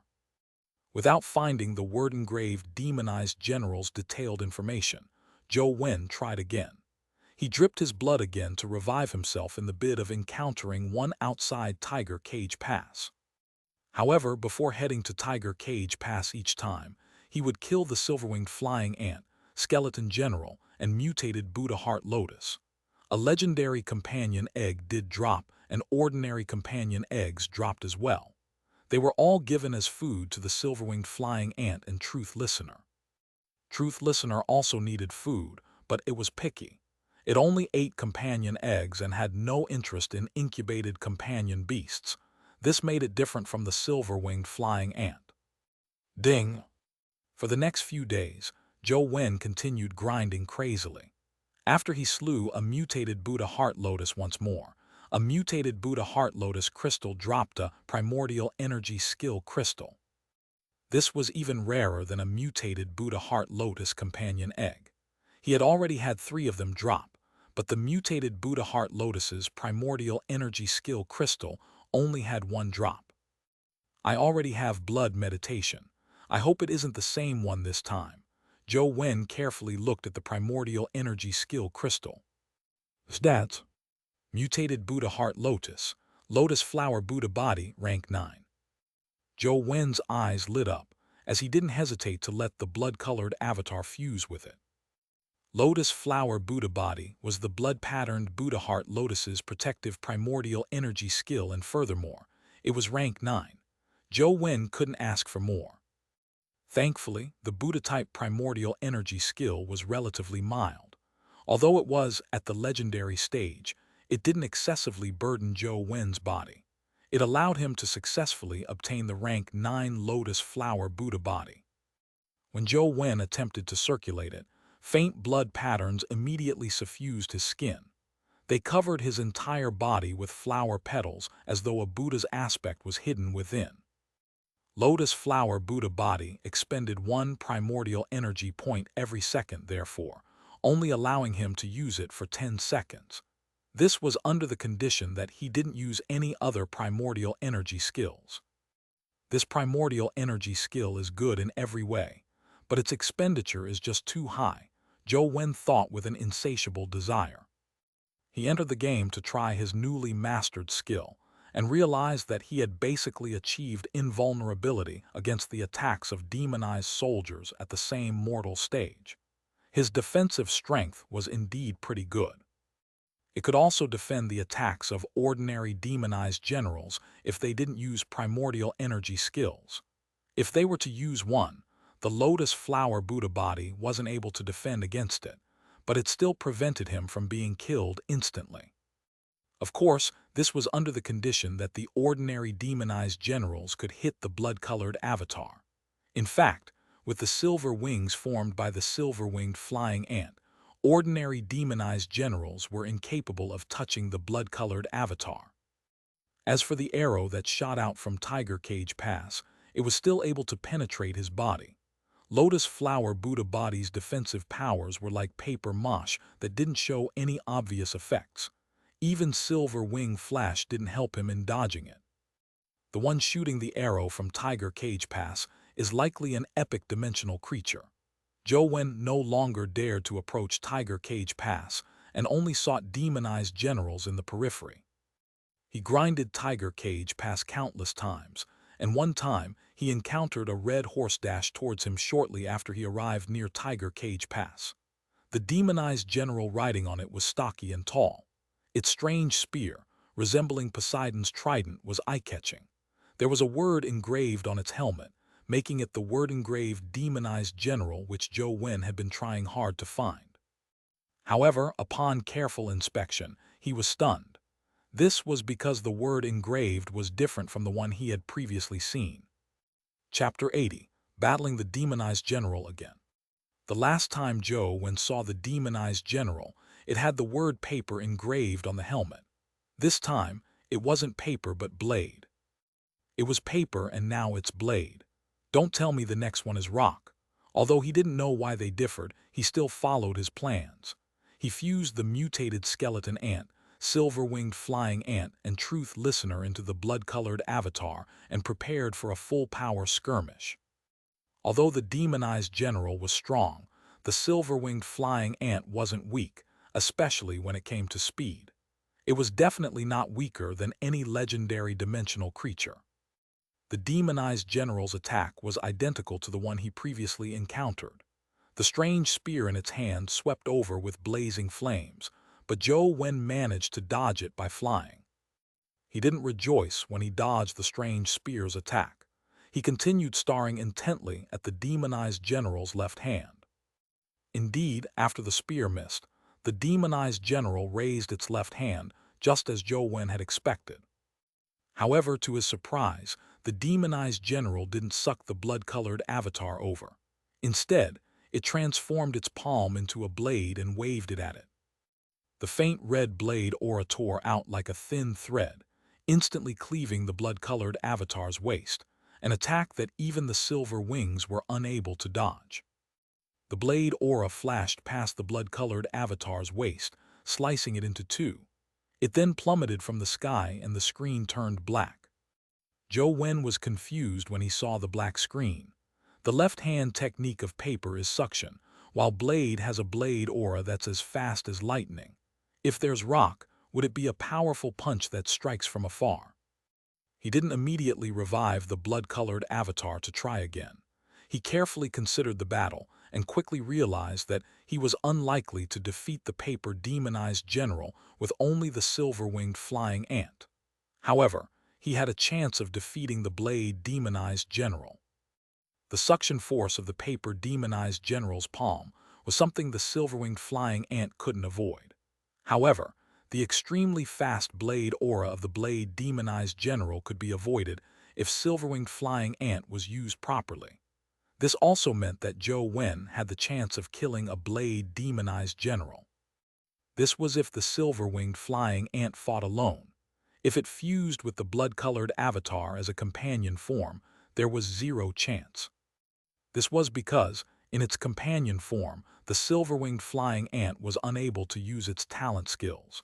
And since Zhou Wen hadn't had the silver-winged flying ant primordial energy skill drop, he wasn't able to use such flight-capable skills. Therefore, he ended up losing his advantage after fusion. Heavens, show your grace on me. Let me encounter a blade demonized general again. Zhou Wen entered the dungeon once more, but luck was clearly not on his side. After repeatedly grinding, he didn't encounter any word-engraved demonized general outside Tiger Cage Pass. He spent several days in his dorm grinding without attending class. Xianxia visited him a few times, hoping to invite him to complete the test at Tiger Cage Pass, but Zhou Wen would decline with some excuse.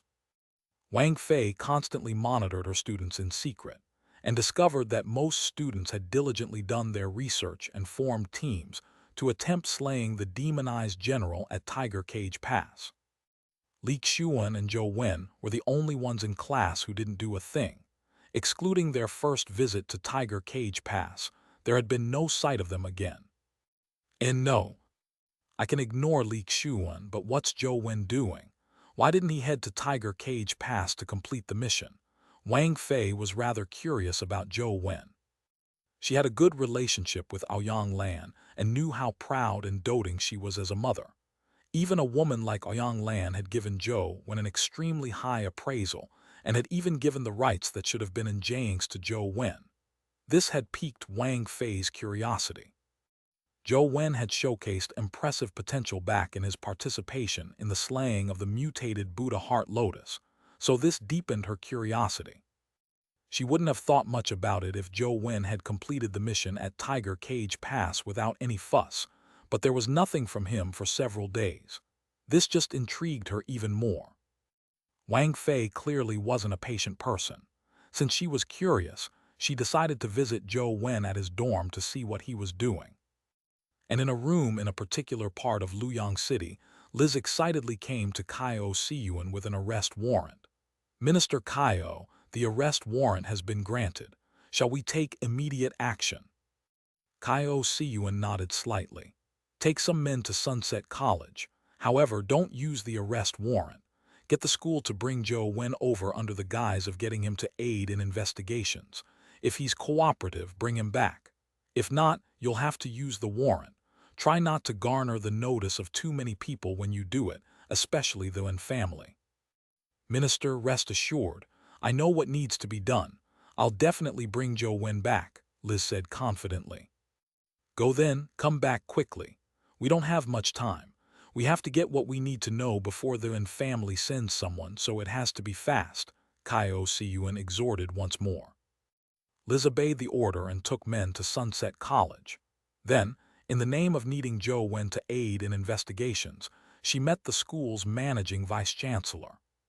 If they were ordinary police, they probably wouldn't be able to meet the managing vice-chancellor. However, being in the Special Inspector Bureau allowed Liz a meeting. In the League, the Special Inspector Bureau was feared and hated by everyone. Although the vice-chancellor didn't wish to involve himself with Liz and company, he had no choice but to talk to them. The entire League knew of many high-ranking officials that had their reputations ruined after entering the Special Inspector Bureau. If one was targeted by this bureau, severe loss or even death was certain. Chancellor, rest assured. We just wish to invite a few witnesses to provide us with some information. It won't take too much of these students' time, Liz said with a smile. There was a name list on the managing vice-chancellor's desk, one with a total of 6 names. They were all Sunset College students, but 5 of them were just a ruse. Zhou Wen was the person she really wanted. All right then.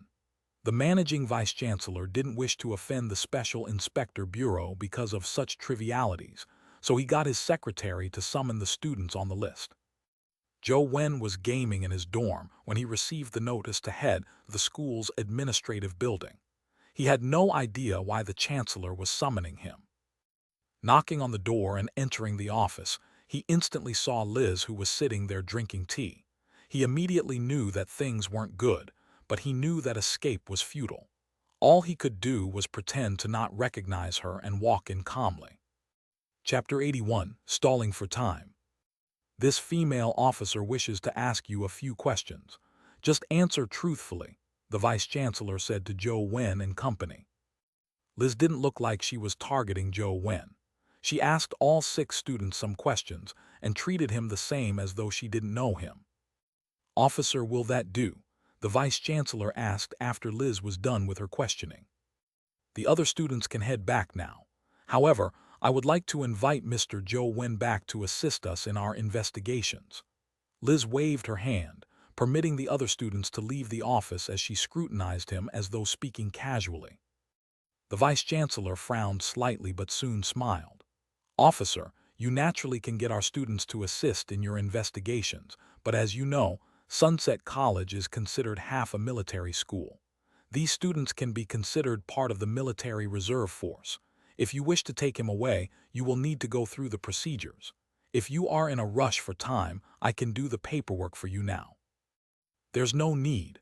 This is an arrest warrant. Take a look at it. I'll only be taking him with me to assist in our investigations. We will bring him back unharmed, so you don't have to worry, Liz said with a sneer as she took out the arrest warrant, placing it on the desk in front of the vice-chancellor. How could she not be aware that the vice-chancellor was a sly old fox? Despite speaking pleasantly, he was probably planning to head out to inform the Wen family. Sunset College has been set up by the Wen family to begin with, so if anything were to happen, they wouldn't sit idle even if they didn't like Zhou Wen. The vice-chancellor looked at the arrest warrant carefully and immediately his expression changed. He glared at Liz and asked, "What law did our student break to actually use an arrest warrant of this level?" He could already tell that Liz was here for Zhou Wen. Whatever excuses previously used had been solely to get Zhou Wen here. No comment, Liz said as she gestured for her man to apprehend Zhou Wen. She knew that she couldn't waste any time. She needed to take Zhou Wen away before the Ans came. Zhou Wen was the Wen family's only candidate, one that couldn't be changed. Ignoring his importance to the Wen family, to request they hand him over without any concrete evidence was something they would definitely disagree with. Interrogation of Zhou Wen under the Wen family's supervision was nearly useless. It was basically telling Zhou Wen that they couldn't do a thing to him, so how could they get anything out of him? Furthermore, Xianxia also suspected that the Wen family was involved in this matter. This was also one of the reasons he needed to take Zhou Wen back for interrogation.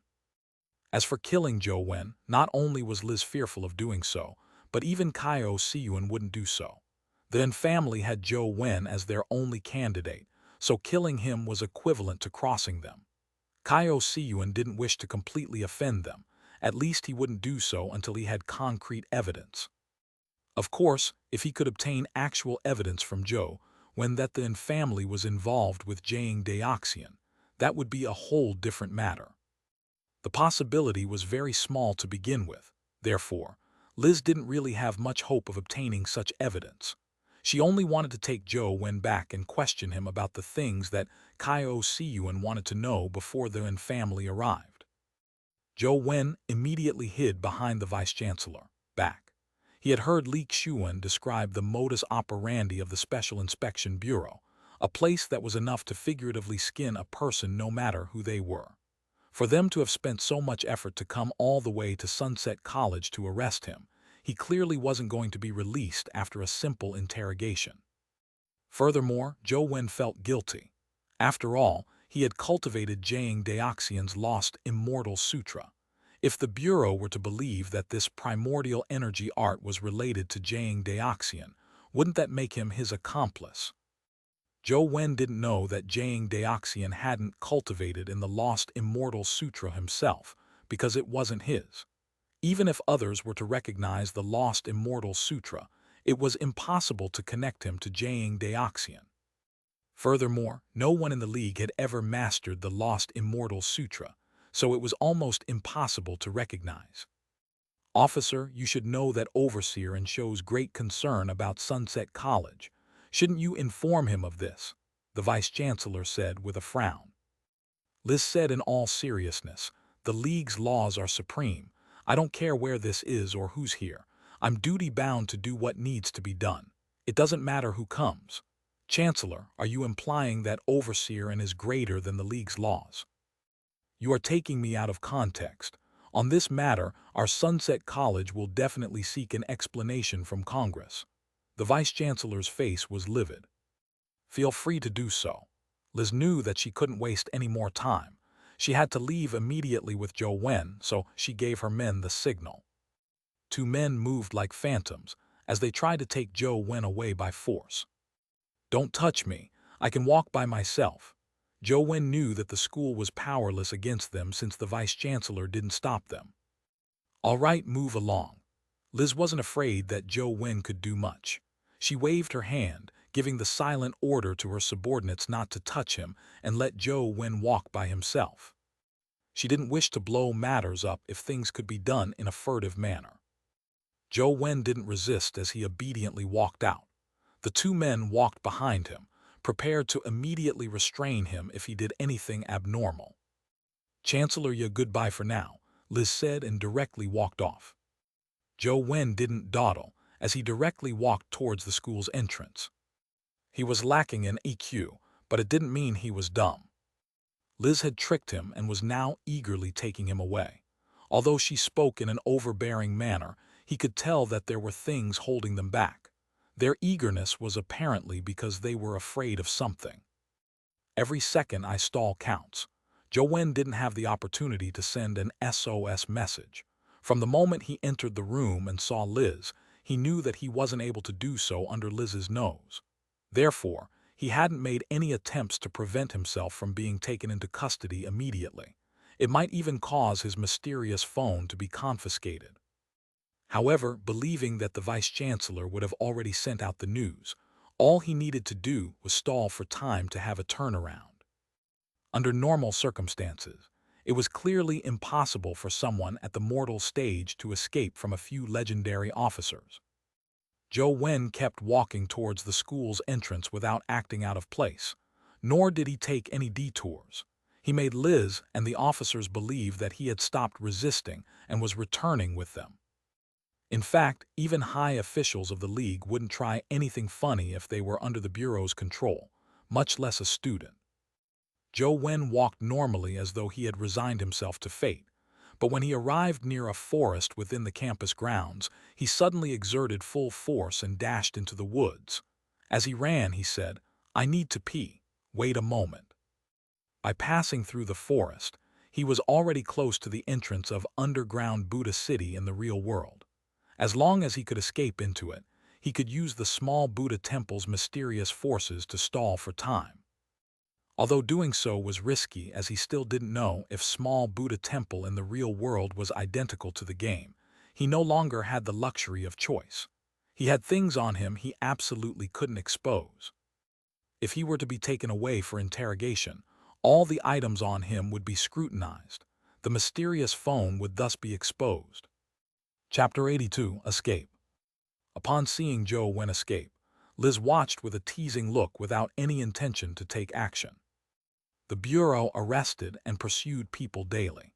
If a student at the mortal stage were to escape under their noses, they could forget about staying in the Bureau. Without needing Liz to give the word, the two officers behind Zhou Wen reached out their hands to grab him. Speed at the legendary stage emerged as four hands seemed to lock onto Zhou Wen's arms like phantoms. But in that split second, a silver glow flashed behind Zhou Wen. Four silver wings extended, and with one flap, he flew 7 to 8 meters high. He was incredibly fast and unexpectedly dodged the officers' attacks, successfully rushing into the forest. A legendary companion beast capable of flight chased after him. Liz was slightly taken aback, but she immediately led the chase after snapping back to her senses. They originally imagined that it would be impossible for Zhou Wen to escape from the legendaries even with his legendary companion beast, but to their surprise, Zhou Wen was like a nimble bat. He flapped his four wings and darted through the woods, using the trees to conceal his motion. He cut off their attempts to encircle him as he rushed out of the woods. "I want to see how far you can go." Liz was alarmed and infuriated. She chased Zhou Wen at an unimaginably fast speed. Without the woods concealing his actions, Zhou Wen was unable to pull open the distance between them. All he could do was rush towards Ancient Inlet, that wasn't too far away, at full speed, rushing into underground Buddha City before Liz and company could catch up to him. Zhou Wen showed his pass and directly entered underground Buddha City. However, Liz and company were stopped by the soldiers who were guarding it.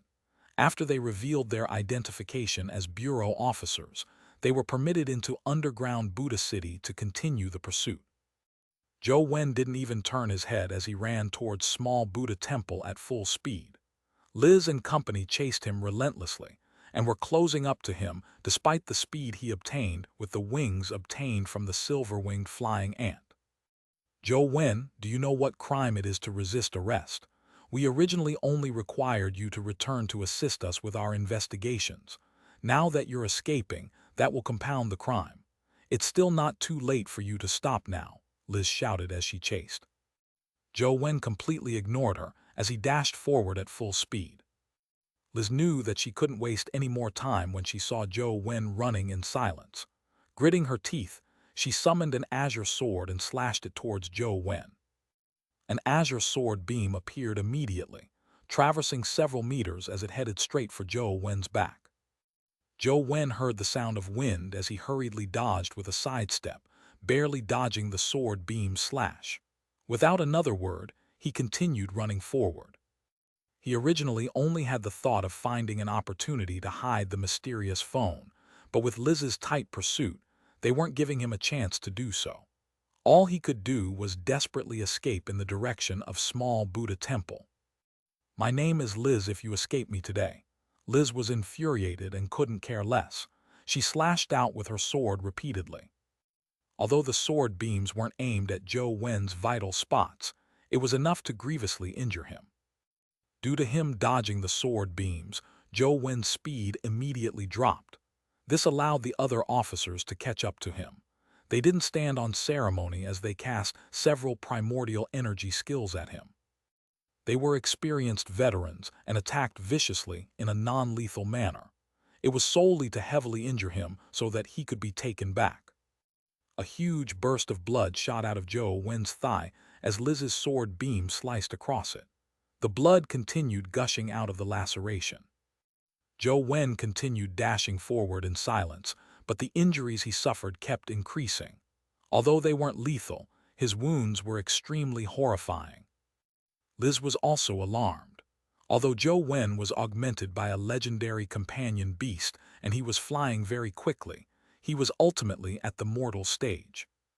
Under their relentless attacks, he only suffered injuries without succumbing.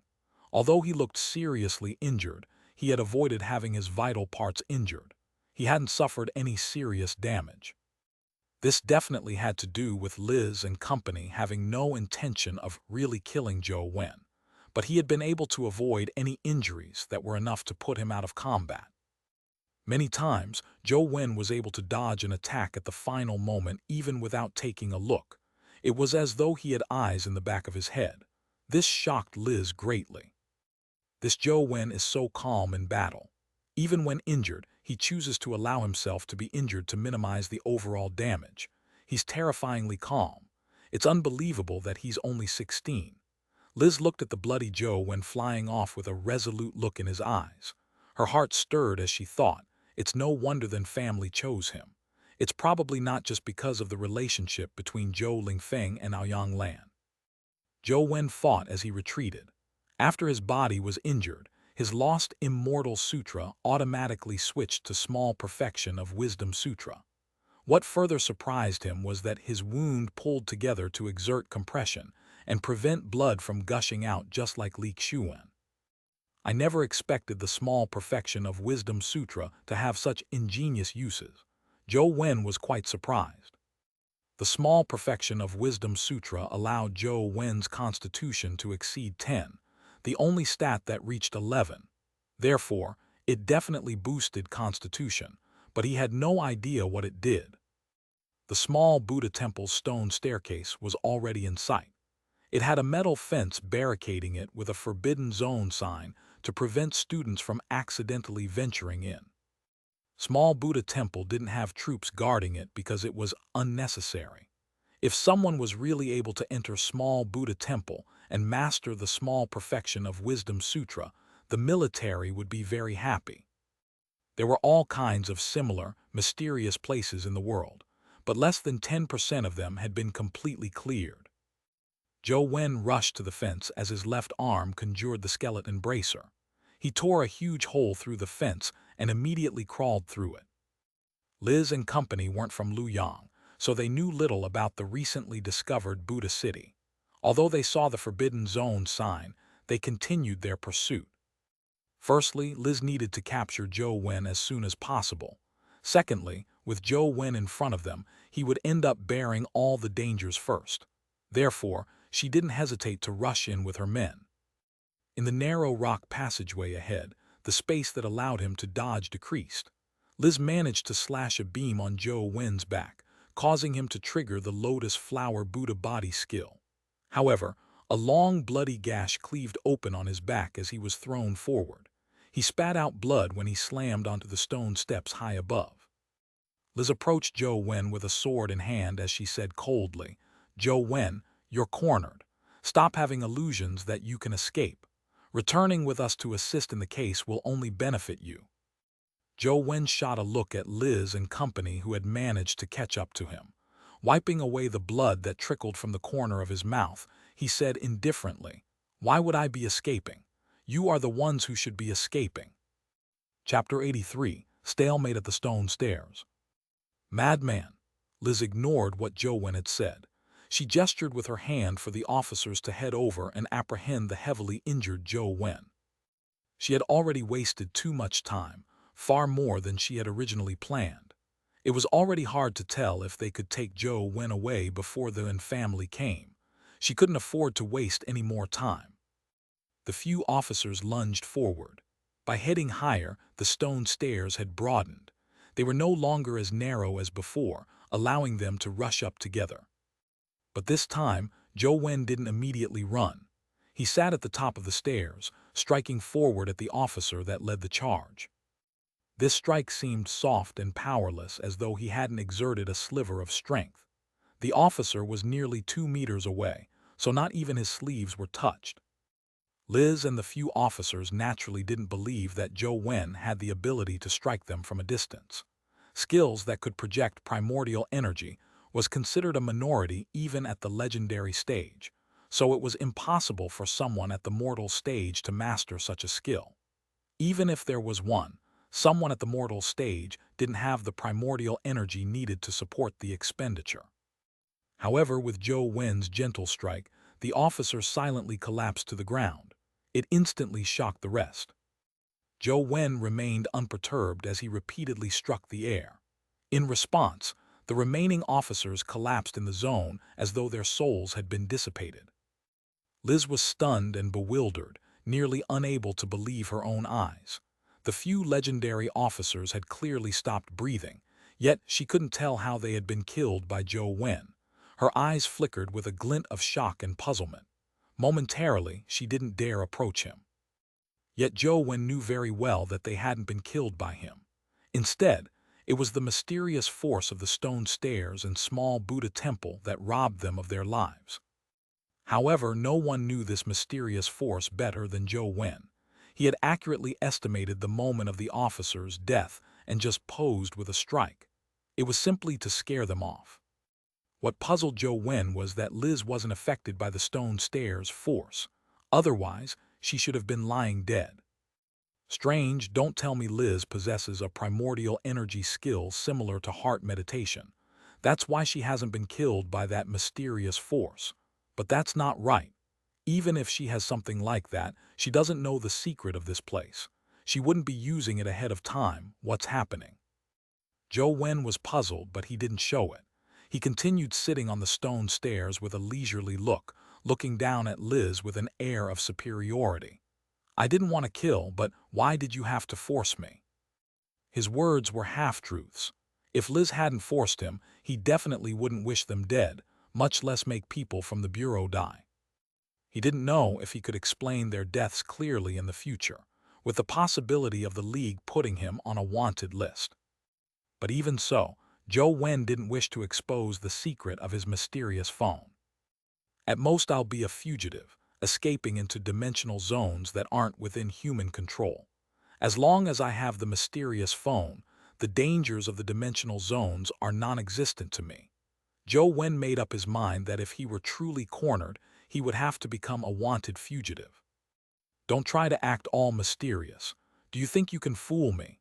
Liz didn't believe that a student like Zhou Wen at the mortal stage could possess such terrifying power.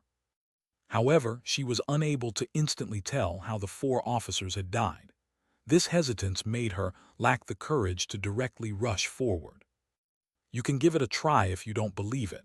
Let's see if my formless divine palm is capable of killing you, Zhou Wen said with a deadpan expression as though he had everything in the bag. However, Zhou Wen was lamenting inwardly, I've already stalled for so long. Even without heart meditation's protection, no matter how strong Liz is, she should have died on the stone stairs. Why is she completely fine?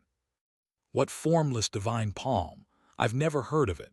Liz kept staring at Zhou Wen and the 4 dead officers in an attempt to figure out the reason for their deaths. The formless divine palm is colorless and shadowless. It kills people in an invisible manner, a primordial energy skill Aoyang Lan gave me. It was meant to protect me, and I usually wouldn't readily use it.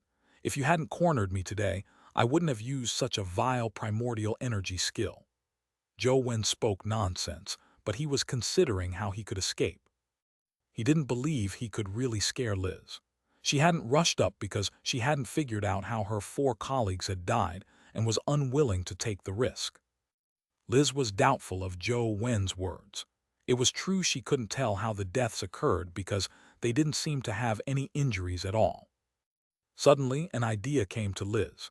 She recalled the Forbidden Zone sign she had seen and immediately came to a realization. She sized up her surroundings and sneered. Then, let me try and see how your formless divine palm can kill me. As she spoke, Liz summoned a companion beast.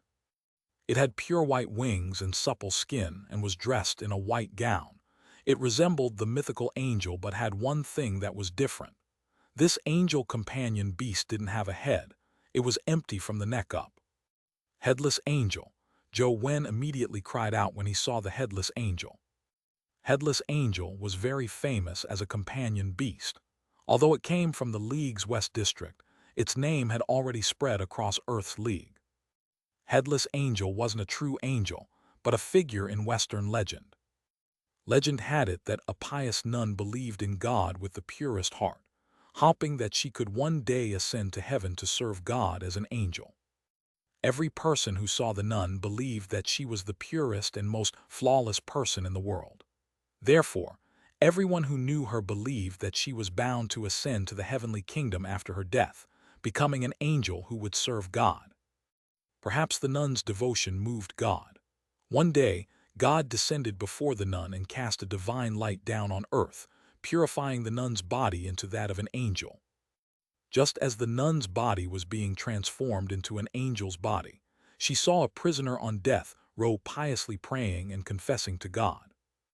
Hence the nun asked God, "That prisoner is so pious, can you absolve him of his sins?" God answered, "I can, but his sins need to be burdened by someone. If you agree, you can replace the prisoner at the guillotine and bear his sins." After hearing that, the nun resolutely chose to bear the sins for the prisoner. Hence, with a flash of divine light, the prisoner at the guillotine was switched to the nun, who was quickly transforming into an angel. Before her body could completely turn into an angel's, her head was chopped off. Although her head had been chopped off, the other parts of her body were already that of an angel. It was an unaging and immortal body that didn't die because of a beheading.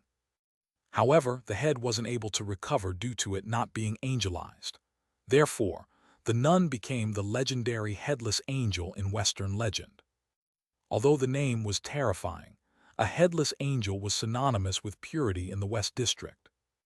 After the dimensional storms, inside one dimensional zone in the West District, a headless angel dimensional creature appeared. It was later slain by humanity and its companion egg obtained.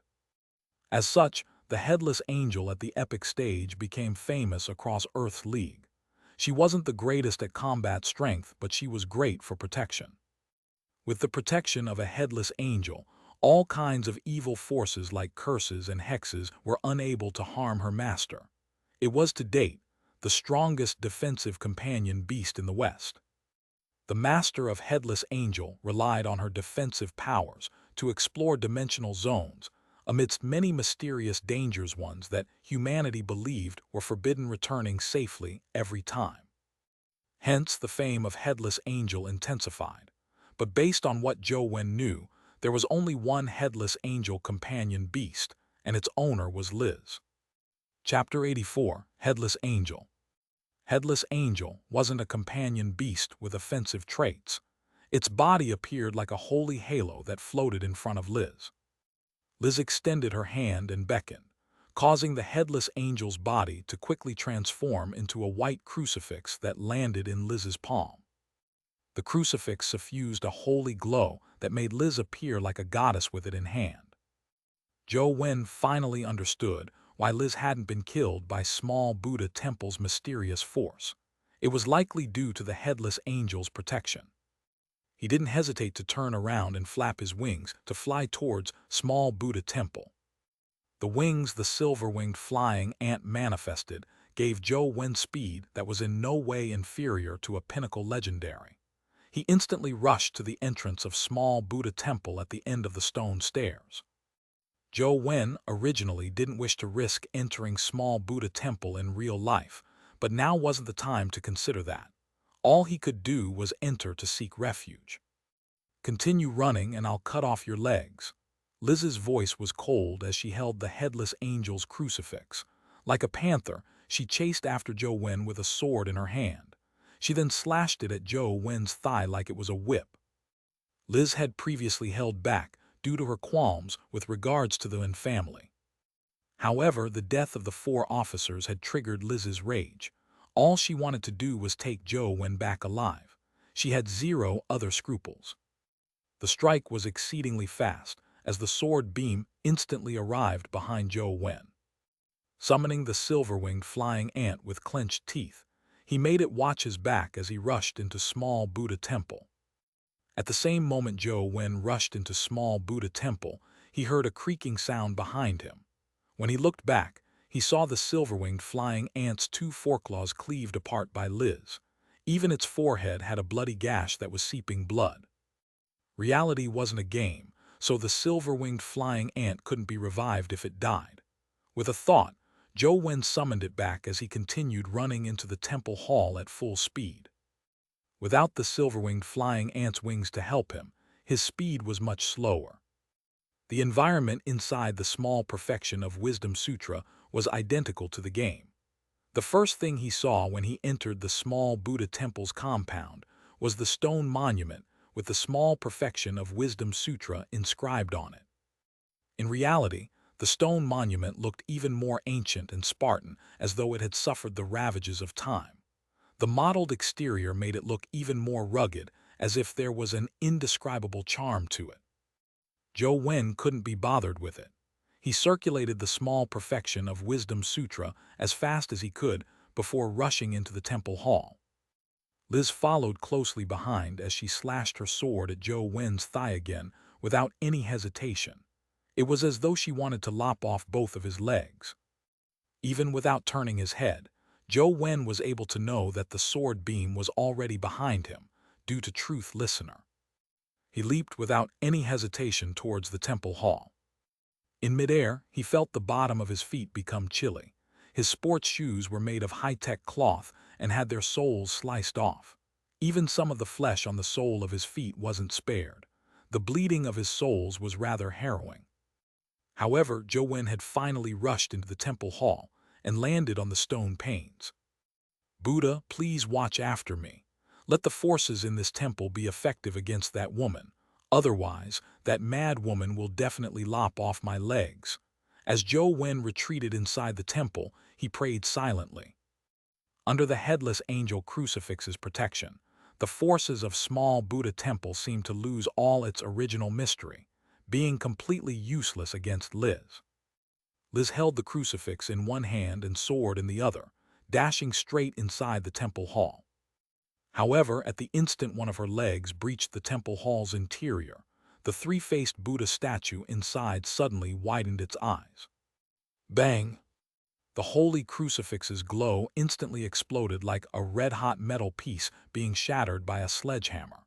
The glow of the crucifix seemed to splatter like liquid and instantly became dim. It even seemed incomplete.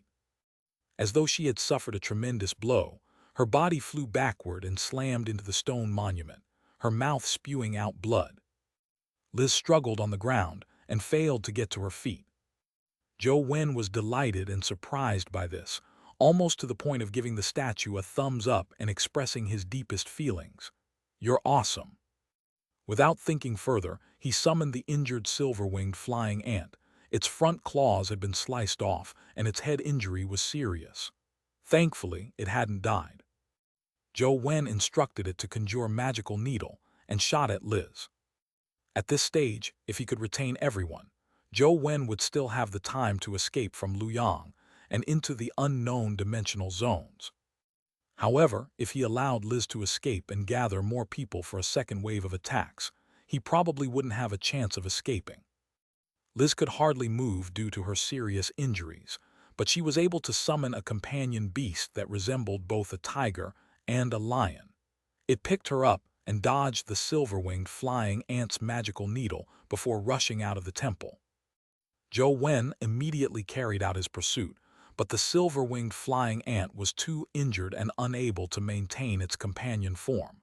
Hence, he wasn't able to catch up with her. When he rushed to the stone staircase, the legendary companion beast had already run far away with Liz. Despite seeing that he couldn't catch up to her, he continued pursuing while giving Li Xuan a call, explaining the entire situation to him. He didn't hope that Li Xuan could help him resist the Bureau. He only hoped to get some suggestions from him. Zhou Wen was still a student, so he had limited horizons. Furthermore, he knew little about the Bureau and wasn't sure what was his best option. Liz was enraged as she endured her injuries, rode the companion beast out of underground Buddha City, and headed for the school's entrance. Zhou Wen resisting arrest was already a serious crime. She believed that she now had every right to mobilize the forces of the Bureau to openly capture Zhou Wen without worrying about the family. Immediately inform the minister. As Liz rushed out of the school gates, whilst trying to order the Bureau officers outside the school to contact Kaio Siyuan, she suddenly stopped, stunned. She saw the officers who often appeared high and mighty standing silently by the roadside with their heads bowed. Beside them were a row of soldiers aiming their rifles at them. And on the road opposite them there was a black sedan car. Beyond the roll-down windows in the backseat, she saw a handsome man sitting there. He was looking straight at her. And Tianzuo, Liz couldn't help but tremble when she saw the man. Back when she was in the vice-chancellor's office, she had claimed that she didn't care if he came and would continue carrying out whatever she needed to do.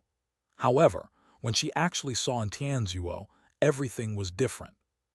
This ridiculously young man had authority in the league that made even her uncle steal glances at him.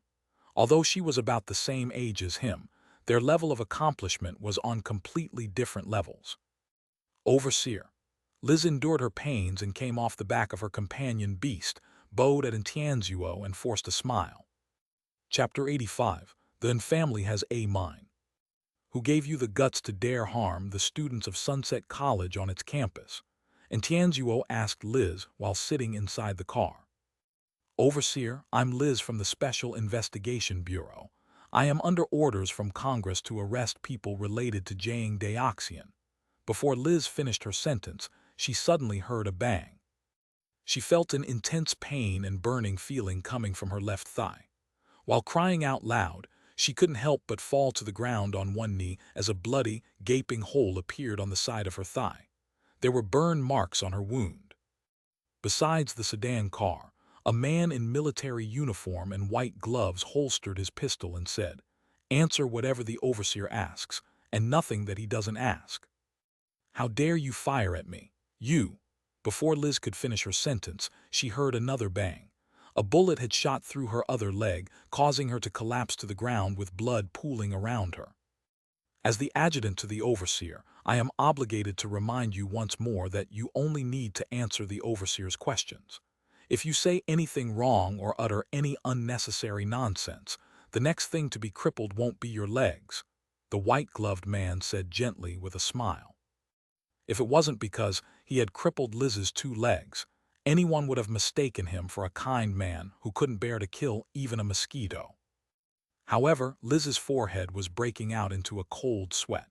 It wasn't just a result of the excruciating pain in her legs, but more a chill that came from deep down in her bones. Upon seeing the white-gloved man raise his gun again and aim it at her head, Liz snapped to her senses and, ignoring the pain in her legs, shouted, "It was Minister Kaio Siyuan who sent me." At this moment, she had forgotten the status that she had always been proud of and her family's standing in the league. She only knew that if she didn't immediately answer the question, the seemingly harmless man would immediately blow her brains out. Liz didn't hesitate that the bullets within the gun had such might. Typical bullets could hardly injure her, but that didn't include bullets made of primordial gold. Very few materials could damage dimensional creatures on Earth, but primordial gold was one of them. And the Yin family controlled the biggest primordial gold mine in the league. The reserves it had covered more than 70% of the entire Earth League's reserves. Wealthy tycoons who could extravagantly use primordial gold in bullets weren't unheard of, but the Yin family was probably the only one to actually issue them to one's troops. "Call Kaio Siyuan," and Tianzuo said mildly again, but it was a tone that didn't permit any doubt. The white-gloved adjutant handed a phone to Liz. Liz didn't hesitate and reached out to call Kaio Siyuan. Kaio Siyuan was feeling uneasy, having a nagging feeling that something was about to happen. Just as he was frowning in thought, he heard his phone ring. It was an unknown number. Seemingly realizing something, he picked up the call and said, "I'm Kaio Siyuan, who's this? I'm giving you 5 minutes. If I do not see you, all those who dared cross Sunset College will be executed by firing squad." A male voice with a magnetic charm sounded from the phone. Hello, Kaio Siyuan broke out into a cold sweat. He wanted to say something, but the phone emitted a loud beep, an indication that the call had already been disconnected. "What has Liz done? I clearly told her to be quick and bring Zhou Wen back before the Wen family arrived. Now, even Tianzuo is there." Kaio Siyuan immediately felt his head ache, but he didn't hesitate. He didn't even put on the coat on his chair. He rushed straight out of the office, heading for Sunset College. He was long aware of Tianzuo's style of doing things, but he never expected him to be so domineering to even dare execute a senator's daughter. The League's Congress was split into the Senate and the House. They were all representatives of the various areas of the League and were voted in by the citizens of each jurisdiction. The Senate was different. There were perpetually 6 senators, with only people from 6 families qualified to have a seat. They were the families of the 6 League heroes. The Senate had veto rights for any bills the House proposed. It could be said that the entire League's government was in fact controlled by these 6 families. Every League president was also selected from one of the 6 families. And the Special Investigation Bureau that Xianxia was from came directly under the Senate. Under the insistence of the Senate, agencies like the Special Investigation Bureau, which were hated by all, continued their existence in the League. Liz wasn't considered a smart woman, and her work ethic had never left Xianxia assured. However, as she was a daughter of a senator, he had no choice but to keep her by his side. If Liz was really executed by Tianzuo, Xianxia didn't dare imagine what the outcome would be. He didn't know if Tianzuo would die as a result, but he knew that his death was a certainty. There was no question about it.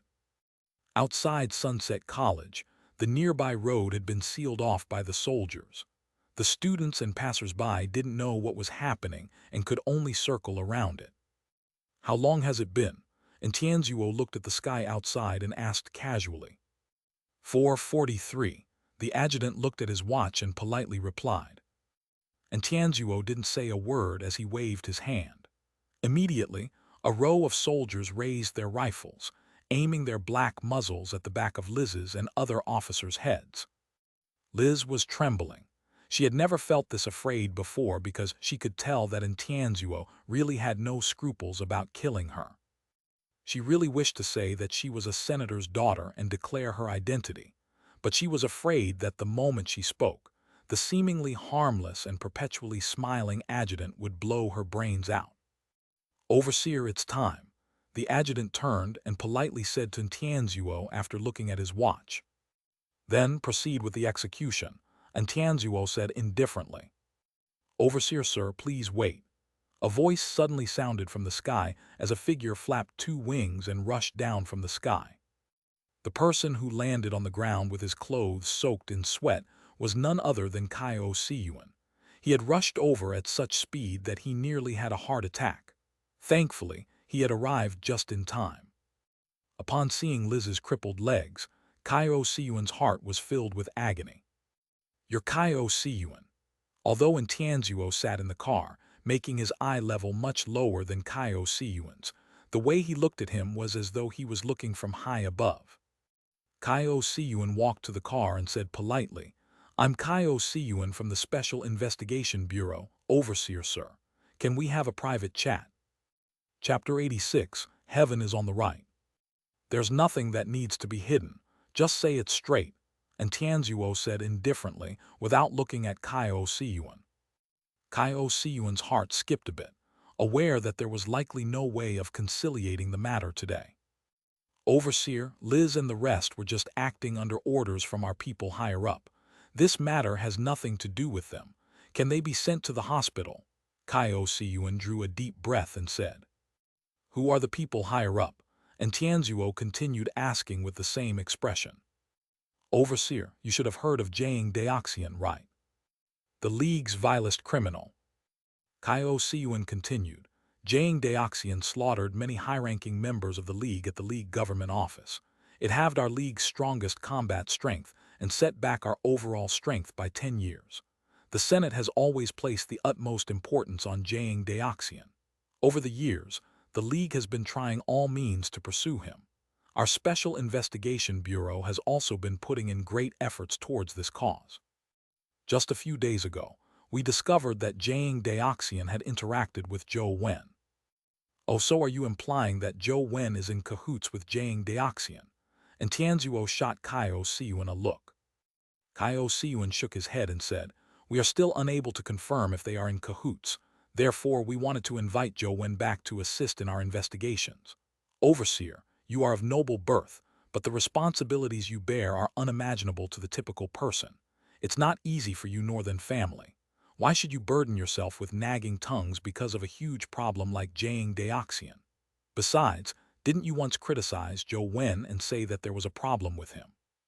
So are you saying I should thank you? And Tianzuo asked. Not at all. Overseer, I'll just be extremely grateful if you can understand where we are coming from.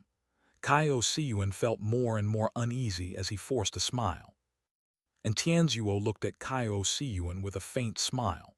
I did criticize Zhou Wen and I do find him a sore sight. But how I criticize or bully him is down to my whims. Did I say that any Tom, Dick, and Harry could bully him? Kaio Siyuan's expression instantly changed. He forced a smile and said, Overseer, you're absolutely right. We'll definitely change for the better. We will definitely inform you of any operations that involve the family in the future. Not a bad attitude. All right, I'm not an unreasonable person. Since you have said this much, I'll spare their lives, and Tianzuo said. Thank you, Overseer. I'm truly grateful. Feel free to issue me orders if there's anything you need of me, Kaio Siyuan quickly said. They can be spared from death but not punishment. Otherwise, wouldn't any Tom, Dick, and Harry come to Luoyang to do as they please? Are the League's laws to be flouted? And Tianzuo spoke another sentence, one that was completely different from the previous one. Kaio Siyuan long knew that Tianzuo wouldn't let this matter rest easily as he grumbled inwardly. You are the one who's best at flouting the League's laws. You can take them back with you, but cripple them of their cultivation to prevent them from using it to run amok, and Tianzuo said casually. Liz was horrified when she heard that as she yelled crazily, No, no, you can't cripple me of my cultivation. Kaio Siyuan's expression changed drastically as he said through gritted teeth, They were just obeying orders and there's nothing wrong with that. Overseer, if you were to punish them, what does this make of the Senate? You should also know the League's present situation. The President and the Senators have spared no effort dealing with matters regarding Jiang Daoxian. If you were to implicate yourself in this matter, wouldn't it give a great opportunity to those people who are watching you and eyeing the family's primordial gold mine? Liz's father is Senator Cape. If you give Liz a chance, Senator Cape and the entire Cape family will be very grateful. In the future, he will definitely help the family at congressional meetings. A thought separates heaven from hell. Overseer, sir, you must think about it carefully. And Tianzuo looked at Kaio Siyuan in contempt and said, Kaio Siyuan, do you know why my name isn't Tianzuo?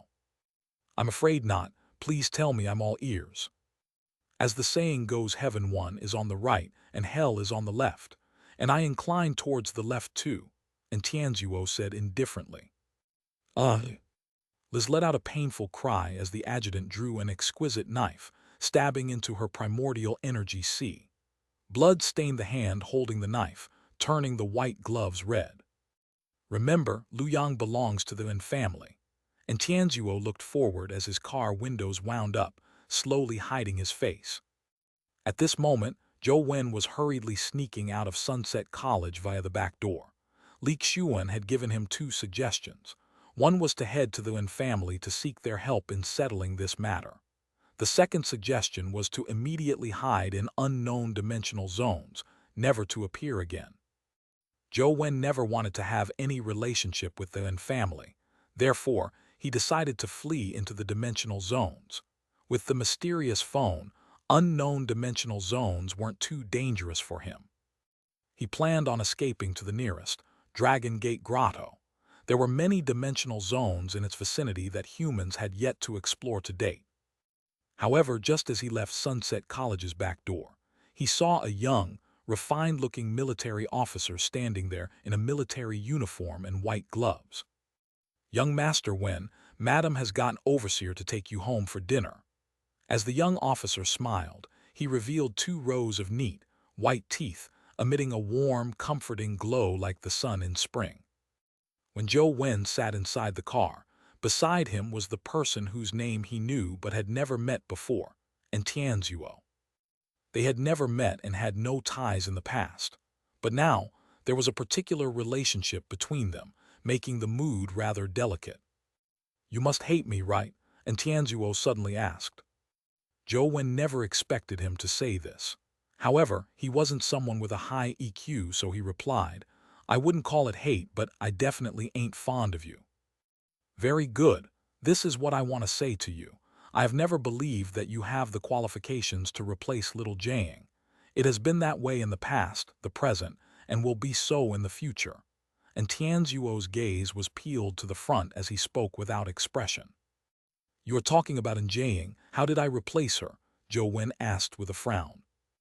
And Tianzuo didn't reply but said indifferently, "I really don't understand why my mom believes you are better than little Jiang.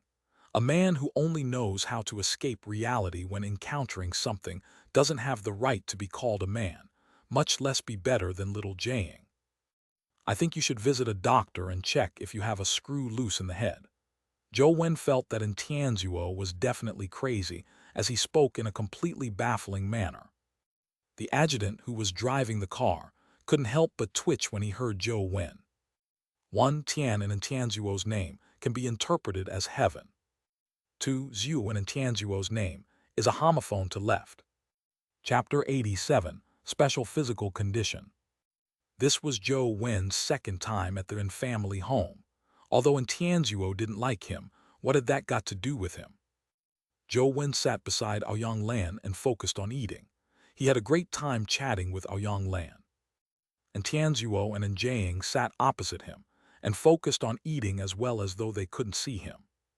After dinner, Zhou Wen planned on bidding them farewell and leaving when Aoyang Lan pulled Zhou Wen's hand and said, "Don't be in a rush to leave. Have a walk with me." Zhou Lingfeng got up and was about to accompany them when Aoyang Lan said with a smile, "It's rare for Tianzuo to return. Help me nag him to get married and have children so that he can carry on the family line. Also, teach him how to coax women. You are the best at that." Zhou Lingfeng said with a bitter smile, "Can you not sully my reputation when you're getting me to help?" "This is me praising you," Aoyang Lan said with a giggle as she headed out while holding Zhou Wen's hand. Then family home was really big and beautiful. As they walked on the stone trail inside the garden, Aoyang Lan said, "Little Wen, there's something troublesome that I took the liberty of pushing the matter on you. Can you help me?" "What is it?" Zhou Wen asked in surprise.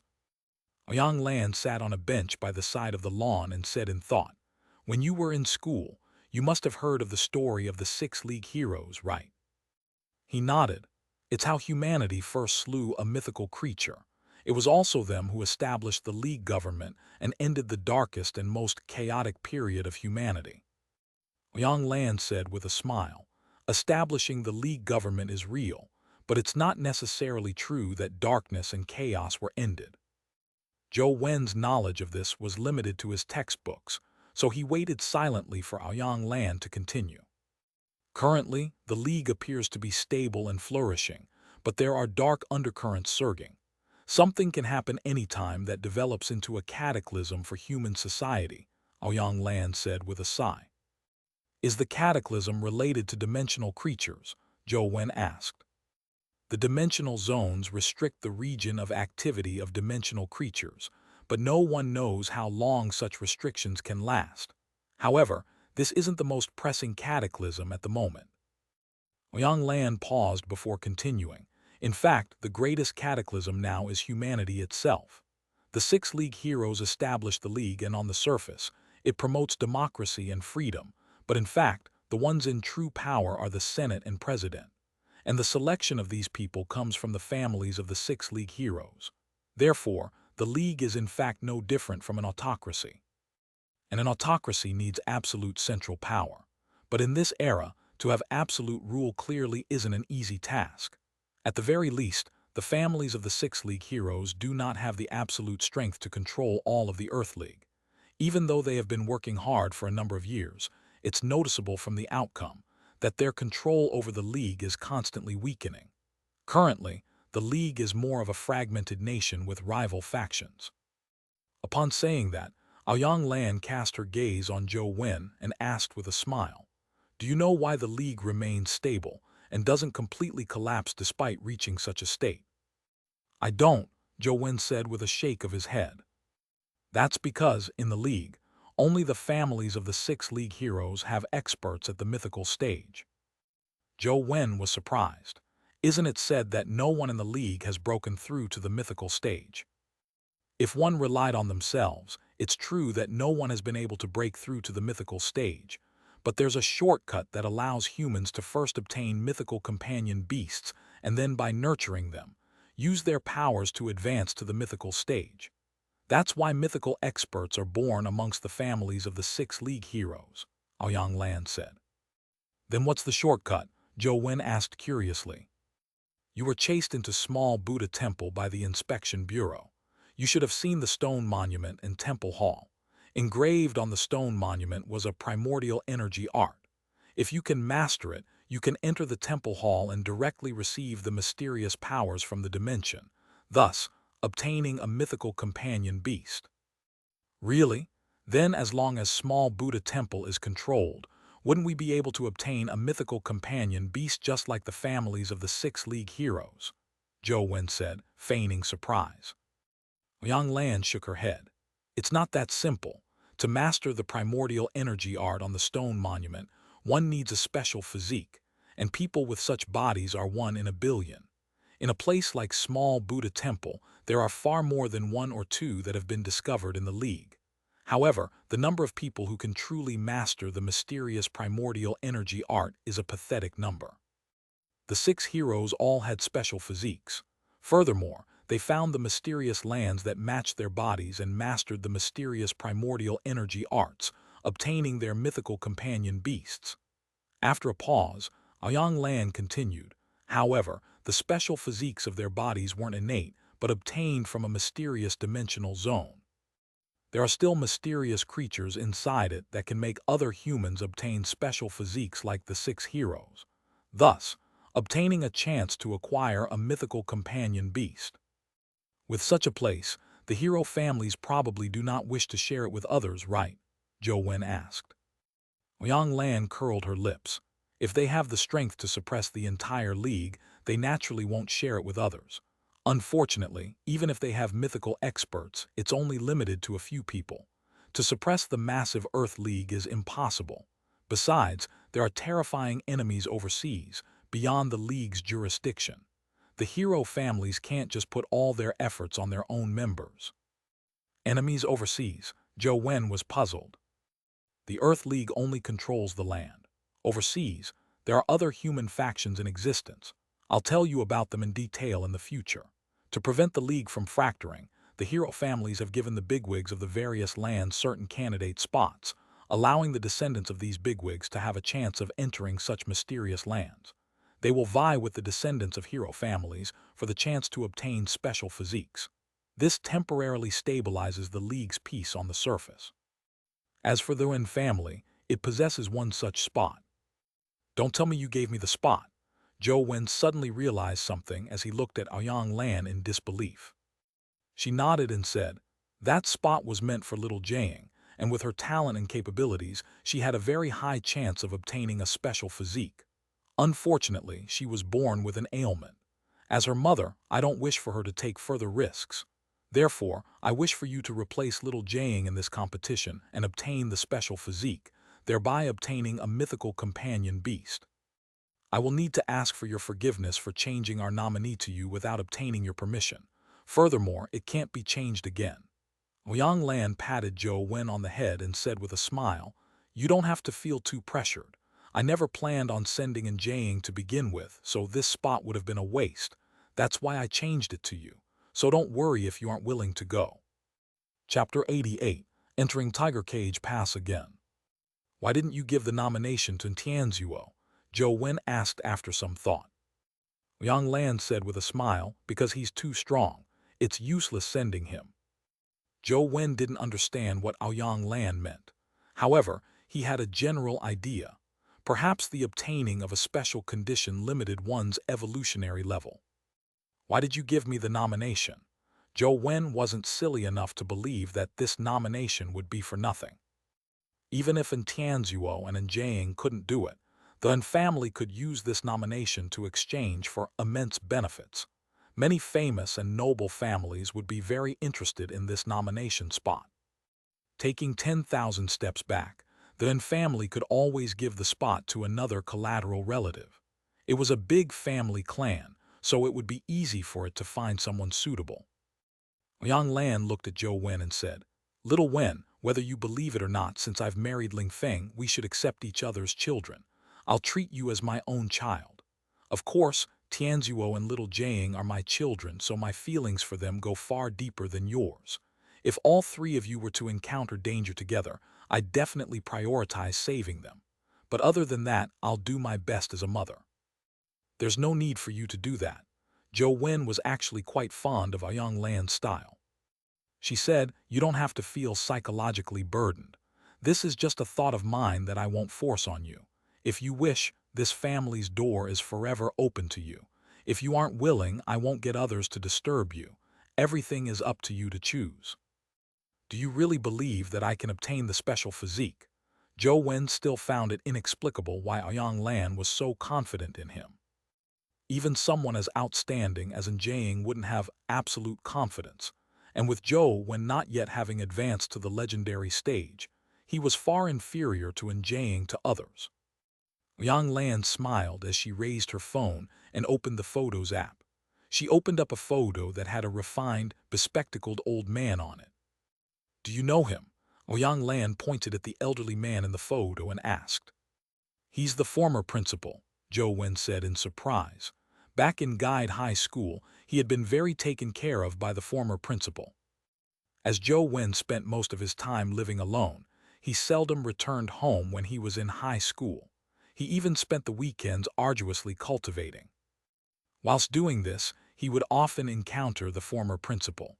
Over time, they built up quite a relationship. The former principal had even invited him over to his place for meals. Later, the former principal had to retire early due to his ailing physique. Back when he left, Zhou Wen had planned on sending him off, but the former principal refused. He claimed that he hated such scenes the most. Ever since then, Zhou Wen never met him. It had almost been a year. "It was he who told me that you're excellent, far better than little Jiang. Although I'm not fully in agreement with that, you must be excellent since he says so," Yang Lan said with a smile. "What's your relationship with the former principal?" Zhou Wen looked at Yang Lan and asked politely. Yang Lan blinked craftily before saying, "Is my father." "Ah," Zhou Wen widened his eyes as he looked at the photo and back at Yang Lan. They did share some resemblances. After Zhou Wen returned to the school's dormitory, he still found it incredible. The woman his father had married happened to be the former principal's daughter. Yang Lan told him not to worry further. The Special Inspection Bureau wouldn't find fault with him in the future under the premise that he didn't leave Luoyang. She also told Zhou Wen that he could attempt cultivating the Sun Strafe art that Jiang gave him. The Sun Strafe art also came from a mysterious land. However, it had been modified to a simplified version that could be cultivated even without special physiques. In fact, the famous primordial energy arts, like the invincible connate divine art, all had similar origins. However, the simplified versions were inferior to the original versions. They lacked the capability of obtaining mythical companion beasts. Although the simplified versions were a lot weaker than the original versions, they were still far stronger than the typical primordial energy art.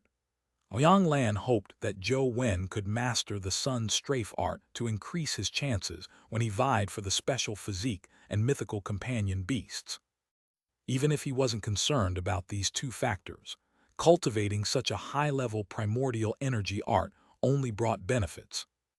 Zhou Wen didn't make his decision on whether he would be vying for the special physique, but he did plan on taking a look at the Sun Strafe art. It wasn't that he didn't wish to cultivate the Sun Strafe art, but since the primordial energy art came from lands of mystery like the small perfection of Wisdom Sutra, Zhou Wen wished to know if the lost Immortal Sutra had any effect on these primordial energy arts. Having had the USB drive in his possession for so long, this was the first time he was seriously reading the contents. The Sun Strafe art was indeed a high-level primordial energy art, far greater than ascetic meditation. After reading the entire Sun Strafe art, nothing happened to the lost immortal sutra in him. It wasn't like when he had read the small perfection of Wisdom Sutra, in which the lost immortal sutra would automatically switch to the small perfection of Wisdom Sutra's circulation method. Could it be that I need to see the original scriptures for it to be of use? Zhou Wen guessed inwardly. Zhou Wen put away the USB drive and was about to use his phone to grind the tiger cage past dungeon when Li Xuan came to him. The Wen family has settled the problem for you. The Special Inspection Bureau won't dare come again. You can rest easy now. Isn't it about time we complete the test mission Counselor Wang gave us? Li Xuan said with a grin. All right, after some thought, Zhou Wen agreed. After all, they didn't have much time left. It wasn't a bad idea to complete the test mission now. Although Wang Fei had said that they could kill the demonized general in a team of 4, Li Xuan and Zhou Wen had no intention of recruiting others. Just the two of them were good enough. Sunset College was so large that news of yesterday's ongoings on hadn't spread to the others. Those who knew Zhou Wen and what had happened were even fewer. Amongst those students, they didn't react differently when they saw Zhou Wen either. Zhou Wen and Li Xuan were walking towards Tiger Cage Pass when they suddenly heard a commotion up ahead. Then, they saw many students running back. A few of them were running and shouting, "Run! There's a word-engraved demonized general ahead. It's rushing over here." As the strategy had specially mentioned that even legendary stage experts were not necessarily able to defeat word-engraved demonized generals, none of the freshmen dared to take risks. All of them fled for the tiger cage past Dimensional Zone's exit. We sure have bad luck. To think that a word-engraved demonized general would appear. Let's head back now and wait until the school eliminates it before coming back. Although Li Xuan was arrogant, he knew where to draw the line. Chapter 89, Blade Demonized General. Zhou Wen naturally didn't mind. Word-engraved demonized generals were extremely powerful, pinnacle existences among legendaries. He was only confident of killing blade demonized generals among the word-engraved demonized generals. If he were to encounter a paper demonized general, death was certain, so there was no need for him to take the risk. Just as the two were prepared to leave, they saw the stocky demonized general riding over on a red horse with spear in hand. A few female students were too close to it and were about to be caught up by it. "Sis," Li Xuan took a careful look and immediately, the color in his face drained. He summoned the jade-eyed white tiger and rushed over against the escaping crowd. Zhou Wen also saw Li Weiyang among the students being pursued by the demonized general. However, he did not rush over immediately. He was too far away and couldn't see clearly what the engraved word on the head was. If it was Blade, he was confident that he could help Li Xuan rescue Li Weiyang. It was even possible to kill it in passing, and he might obtain something good. However, if they had encountered a paper demonized general, Zhou Wen would only be sending himself to his death if he rushed over. It would be meaningless. Li Weiyang had the legendary companion beasts, Black Knight and Jade-eyed White Tiger. Even if they weren't a match for the paper demonized general, they were enough to rescue Li Weiyang by sacrificing them. "Isn't Li Xuan your friend? Why aren't you going to help him?" Zhou Wen was trying to make out the word engraved on the demonized general's helmet when he heard a familiar voice. He turned around and saw Jiaying standing beside him with a deadpan expression. She had walked over at some point in time. Her tone had a clear hint of mockery. He glanced at her before ignoring her. He turned his head back to scrutinize the demonized general's helmet, trying hard to figure out what the word was. Although Zhou Wen was quite fond of Aoyang Lan, it did not mean that he had a favorable impression of everyone in the Wen family. At the very least, he didn't have a favorable impression of Jiaying and Tianzuo, so he didn't want to have any interaction with them. Zhou Wen wouldn't vent his anger on Aoyang Lan because of the Wen siblings, but he wouldn't extend his fondness to them just because of her. And Jiaying didn't say anything else. She also knew that it was unrealistic for a mortal stage student to fight a word-engraved demonized general. It wouldn't be a heroic act but a suicide. However, for some reason, Jiang just found Zhou Wen a sore sight. Even if he did the right thing, she just couldn't help but poke fun at him. Although she said that, and Jiang's eyes were peeled at the demonized general, she was prepared to summon her companion beast to engage it in combat. Firstly, it was because Jiang wouldn't allow her fellow students to be killed by the demonized general, and secondly, the probability of a word-engraved demonized general's appearance was very low. Once it appeared, it became the target of the best students in school. The companion beast and essence energy skill that the word-engraved demonized general dropped were extremely rare and very useful. The companion beast needed no explanation.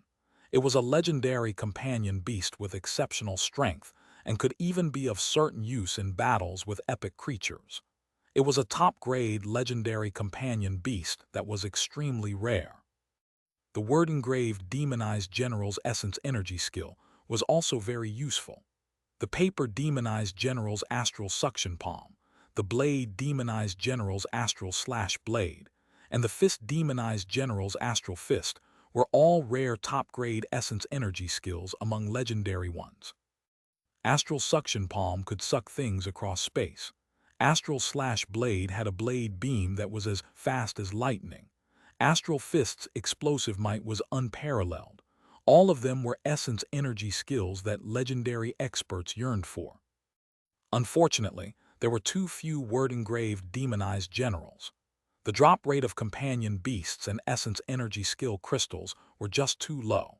It had been years since the discovery of the tiger cage past dimensional zone, but the number of people with word-engraved demonized general companion beasts and essence energy skills was few in number. Inside Sunset College, if one could possess a word-engraved demonized general companion beast, or possess a word-engraved demonized general's essence energy skill, they would be envied by everyone. It was easy for Jiang to get companion beasts and essence energy skills, but to obtain a word-engraved demonized general companion beast wasn't an easy endeavor. There were just too few of them, and there was practically none on the market for sale. Furthermore, a companion beast that dropped from one's kill gave one a better sense of achievement than buying one. Just as Jiang was prepared to take action, she saw Zhou Wen suddenly dash forward like a released arrow as he headed straight for the word-engraved demonized general. Jiang was taken aback as she hurriedly rushed over. Although she found Zhou Wen a sore sight, she didn't wish to see him die here. She believed that she could easily catch up to him, since she was already at the legendary stage, while he was only at the mortal stage. However, shortly after she chased him, she saw Zhou Wen with 4 translucent silver wings behind his back. Instantly, his speed was elevated significantly and was in no way inferior to a legendary. He was even faster and prevented Jiang from catching up to him. A legendary companion beast, and Jiang was puzzled. Zhou Wen was only at the mortal stage, which usually meant the impossibility of incubating a legendary companion beast unless Zhou Wen cultivated in essence energy arts like the invincible connate divine art. However, Jiang knew him pretty well. She knew that he only cultivated in ascetic meditation, which made it impossible for him to incubate a legendary companion beast at the mortal stage. Furthermore, she had never seen the companion beast he was using. This was quite astonishing to her, considering her background as a member of the illustrious and family. Even if he has a pinnacle legendary companion beast, it's impossible to fend against a word-engraved demonized general. Jiang knew how powerful they were, so she didn't stop and continued rushing forward. However, she didn't plan on overtaking him this time. She wanted to know how strong Zhou Wen currently was. She could take action when he was in danger. Zhou Wen didn't think too much. The moment he saw that the demonized general's helmet was a blade, he had rushed forward. Since he had the ability to help, there was no reason for him to idly stand by. Furthermore, word-engraved demonized generals had a low probability of spawning even in-game. Zhou Wen was already hopping to find a blade demonized general, so encountering one here was a boon. Just as Li Xiuan had said, he had summoned the jade-eyed White Tiger and Black Knight to stop the demonized general, protecting Li Weiyang and the other girls as they retreated. The Black Knight rushed right in front of the demonized general and slammed forward by relying on its heavy armor. Bang! The demonized general's strange spear thrust out powerfully with roaring flames, stabbing the Black Knight's helmet right into the breastplate. Half of the Black Knight's body was slammed into the ground like a wooden column. Meanwhile, the jade-eyed White Tiger had leaped up, flashing its claws at the demonized general's neck. However, before it arrived in front of the demonized general, the left hand slashed out with a faint, thin blade beam, splitting the jade-eyed White Tiger into two. Li Xiuan felt his heart ache. Although legendary companion beasts weren't much to him, the jade-eyed White Tiger was quite a rare legendary companion beast, so finding a second one wasn't going to be easy. Chapter 90. Annihilating the General with One Palm. After killing the jade-eyed White Tiger, the demonized general didn't cease at all. It raised the strange spear in its hand, and the crescent-like side blades swept across the Black Knight's waist with terrifying flames. Half of the Black Knight's body was buried in the ground, and it was unable to move at all. If it was struck, it was likely to have its head separated from its body. Leave quickly. Li Xiuan didn't have the luxury of time to moan over his companion beasts. The blade demonized general was just too fast and powerful. The speed at which it killed the jade-eyed White Tiger and Black Knight had far exceeded Li Xiuan's expectations. If they didn't pull open a distance quickly, it would probably chase after them again. Suddenly, a figure flew over Li Xiuan, arriving above the demonized general in a blink of an eye. Then, it was split into two. Zhou Wen had summoned the silver-winged flying ant and was riding on its back, rushing straight for the demonized general's head. The demonized general waved its left hand, shining out a lightning-like blade beam that moved at an inconceivable speed. The instant it smashed down, the beam had arrived in front of the silver-winged flying ant. The silver-winged flying ant spread its four wings and phased away with silver, dreamy light. Its speed was instantly raised to a terrifying level, allowing it to dodge the demonized general's blade beam. And Jiang, who was prepared to take action, was stunned. The blade demonized general's astral slash blade was famous for being fast, accurate, and mighty. Yet that companion beast had managed to dodge it. It truly caught her by surprise. To have a non-avian companion beast that has a flight primordial energy skill is rather rare, and Jiang stopped in her tracks as she watched the battle.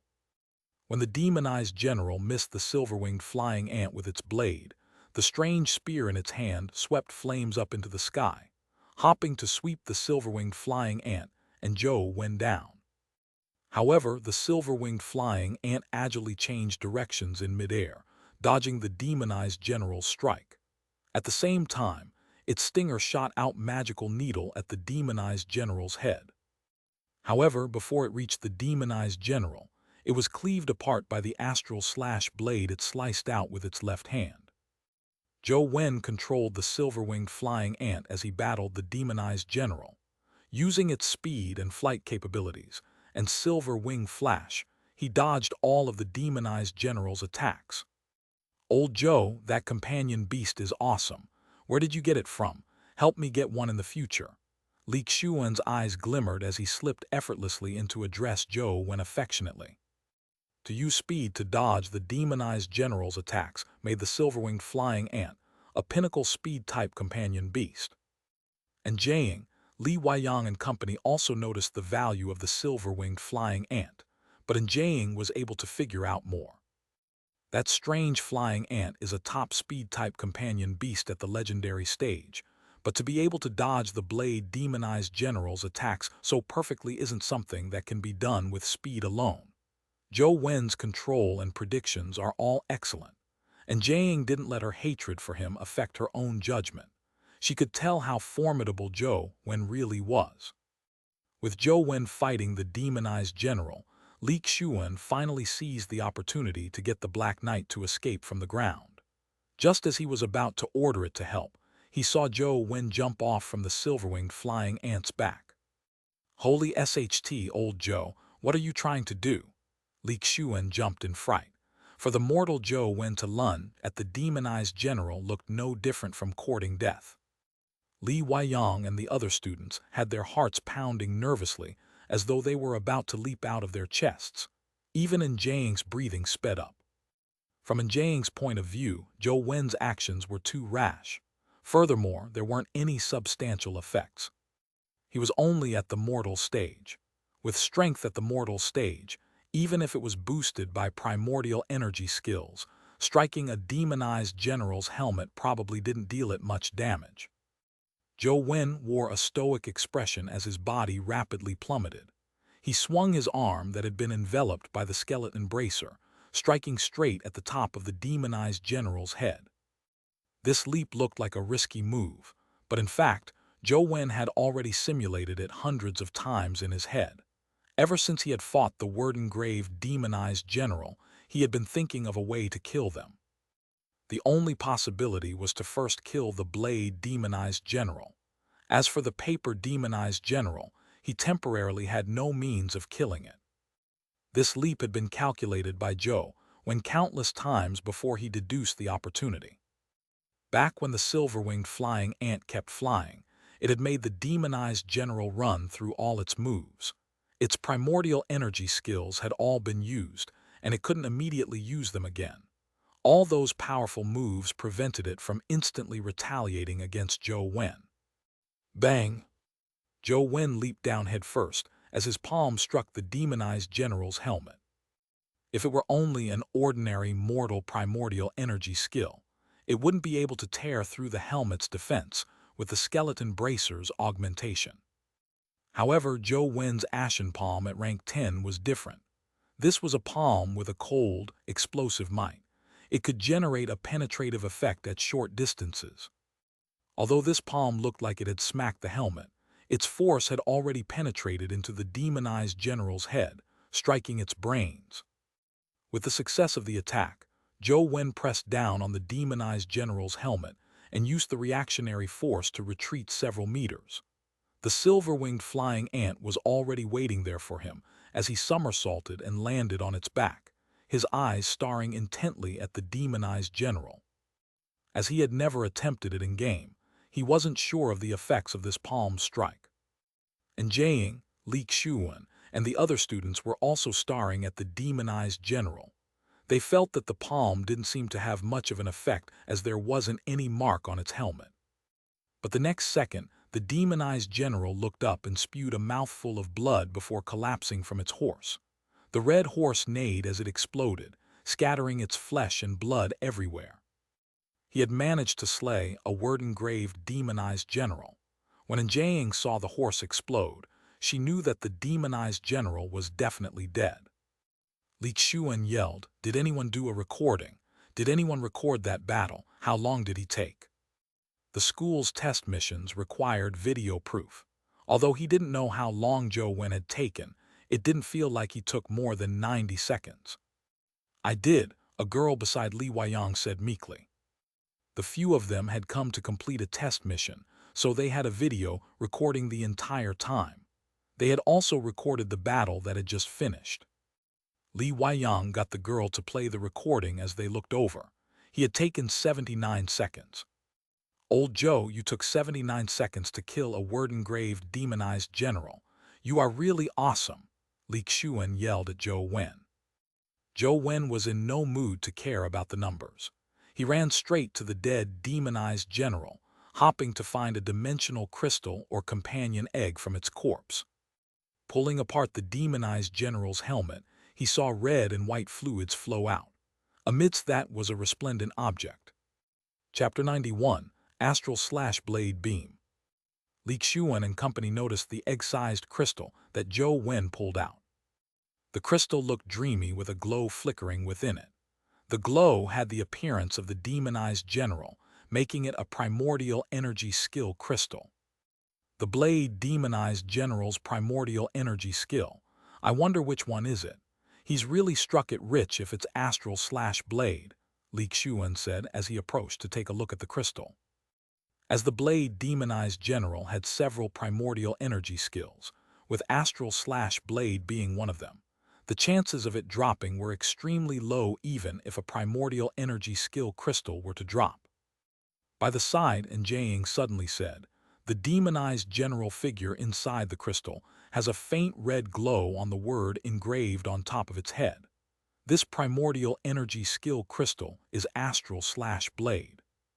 "It's really Astral Slash Blade. Old Joe, your luck is really unparalleled," Li Xuan said in excitement. "If you wish to sell this Astral Slash Blade skill, just sell it to me. I'll quickly advance to the legendary stage so I'll be able to use it." Zhou Wen shook his head slightly and placed the primordial energy skill crystal in his pocket. The average person couldn't withstand the surge of primordial energy skills at the mortal stage. Any forceful absorption would damage the body, and in serious cases, might even lead to death. However, Zhou Wen was different. If he could take the primordial energy skill into the game and let the blood-colored avatar attempt to absorb it, he himself wouldn't be in any danger. Zhou Wen had already tried absorbing legendary primordial energy skills in-game, and all of them had happened without a hitch. Zhou Wen's news of killing the word-engraved demonized general quickly spread across campus. To kill one in 79 seconds was unheard of even amongst special admission students. However, the topic of conversation was the silver-winged flying ant. Many people believed that it was due to it that Zhou Wen was able to slay the word-engraved demonized general. Such speed and ability of flight made it a top speed type, flight-capable companion beast among those at the legendary stage. After Wang Fei saw the recording of Zhou Wen slaying the word-engraved demonized general, she gave Zhou Wen a very high evaluation, believing him to be a talent worth nurturing. Even Jiang, who always found him a sore sight, viewed him in a different light. She believed that Zhou Wen would once again get back on his feet, turning back into the genius he once was. However, Wang Fei and Jiang quickly realized they were wrong. After killing the word-engraved demonized general, Zone didn't come out of his dorm at all. He didn't enter the dimensional zones to train himself, nor did he attend any classes. And Jiang often saw Zhou Wen lying in the yard, holding his phone gaming while sunbathing. He gamed for several hours at a time without even changing his pose. After he obtained the Astral Slash Blade primordial energy skill, many students tried to buy it from him through different means, but they were all rejected by him. Although Zhou Wen already had the ability to kill blade demonized generals and could always slowly grind one in-game, that would take him too much time. He didn't wish to waste any time for just some pittance of money. On the day he returned home with the Astral Slash Blade crystal, he had tried using the mysterious phone to snap a picture of it. It instantly pulled it in-game and allowed him to successfully master the Astral Slash Blade primordial energy skill. What left Zhou Wen perplexed was that Astral Slash Blade was somewhat different from the typical primordial energy skill. This was because it didn't have a rank, and the amount of primordial energy it expended wasn't fixed. Either 1 or 10 points of primordial energy was enough to release Astral Slash Blade, but the unleashed force was different. The more primordial energy used, the stronger the Astral Slash Blade's beam was. Zhou Wen had tested the might of the Astral Slash Blade in-game. When using 10 points of primordial energy, it could instantly cull the legendary silver-winged flying ant in midair. It was fast and ruthless, giving him the exhilaration of killing someone through empty space. It was something Ashen Palm and Vigor Divine Fist couldn't compete with. Over the past few days, Zhou Wen had been grinding Tiger Cage Pass in a bid to encounter paper demonized generals. He wanted to see if Astral Slash Blade could crack the primordial energy skill of the paper demonized general. Unfortunately, his luck was terrible. After repeatedly grinding Tiger Cage Pass, he only encountered one word-engraved demonized general. It wasn't a blade demonized general, but a fist demonized general. When Astral Slash Blade and Zhou Wen's other primordial energy skills hit the fist demonized general, its body would flash a golden light as though it was layered in gold. Even the Astral Slash Blade's beam couldn't leave a scratch. Finally, the blood-colored avatar was slain by the fist-demonized general with one charge, leaving him rather disheartened. However, he was used to such outcomes. Compared to others being capable of encountering one word-engraved demonized general in a time span of 2 to 3 months, his efficiency was considered a lot higher. Just as he was preparing to continue grinding Tiger Cage Pass, he heard his phone ring. He still picked it up despite it being an unknown number. "Is this Zhou Wen? You have a delivery," a man's voice sounded from the phone. "I don't think I bought anything on the internet recently. Who would deliver something to me?" Zhou Wen thought for a while to no avail. However, he went to the door to take receipt of the parcel. The parcel wasn't very big. Zhou Wen looked at it carefully and saw that the sender had the word principal written on it. "The former principal mailed me something." Zhou Wen found that the most probably. Previously, Aoyang Lan had mentioned to him that the former principal had been invited to a mysterious dimensional zone and hadn't returned to date. That was because the magnetic fields there were abnormal, preventing any communication devices to be used. Even Aoyang Lan didn't know his present situation. After returning to his dorm, Zhou Wen opened the parcel and couldn't help but be shocked when he saw the thing inside. The parcel wasn't big to begin with. Stuffed inside it were several old newspapers, but the only thing of note was a name card. It was a real name card. The owner of the name card was the owner of a dimensional crystal shop. His name was Qin Ziyuan. On the back of the name card was the address and contact number of the shop. Apart from that, there was a string of numbers that were handwritten at the bottom. It was just underneath the telephone number, so it looked like an additional number to call. Is this name card really from the former principal? Zhou Wen felt puzzled, unsure why he would mail this to him. He picked up the delivery notice and tried calling the sender's number, but he only received the notification. "The number you called is not in service." What's going on? Zhou Wen couldn't help but frown. He took a look at the sender's address and saw that it was a place in the East District named Zhuolu County. There wasn't an exact street or unit number. Chapter 92, Excellent Grade Companion Egg. Zhou Wen studied it for quite some time before figuring out what the name card meant. On it was a string of handwritten numbers that didn't seem like a telephone number. Typical cell phone numbers were 11 digits with landlines being 7. However, this number had 10 digits, so it clearly wasn't right. It didn't seem right either that certain digits of a cell phone number were missing. This was because the string of numbers started with a 5 while cell phone numbers typically started with 1. Most people usually wouldn't write the first digit wrongly. What does this string of numbers represent? Zhou Wen had the urge to ask the former principal if it was from him, but he didn't have his contact details.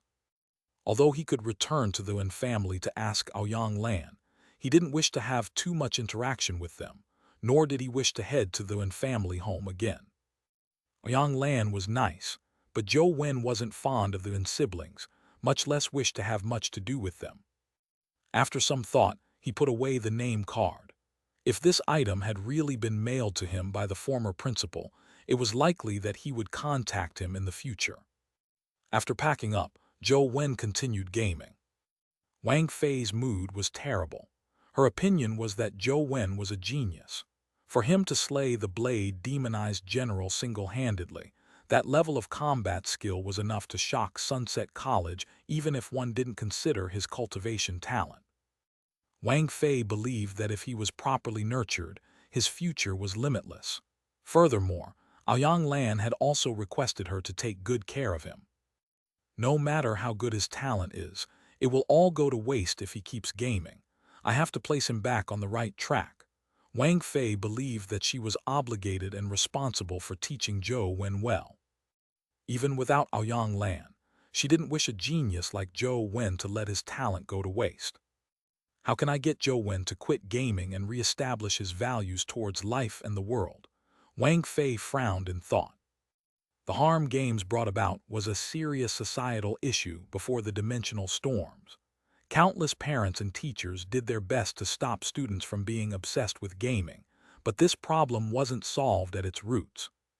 After the dimensional storms, Due to the change in society and the collective consciousness, the number of students who gamed had reduced significantly. However, there were still many who were obsessed with gaming. Wang Fei felt that Zhou Wen mustn't have fallen too deep. After all, he had been a diligent student in the past. He was only using games to escape reality after suffering a heavy setback. However, from the 2 battles Zhou Wen engaged in after coming to Sunset College, his foundation was excellent. He had to be a very diligent and assiduous student. As long as his confidence and values towards life were established again, he could quit his gaming addiction. After some thought, Wang Fei's eyes suddenly lit up. He that hides can find. Since Zhou Wen lost his confidence and is escaping from reality after his defeat by Njaying, wouldn't defeating Njaying allow him to reestablish his confidence? The more Wang Fei thought about it, the more viable she found it to be. To get Zhou Wen to defeat a genius like Njaying was also a challenge and accomplishment for a teacher. This would only make it more interesting. Wang Fei steeled her resolve to complete this plan of hers. She wished that a student she mentored could defeat Njaying, who the Wen family treated like a treasure. Even her body heated up in excitement. Zhou Wen didn't know that he had become a gaming addict youth in Wang Fei's eyes. He had even become a target for receiving plenty of help. At this moment, he was still focusing on grinding. Having lost count of the number of times he grinded Tiger Cage Pass, Zhou Wen finally encountered a word-engraved demonized general. From a distance, Zhou Wen was delighted because engraving on the demonized general's helmet was paper. He sent the blood-colored avatar charging at the demonized general, for he was already very familiar with its series of attacks. With the silver-winged flying ant's speed, it wasn't difficult for him to deal with it. When the blood-colored avatar dodged the strange spear's first strike, the paper-demonized general used its astral suction palm. It widened its left palm and aimed it at the blood-colored avatar. The blood-colored avatar seemed to be bound by a potent, invisible force, and was yanked towards the paper-demonized general.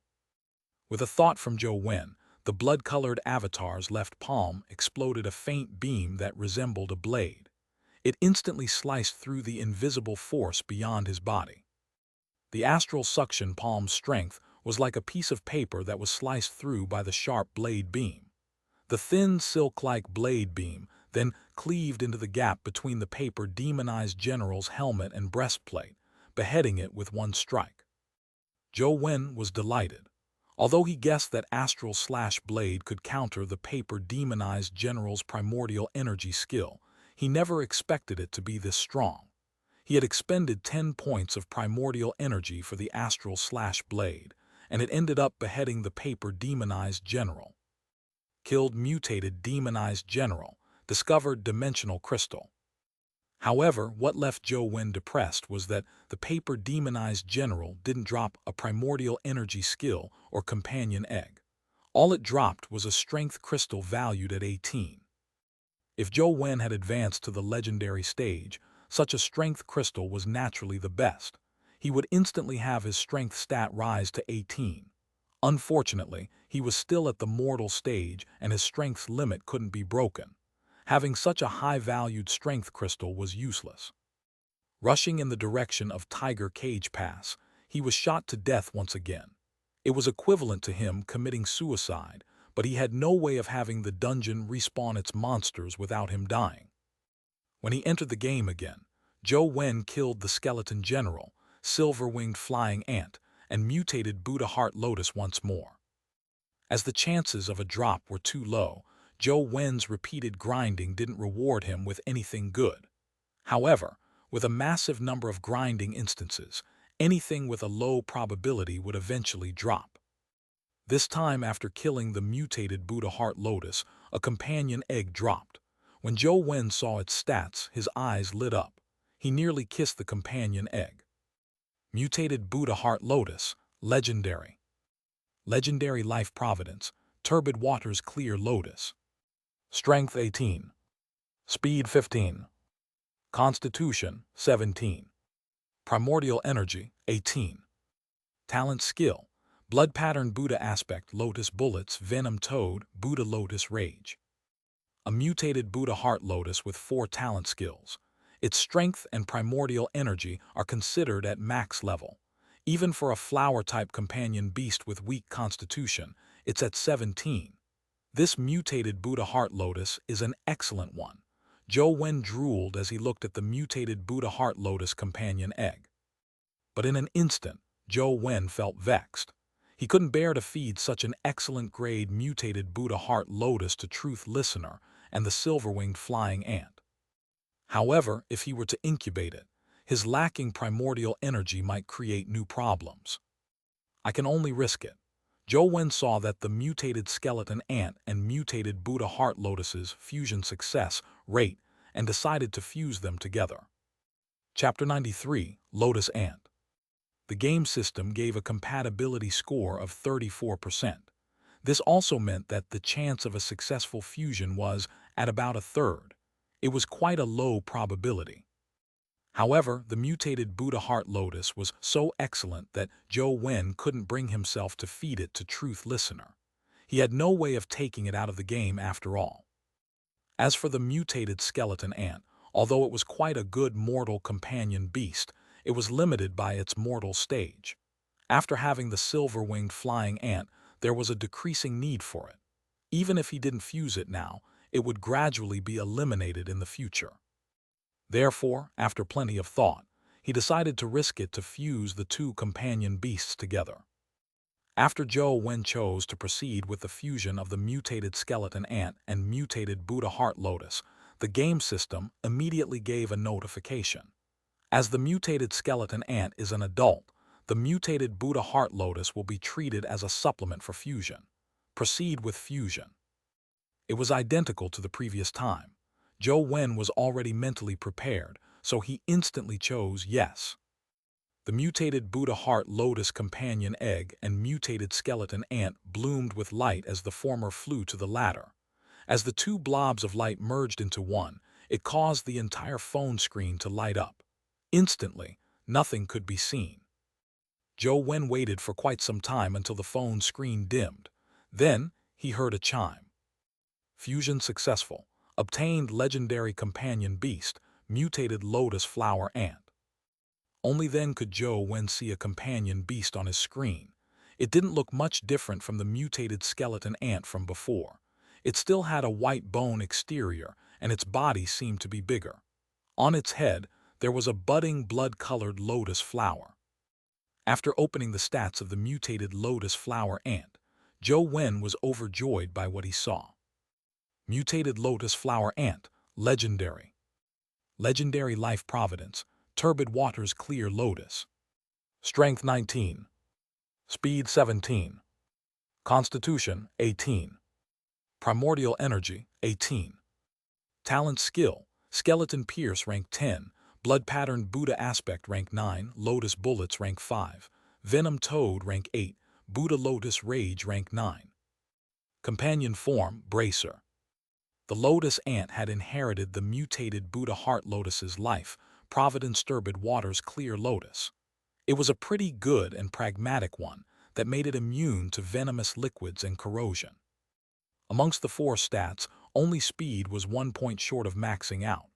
As for strength, it was an overdrive at 19, having exceeded the limits of a typical legendary maximum. It was considered the best among the best. Even crazier was that the lotus ant had retained all the mutated skeleton ants and mutated Buddha heart lotus's skills, becoming one with 5 primordial energy skills. Furthermore, it was a terrifying existence with rather high primordial energy skill ranks. If such a legendary companion beast was put on sale, just the fact that it had 5 primordial energy skills was enough for it to be sold at an astronomical price. If there was an overall legendary companion beast ranking, the mutated lotus ant would definitely rank high. In his joy, Zhou Wen summoned the mutated lotus ant and saw a horrifying tank-sized ant appear in front of him. Its body was covered in terrifying bone spikes that made it look ferocious and terrifying. But on its head was a red lotus flower. It was connected to the top of its head with a flower bud. It made its terrifying looks appear rather adorable. As the mutated lotus ant crawled, The lotus flower on its head would bob up and down, making it rather interesting. Just as Zhou Wen was admiring the mutated lotus ant, he suddenly heard the doorbell ring. After dispelling the summon, he opened the door and was astonished to see Wang Fei. Sunset College's education methods were very simple. One counselor led a class and was responsible for giving class homework and missions. Under normal circumstances, they wouldn't be directly involved in the education of students. Students could select which teachers' classes they attended based on the mission they had. They could then learn the knowledge and techniques they needed. Therefore, although Wang Fei was Zhou Wen's counselor, there weren't many opportunities for him to meet her. She typically wouldn't request a meeting with her students before the 10-day deadline of the last mission. Unless a student encountered problems and sought her help, a counselor typically didn't interfere with a student's usual studies. "Zhou Wen, pack your things. Let's have a walk," Wang Fei said directly before he could even speak. "Miss Wang, what do you want me to do?" Zhou Wen asked, feeling somewhat unhappily. Wang Fei said with a smile, "Professor Chen has a project that requires a student to be his assistant. I think you are very suitable for it, so I recommended you to him." "Is that a homework mission?" Zhou Wen frowned slightly. He had no intention of being an assistant. He had long heard of the benefits that came from being a professor's assistant, as it allowed one to interact with many high-level objects and broaden one's horizons, while also gaining some pointers from a professor. It was an opportunity many students wanted. However, Zhou Wen didn't like having such an opportunity. Although it was beneficial, it required him to sacrifice his time to work for the professor. To other students, such work was a way of hunting themselves, a type of improvement. But to Zhou Wen, it was a waste of time that would eat into his gaming time. "It's not a homework mission. I just find you very suited for it, so I recommended you. Professor Chen has great achievements when it comes to nurturing companion beasts. In Sunset College, he's an authority in such matters. Furthermore, he has done a great amount of research on melee fighting primordial energy skills. I believe it will be very beneficial to you if you were to learn from him." Wang Fei was feeling rather pleased with herself. Professor Chen was a famous old fogey. Getting anyone to convince him to take in another student as an assistant was practically impossible. In Sunset College, not more than 3 people could get Professor Chen to agree to such a request. Zhou Wen wasn't able to see Wang Fei's face as he said directly, "Miss Wang, if it's not a homework mission, I hope to decline the offer."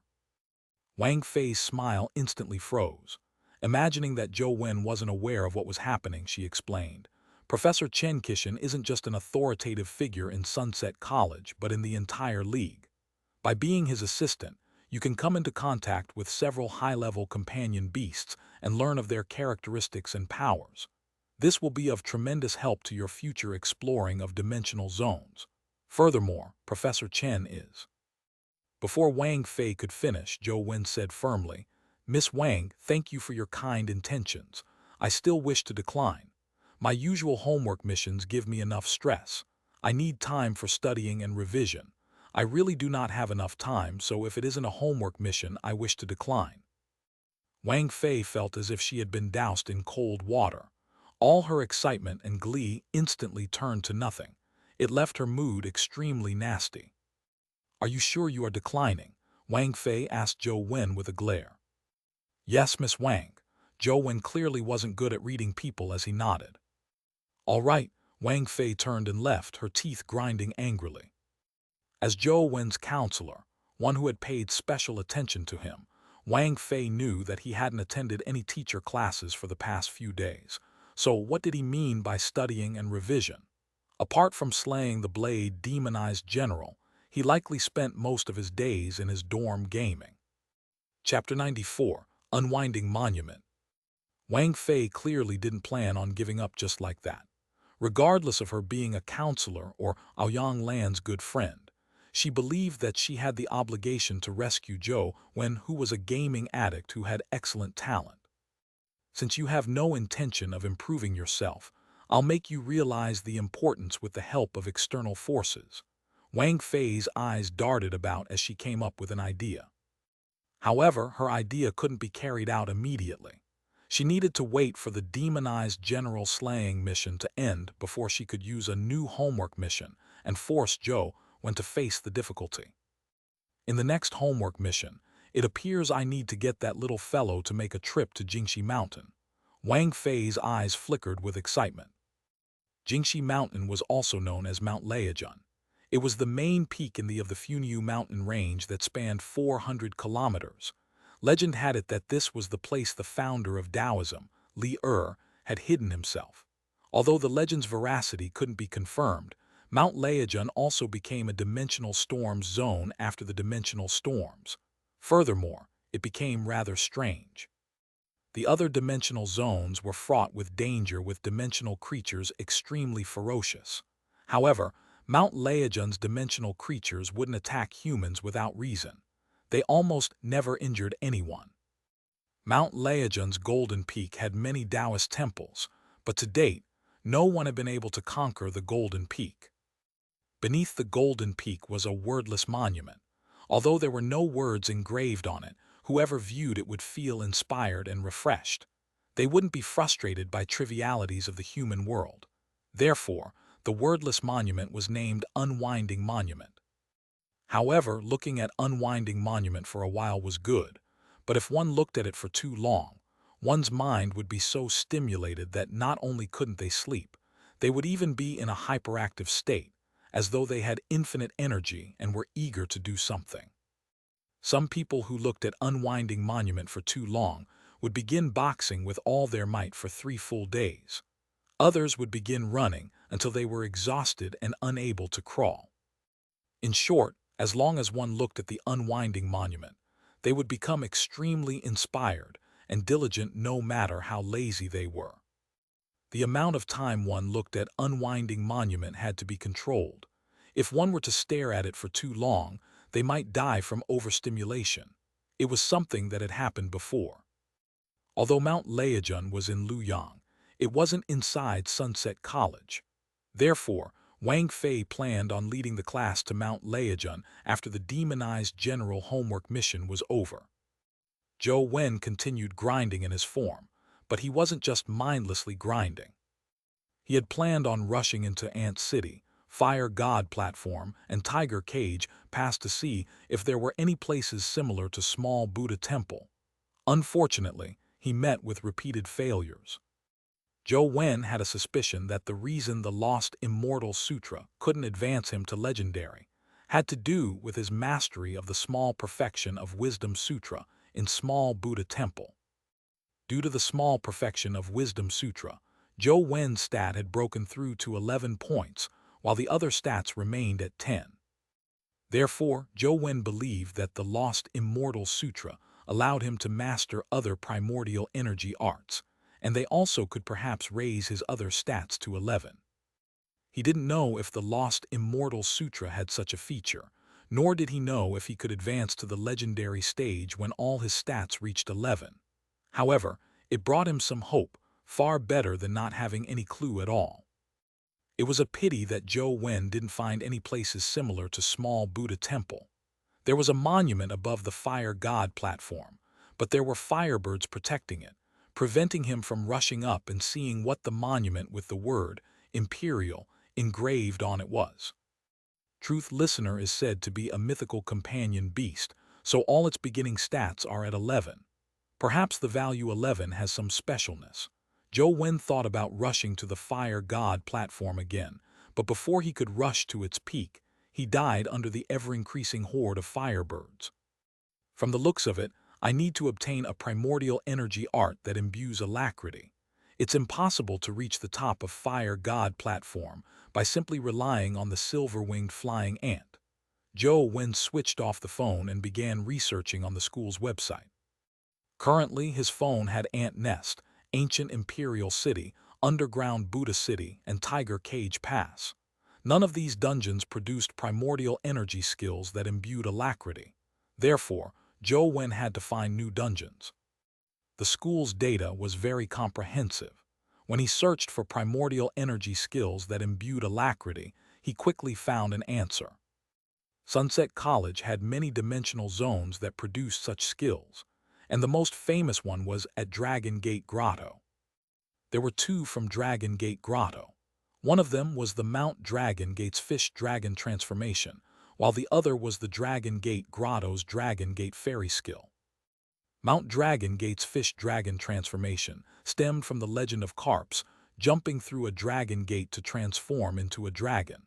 It was a primordial energy skill that allowed one to soar straight up to a height of hundreds of feet, as though one was flying in the sky. However, a single leap of Fish Dragon transformation was enough to drain all of one's primordial energy. Such massive expenditure wasn't one that Zhou Wen needed. Furthermore, Mount Dragon Gate wasn't in Sunset College. Dragon Gate Fairy skill was the complete opposite of Fish Dragon transformation. It was a long-lasting primordial energy skill that imbued alacrity. It used one's changes in motion to fly and dance in the sky like a fairy. Although it needed a point to leverage upon, making it not true flight, it was good enough. However, obtaining the Dragon Gate Fairy skill wasn't simple. This was only produced by the Lotus Flower Cave in Dragon Gate Grotto. Furthermore, the drop rate was very low. People could spend more than a year inside without having it drop. Firstly, Dragon Gate Fairy skill's drop rate was very low, and secondly, there were very few dimensional creatures in Lotus Flower Cave. Zhou Wen naturally didn't have any qualms about that. All he needed to do was head to Dragon Gate Grotto and download the dungeon before being able to grind it infinitely. He didn't need to worry about not having dimensional creatures to clear. Of course, that was on the premise that he had enough blood to support such an action. Thinking of how great his recent blood loss was, he drank a mouthful of his self-brewed blood-replenishing tea. Although it didn't seem to be of any use, it gave him a placebo effect. He was about to head to Dragon Gate Grotto and see if he could download it. But to his surprise, just as he left his building, he saw the young, white-gloved military officer standing at his yard's entrance, instructing two soldiers to carry a crate in. Zhou Wen recognized the young military officer. He was Tianzuo's adjutant and driver who he had met before. Zhou Wen didn't know why he was here. Just as he was about to ask, the adjutant said, "Young Master Wen, Madam has requested me to bring this crate to you. Please acknowledge receipt." Zhou Wen frowned slightly and walked over to the crate and opened it up a little. Immediately, he saw all kinds of dazzling dimensional crystals inside. Chapter 95, Dragon Gate Grotto. "What's the meaning of this?" Zhou Wen asked with a frown. "Young Master Wen, this is your allowance for this month. If it's not enough, you can always request more from Madam." She had actually planned on preparing a few companion beasts that would be suitable for you, but after recognizing the fact that you would be advancing to the legendary stage soon, they weren't made. "There will be more choices and useful ones when the time comes," the adjutant said. "Sis Lan really gave this to me?" Zhou Wen asked the adjutant. "Yes," the adjutant answered with great certainty. "Then help me thank Sis Lan. I appreciate the gesture, but I don't need it," Zhou Wen said as he lowered the lid. The adjutant looked at Zhou Wen in surprise. "Young Master Wen, this is your allowance just like Miss Jiang. It's what you deserve." "That's what Jiang deserves, not me. I have no need for it either. Please return and tell Sis Lan. I respect her, but my surname is En," Zhou Wen said. The adjutant looked at Zhou Wen but stopped trying to persuade him. He just took out a pen and paper to write down a cell phone number and handed it to him with both hands. "Young Master Wen, I'll take the items back. This is my number where I'm contactable any time of the day. If you have any requests, feel free to give me a call." "All right, thank you." Zhou Wen took the paper slip and saw the number. There were the words "Ah Sheng" written behind the number, perhaps the name of the adjutant. However, the name looked more like a nickname or pet name. It didn't seem like a real name. As though he noticed Zhou Wen's doubts, Ah Sheng said, "I was picked up by Overseer and in a dimensional zone. I had suffered serious injuries to my head and lost all my memories. Overseer in hopes that I can be reborn from the flames, which is why he gave me the name Sheng, representing life. I also took on his surname as En. Young Master Wen, you can just call me Ah Sheng." All right, thank you, Ah Sheng. Please help me take the things back. Zhou Wen put away the paper slip, and after sending Adjutant Ah Sheng off, he headed straight for Dragon Gate Grotto. Ah Sheng returned to the Wen family with the items. However, he didn't take them to Yanglan but to Tianzuo. Why did you bring the items back? And Tianzuo looked at the crate with a frown. Young Master Wen wanted me to bring them back, Ah Sheng said. Did you tell him that they were from my mom? And Tianzuo asked. Yes, young Master Wen said to thank her. He appreciates her gesture, but he doesn't want the items, Ah Sheng replied truthfully. Then put them away, and Tianzuo said after some thought. Overseer, I think young Master Wen must have guessed that these things weren't from Madam, Ah Sheng added. Why so? And Tianzuo asked with piqued interest. Just a feeling without any basis. You aren't a woman, so what feeling is there to speak off? And Tianzuo paused and said, This Zhou Wen has quite a backbone. However, one cannot be successful with backbone alone. If he wishes to cultivate the sun strafe art, it's a mystery how long it will take for him to advance to the legendary stage without enough primordial energy crystals. We can't have little Jiang waiting for him all the time, right? Overseer, I have something I'm not sure if I should say, Ah Sheng said with some hesitation. Cut it out, when have you held back? And Tianzuo said with a grunt. Ah Sheng said, Miss Jiang's body isn't good, so Madam preventing her vying for the special physique is for her own good. But why must she compete with young Master Wen for supremacy? And Tianzuo said lightly, I know little Jiang's personality all too well. She doesn't care about the nomination, but she wants to prove to Mom that Zhou Wen isn't as excellent as grandfather claims him to be, and definitely not better than she is. Zhou Wen followed the navigation and headed for Dragon Gate Grotto. As Dragon Gate Grotto was just too huge, Sunset College actually covered a tiny area of it. Most of it was outside the campus. After Zhou Wen arrived, he realized a serious problem. Places like Ancient Imperial City, Underground Buddha City, and Tiger Cage Pass had a small palm symbol that allowed him to see it at a glance, thereby successfully scanning it and downloading the dungeon. However, Dragon Gate Grotto was a kilometer-long stretch. There were countless stone monuments and stone sculptures here, but there was nothing that resembled an entrance like a city gate. There was no obvious spot to find the small palm symbol. There were many caves that could be entered in Dragon Gate Grotto. The dimensional zones inside formed an infinitely extensive area. For instance, the Lotus Flower Cave which Zhou Wen wanted to go to was just one of many. Without the palm symbol, Zhou Wen could only follow the river, carefully taking in everything around him, the Buddha statues and stone sculptures. He hoped to find the palm symbol and download the dungeon into his mysterious phone. The Dragon Gate Grotto had about 100,000 Buddha statues. The tallest one reached nearly 20 meters, and there were more than 50 caves. The masonry numbered thousands. After the dimensional storms, every cave had a huge number of dimensional creatures appearing in their interior. Zhou Wen looked around as he walked, making extremely slow progress. However, he didn't find the palm symbol. Zhou Wen. As he was searching for the symbol along the river, he suddenly heard someone call his name. Zhou Wen turned and realized that the person who called out to him was the girl, Wang Lu, who lived next door to him. Zhou Wen, have you come to Dragon Gate Grotto for cultivation as well? Wang Lu asked with a smile. I'm just here to take a look. I don't plan on entering, Zhou Wen said. Since you're here, it's a shame if you don't go in. I heard there have recently been dragon roars inside Old Dragon Cave. There's also a treasure-like glow that appears at night. It's very strange. Why don't you go in with me to take a look? Wang Lu invited. The stranger it is, the more dangerous it is. It's better I do not enter, Zhou Wen said as he continued walking ahead. Wang Lu stuck her tongue out and headed for Old Dragon Cave. Dragon Gate Grotto was just too huge, and there were too many carvings. To find a small palm symbol clearly wasn't an easy task.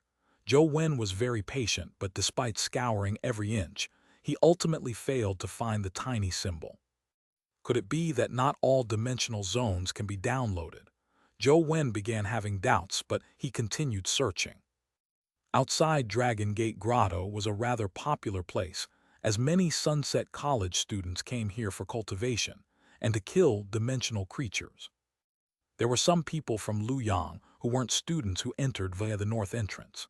He also saw many people setting up shop by the caves, some selling the dimensional crystals and companion eggs that came from the respective cave. Upon seeing those stalls selling companion eggs, Zhou Wen suddenly had a thought. The mysterious phone can download a companion egg into the game via taking a picture. Then, can I take the companion eggs of others in-game by snapping a photo? The phone shouldn't be smart enough to tell who the companion egg belongs to, right? Chapter 96, Rock-Killing Companion Egg. Zhou Wen wasn't the kind of person who would rob for no good reason. Although he thought of doing so, he didn't actually do it. However, he still used the phone's camera app to aim it at a companion egg placed on a stall, but he didn't press the shutter button. Although he didn't snap the photo, the phone screen still showed the companion egg stats. Stone Warrior, Legendary. Life Providence, Stone Contract. Strength 16. Speed 13. Constitution 16. Primordial Energy 12.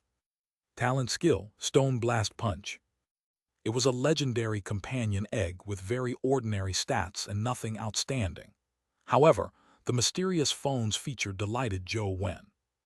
Dimensional crystals did not have numbers in real life, but technological methods could be used to roughly measure their power. This allowed them to roughly tell the level of dimensional crystals. However, companion eggs could not be measured at all because the same type of companion eggs gave almost the same figures even when measured using a device. To get a companion beast with excellent stats depended on luck.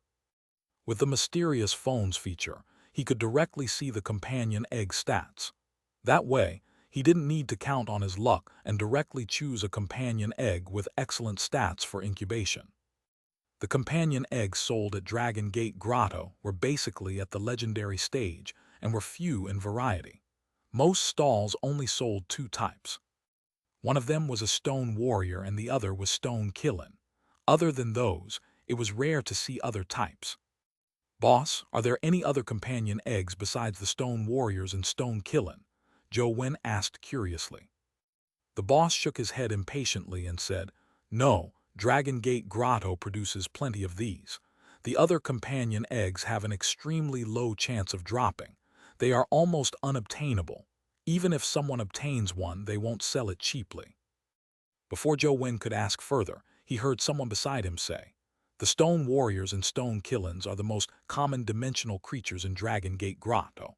The probability of them dropping companion eggs is also very high. In Luoyang, those at the legendary stage will have two companion beasts, but don't think little of them just because they are common. In fact, excellent grade Stone Warriors and Stone Killins are rather powerful and useful legendary companion beasts. Zhou Wen turned his head and realized that the person who spoke was Wang Lu. Wang Lu continued, An excellent grade Stone Warrior is top amongst its peers in terms of strength and constitution. They are just a tad slower. However, the might of its Stone Blast Punch is very powerful. It's a companion beast with extremely strong offensive ability. A Stone Killin is even stronger. A typical Stone Killin has a primordial energy skill that can harden one's skin by turning it to stone.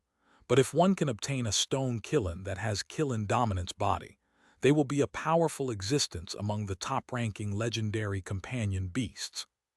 After Wang Lu said that, the stall owner gave her a thumbs up and said, This young lady is an expert. She even knows about Killin Dominance body. That's right, Stone Killin with Killin Dominance body are indeed excellent among legendaries, but despite the numerous Stone Killin companion eggs, the number with Killin Dominance body are 1 in 1,000. They are just too rare.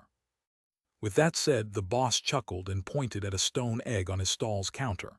I only have one Stone Killin companion egg. Lady, do you want to try your luck? Wang Lu smiled and shook his head. Although Stone Killins are strong, they don't look very cute. It's not the type I'll like, so I think I should forget it. Out of interest, Zhou Wen used his phone's camera to take a look at the stone-killing companion egg. Then, he was surprised to discover that the stats of the stone-killing egg had the talent skill of killing dominant's body. Is it that coincidental? Zhou Wen found it unbelievable. He carefully took a closer look, and indeed, there was the killing dominant's body primordial energy skill. Furthermore, the other stats were pretty good. It was likely one of the most excellent stone killings. How much is a stone-killing companion egg? Zhou Wen asked. If you are paying in cash, 150,000 and you have yourself a deal. When the boss saw that Zhou Wen was a student of Sunset College, he expected him not to have any high-valued dimensional crystals, so he only reported the price in terms of the league's currency. Zhou Wen shook his head with a wry smile. It was useless even if he knew that the stone-killing egg was an excellent grade egg. He didn't have the money to buy it even if he added up all the money in his account, since it didn't even reach 10,000. Wang Lu suddenly said, Zhou Wen, if you want this stone-killing companion egg, why don't you make a deal with me? Do me a favor and I'll help you buy it. What deal? Zhou Wen asked, puzzled. I saw the video of you killing the word-engraved demonized general. You were really impressive, so I hope that you can help me complete my homework mission, said Wang Lu. Do you still need to spend money to hire someone to help with your homework mission? Zhou Wen looked at Wang Lu in puzzlement. Wang Lu was a special admission student at Sunset College, so she was definitely not weak. She could even be said to be an extremely strong person amongst her peers. It was hard to believe that a special admission student like her needed help in a homework mission. Wang Lu smiled and said, if it's just a simple homework mission, I naturally don't need your help. However, I want to get first place in class and even break the records. This requires you. What is your homework mission? Zhou Wen asked after some thought. It's to kill a fairy in Lotus Flower Cave with a party of fewer than 4 people. There is no time limit, but the previous record is 56 seconds, Wang Lu said. How much time do you have left? Zhou Wen asked again. There are still 6 more days, Wang Lu counted with her fingers. Zhou Wen nodded and said, all right, deal. Wang Lu's goal was exactly the same as his. Zhou Wen had to go to the Lotus Flower Cave anyway. It was best if he could download Dragon Gate Grotto as a game dungeon. Otherwise, he had to enter the Lotus Flower Cave and kill a fairy himself. He wanted to see if he could get the Dragon Gate Fairy Skill's Primordial Energy Skill Crystal. Making a trade with Wang Lu in passing wouldn't affect his plans. Wang Lu was very straightforward. Upon hearing Zhou Wen agree to the trade, she directly bought the stone-killing egg for 150,000. She didn't even blink her eyes or ask for a discount. It delighted the boss so much that he couldn't even contain his joy. Zhou Wen didn't stand on ceremony either. After receiving the stone-killing egg, he placed it in his backpack. Do you want to head to the Lotus Flower Cave now? Zhou Wen asked. He felt extremely responsible when it came to mercenary jobs. I'd like to make a trip to the old dragon cave first. If you have nothing to do, why don't we go take a look together? Wang Lu invited. I'll pass. This is my phone number. Call me before going to the Lotus Flower Cave. Zhou Wen gave Wang Lu his phone number. Wang Lu was somewhat taken aback. It was her first time seeing such an insensitive man as Zhou Wen. This person is really interesting. Wang Lu didn't mind and turned to head to the old dragon cave. Chapter 97, Mobile Game. Zhou Wen circled the nearby stalls and used his mysterious phone's camera to take a look at all the stone-killing companion eggs.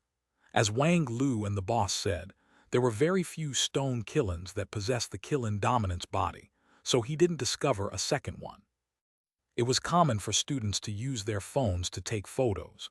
Zhou Wen's actions were not out of the blue, nor did he attract the attention of others. The mysterious phone's functions are impressive, but unfortunately I'm too poor. Even if I can discover excellent-grade companion eggs, I wouldn't have the money to buy them. Zhou Wen felt vexed. It was impossible to sell the companion egg to earn money, because although he knew that the companion egg was an excellent-grade egg, others didn't know that. It was impossible for others to buy an unknown companion egg at the price of an excellent-grade companion beast. The dimensional crystals in the game could not be used, so they could not be exchanged for money. Zhou Wen realized that unless he sacrificed some gaming time, it would be difficult for him to obtain money. Hey there, you are a freshman this year, right? As Zhou Wen walked, a stall owner held him back. Zhou Wen realized that the stall owner was about the same age as him and was wearing Sunset College's uniform. He was also probably a student from Sunset College, so he asked, "I'm a freshman who recently matriculated. What's the matter?" "Junior, you came to Dragon Gate Grotto right after you matriculated. It's obvious that you are a diligent student. However, dimensional zones are dangerous, and you don't know much about the dimensional zones in Dragon Gate Grotto. Entering like that is extremely dangerous. I have something good here that can allow you to understand the dimensional zone before entering," the student-like stall owner said. "I've already seen all the information available from the school." Zhou Wen prepared to continue walking forward. Upon seeing Zhou Wen about to leave, the young stall owner hurriedly peddled his service. "Junior, don't leave. It's useless just reading that information. Those things are dead after all. No matter how much you read them, it doesn't imbue you with deeper memory from experiencing it yourself. I have something here that can make you faster than others. You will be able to understand the situation inside deeply before entering." "What is it? Show it to me." Zhou Wen sized up the young stall owner curiously. Seeing Zhou Wen's interest, the young stall owner hurriedly took out his cell phone and opened a game app on his phone. Then, an extremely simple game interface appeared. "Junior, this is a mobile game app I created. Don't write it off just because of its graphics. The map and monsters here are designed according to Dragon Gate Grotto's actual terrain and dimensional creatures. After playing this mobile game, you will have a full understanding of the Dragon Gate Grotto dimensional zone." The graphics of the mobile game were very simple, but this student's creativity made Zhou Wen's eyes light up. "Senior, did you make this game yourself?" Zhou Wen asked as he looked at the game interface. "That's right. A person's time and capabilities are limited after all, so it's a little crude. However, I can guarantee that the content is absolutely real. They are places that I have personally been to. Those dimensional creatures were also seen with my own eyes." The young stall owner came close to Zhou Wen and said, "Junior, download it. It's absolutely beneficial for you. You can download it from the official app store. It's only $100. "All right, I'll download it to take a look. What's your name, Senior?" Zhou Wen found the game app on the App Store according to the name he was told. "My name is Huang Jai. Junior, you have good taste. Work hard." Seeing Zhou Wen download his game, Huang Jai was overjoyed. Zhou Wen launched on the game and played. He realized that the controls were smooth and the graphics were crude. The avatars and dimensional creatures' actions were stiff like robots. "Senior Huang, can you improve this game and make it more real?" Zhou Wen asked as he played. "Of course I can. However, that requires a professional team and a large amount of money. I don't have that much time or money right now, so I can only make it like this for the time being," Huang Jai said regretfully. "If given a professional team and funding, what level of development could you push it to?" Zhou Wen asked. He was really interested in this game. If such mobile games became popular in the future, then no one would be suspicious of him if he kept gaming on his phone.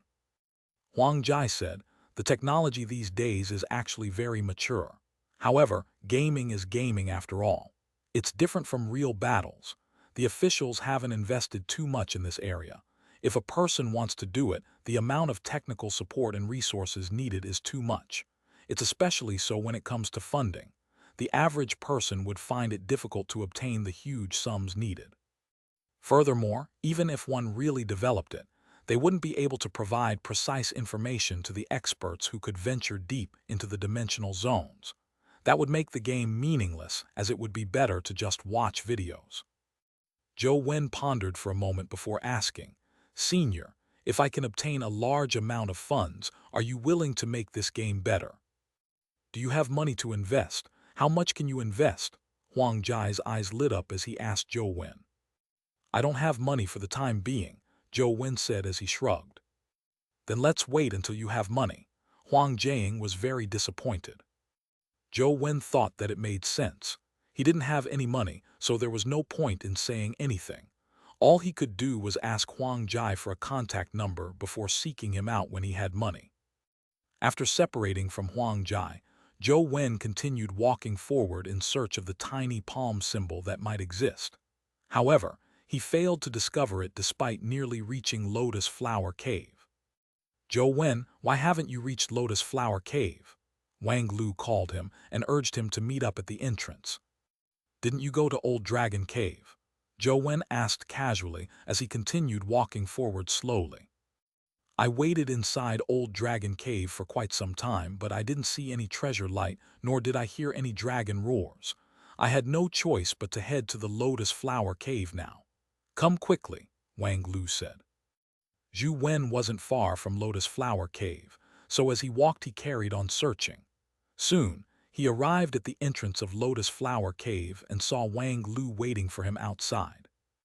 There were soldiers guarding outside Lotus Flower Cave, preventing ordinary people from entering. Wang Lu took out 2 passes before leading Zhou Wen inside. I don't have the same counselor as you. Is it really fine for me to participate in your homework mission? Zhou Wen asked while examining the situation inside Lotus Flower Cave. No problem, as long as it's a student from our school, Wang Lu said nonchalantly before continuing. The record for Lotus Flower Cave was maintained by a 4th year named Huang Jai. We have to break his record this time, so I need to ensure that all the steps are done well. I'll leave the recording to you later. You must do a good job filming me. What's the name of the senior that maintained the record? Zhou Wen asked with a frown. Huang Jai, Wang Lu repeated. It couldn't be the same person, right? Zhou Wen recalled Huang Jai, who had used rather pushy sales tactics to promote his game app. He felt that it was probably just 2 people who shared the same name. Chapter 98, Fairy Monkey. There were no real lotus flowers inside the Lotus Flower Cave. Instead, there was a huge lotus stone sculpture carved on the ceiling. Around the stone statue were many graceful flying fairies. According to the school database, the gigantic lotus flower sculpture was where a dimensional rift was located. Occasionally, a dimensional creature would burrow out of the dimensional rift, looking as though it had flown out of a lotus flower. Dimensional creatures that appeared in the Lotus Flower Cave were currently limited to creatures known as fairy beasts. However, they were different from the fairies in the murals. Dimensional creatures called flying beasts didn't look beautiful. Instead, they were like monkeys, so fairy beasts were also known as fairy monkeys. The Dragon Gate fairy skill that Zhou Wen needed was a primordial energy skill crystal that dropped from fairy monkeys. However, there were very few fairy monkeys. The chances of it dropping a primordial energy skill crystal were even lower.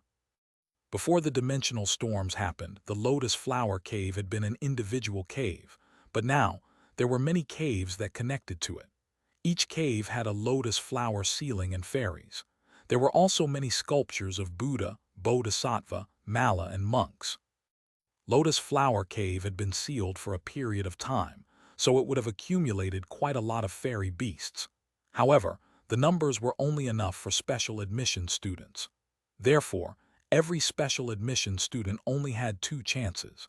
If they couldn't obtain their ideal results after killing 2 fairy monkeys, they were not allowed to continue killing them. Zhou Wen followed Wang Lu through the different lotus flower caves and finally found a fairy monkey. The fairy monkey was somewhat different from what Zhou Wen had imagined. Zhou Wen's impression of a monkey was an animal with brown fur, but it was actually covered in white fur. Its eyes were bloodshot with a pair of white wings on its back. When the fairy monkey noticed Zhou Wen and Wang Lu, it immediately bared its teeth and charged over. Do you know how to use this? Help me take a good shot. You have to keep up with my speed. Make sure that I look good in it. Wang Lu handed a special camera to Zhou Wen. Don't tell me you hired me just to film you, Zhou Wen said as he took the camera. That's right, what other reason would there be? Wang Lu said as she charged at Fairy Monkey. Rich people are really willful. spending 150,000 bucks for a videographer. Zhou Wen couldn't understand the thought process of rich people. However, he quickly learned why Wang Lu was hearing. The fairy monkey's speed was extremely fast, and it was good at flying. It moved like a ghost in the sky, making it impossible for an ordinary person to keep up with it. Wang Lu changed her movement technique, as a pair of butterfly-like wings spread open on her back, allowing her to actually keep up with fairy monkey's speed. If it were any ordinary person to do the filming, they would only be able to shoot from afar. They wouldn't be able to follow Wang Lu's figure. Zhou Wen summoned the silver-winged flying ant and kept filming while riding on its back. He could barely keep up with Wang Lu. Before long, Wang Lu's saber beam flashed as the fairy monkey was struck down. It fell to the ground and died. How long did it take? Wang Lu asked Zhou Wen without looking at the fairy monkey's corpse. 1 minute and 5 seconds. Zhou Wen looked at the time of the camera and gave an accurate account of the time. Did I take that long? It's still quite a distance from Huang Jai's record. Wang Lu frowned slightly. Clearly, her results were not satisfactory. However, Wang Lu only had 2 chances, so she wasn't in a rush to find another fairy monkey. She called out to Zhou Wen, and they left Lotus Flower Cave together. If I want to break the record, it looks like I still need a more detailed plan. Let's end it here for today. Let's do it again next time. Wang Lu took back the camera and watched her battle with the fairy monkey. Call me when you need me, Zhou Wen said. Of course, you only have to help me do the filming. Wang Lu had no intention of letting Zhou Wen help her. She had to break Huang Jai's record alone, or it would be meaningless. After separating from Wang Lu, Zhou Wen continued following the stone stairs and looking around Dragon Gate Grotto, hopping to find the tiny palm symbol. There were many palm imprints within Dragon Gate Grotto. The fairies, Buddhas, Mala, and monks had different palm symbols, but they were different from the ones Zhou Wen remembered. Zhou Wen was beginning to wonder if the Dragon Gate Grotto didn't have any tiny palm symbol when he suddenly felt his mysterious phone vibrate. He took it out and switched on the camera. Soon, he found a tiny hand symbol in some inconspicuous spot on the mountain wall. It then locked onto the symbol. I finally found it. Zhou Wen was overjoyed when he saw the tiny palm symbol. The position of the tiny palm symbol was very inconspicuous. It wasn't as beautiful and eye-catching as the other Buddha palm imprints. It simply extended its 5 fingers and held a picture of a sitting Buddha. If one took a closer look, one would realize that the Buddha pattern in the hand was very similar to the biggest Buddha statue at Dragon Gate Grotto.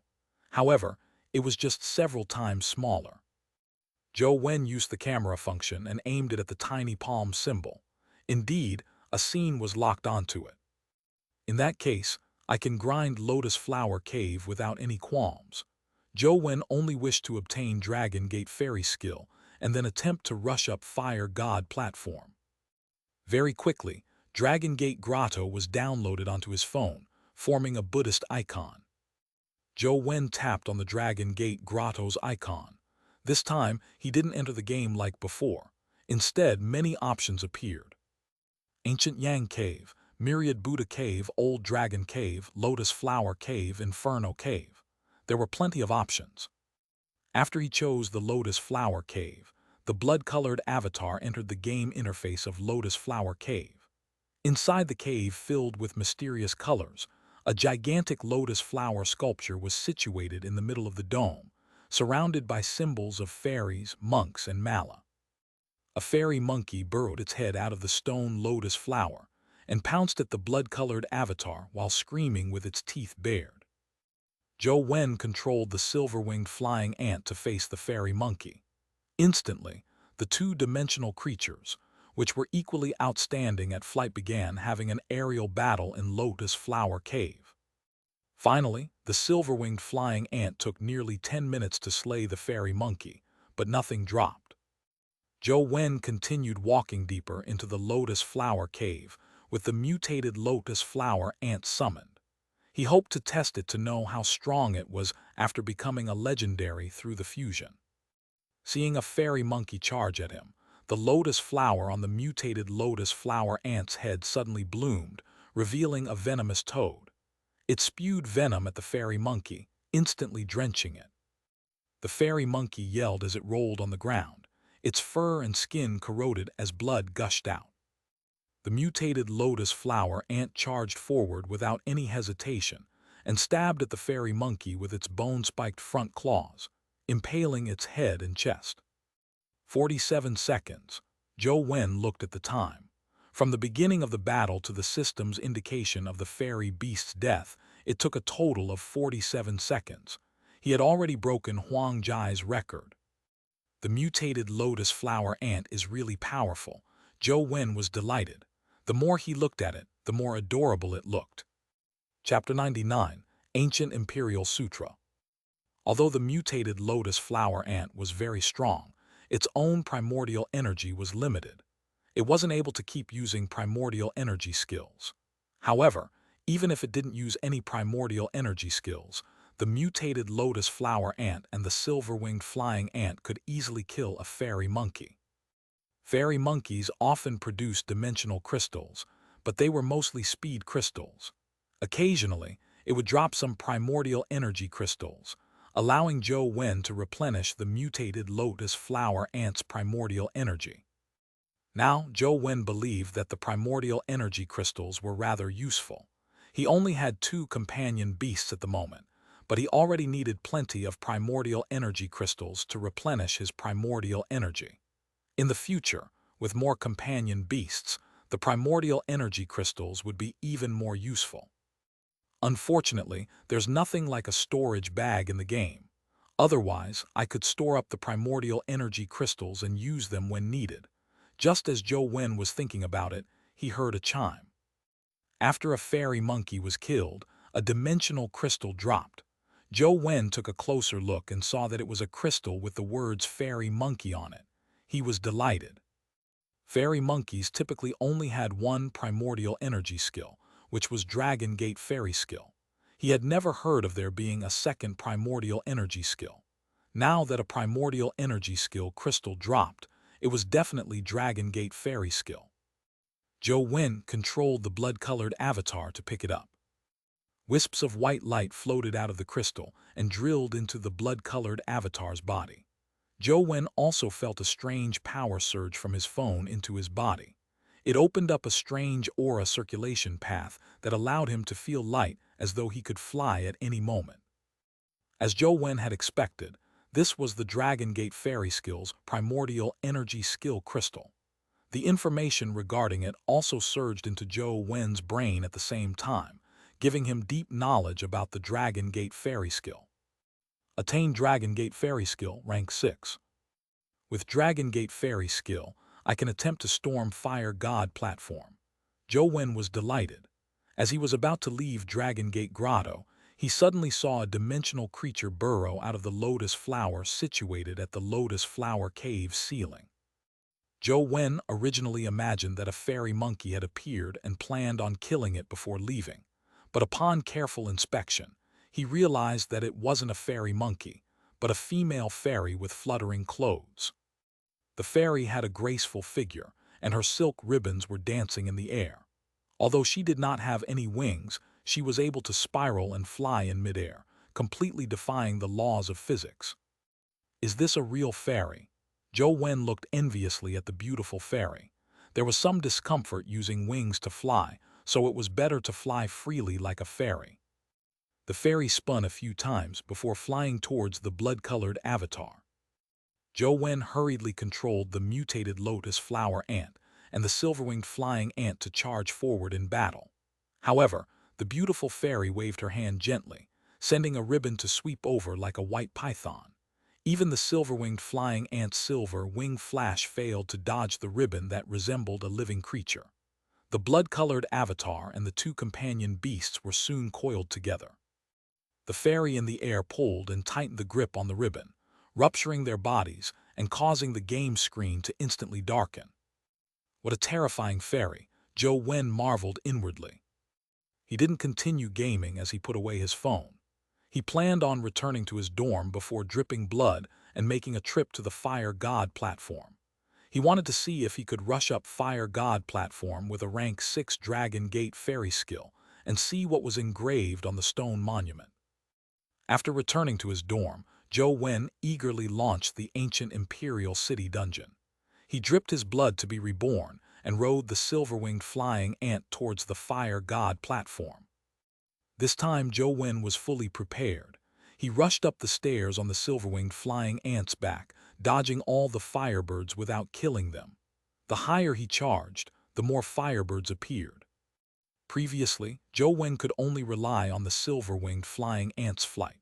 But now, the Dragon Gate fairy skill had also given him a pretty good ability that allowed him to hover in midair. Just as a firebird was about to hit the blood-colored avatar, the blood-colored avatar leaped up in the air and spiraled in midair like a giant bird. It circled around the firebird and avoided its attack before landing on the silver-winged flying ant's back. Although the Dragon Gate fairy skill didn't allow for true flight, it could allow one to hang in midair for a short period of time, making one look cool and elegant.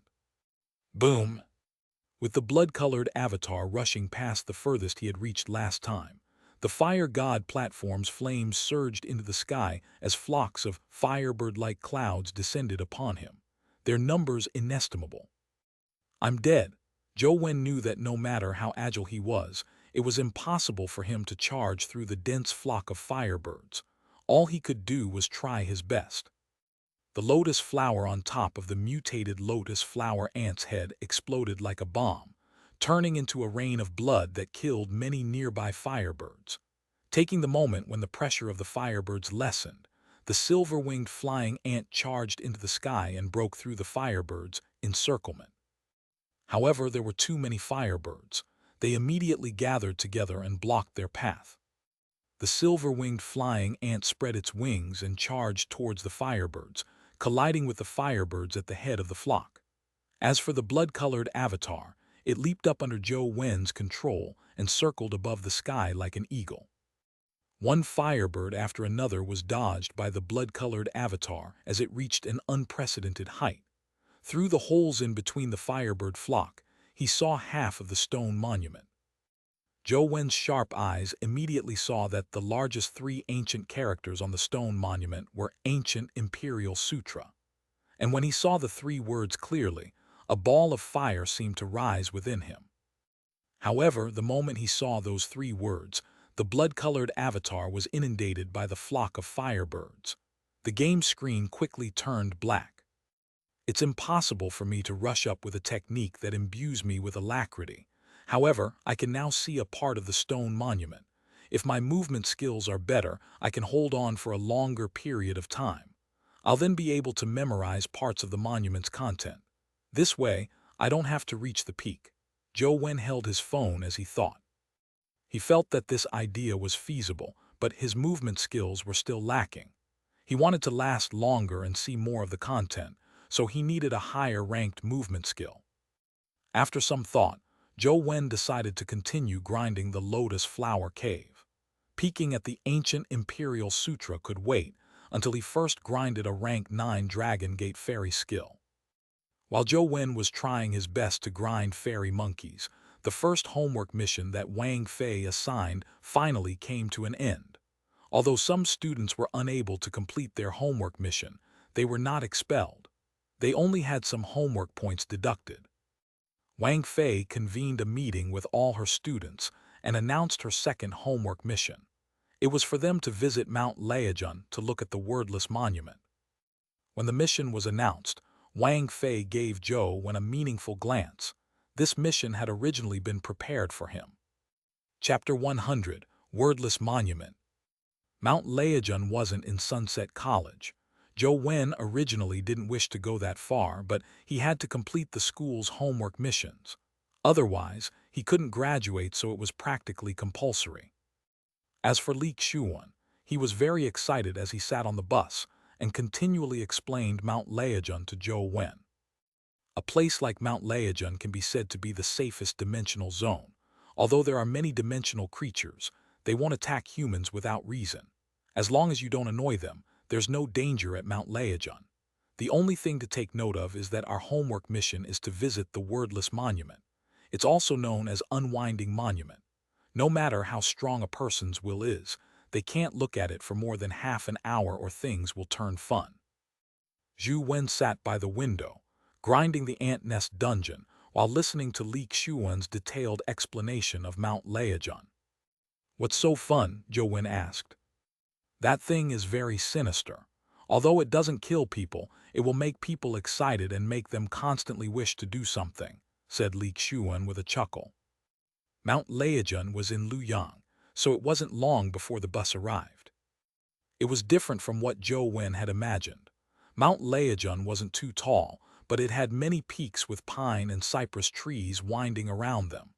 There were ancient buildings erected above the mountain, making it a picturesque scene. From afar, Mount Leijun looked like a classic ink painting of landscapes. Wang Fei did a head count before taking the students up the mountain.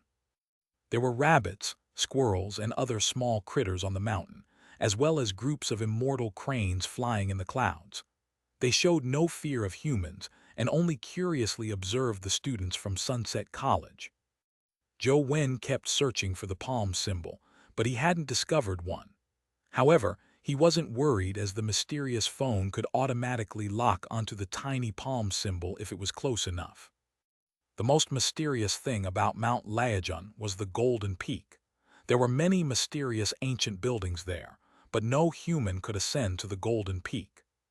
Legend had it that people once saw countless animals crawling out of the mountain, such as snakes, worms, rats, and insects. The black mass of creatures covered the entire Mount Leijun as they prostrated for 3 full days in front of the Golden Peak before dispersing. It was almost taboo to spill blood on the land around Mount Leijun. There was once someone who attempted to carry out a massacre and kill those gentle dimensional creatures. Just as that person had killed a dimensional creature that resembled a white rabbit, his expression changed drastically for some reason. He turned around and ran down the mountain like a madman. When his friend went to look for him the next day, he wouldn't have been able to recognize him if not for his clothes and personal items. That person was covered in rabbit fur, and his mouth had turned into 3 lines like a rabbit. His eyes were red, and he was sprawled on the ground eating grass like a rabbit. He couldn't be stopped from doing so no matter how hard his friend tried. He became a lunatic for the rest of his life. Since then, no one dared to kill on Mount Leijun. Even the spilling of blood was taboo. Legend had it that an epic expert didn't believe in the rumors and started a killing spree on Mount Leijun, but the outcome was equally tragic. This was all the knowledge taught in school, and Zhou Wen didn't know how true it was. However, as he walked up Mount Leijun, he indeed felt very serene.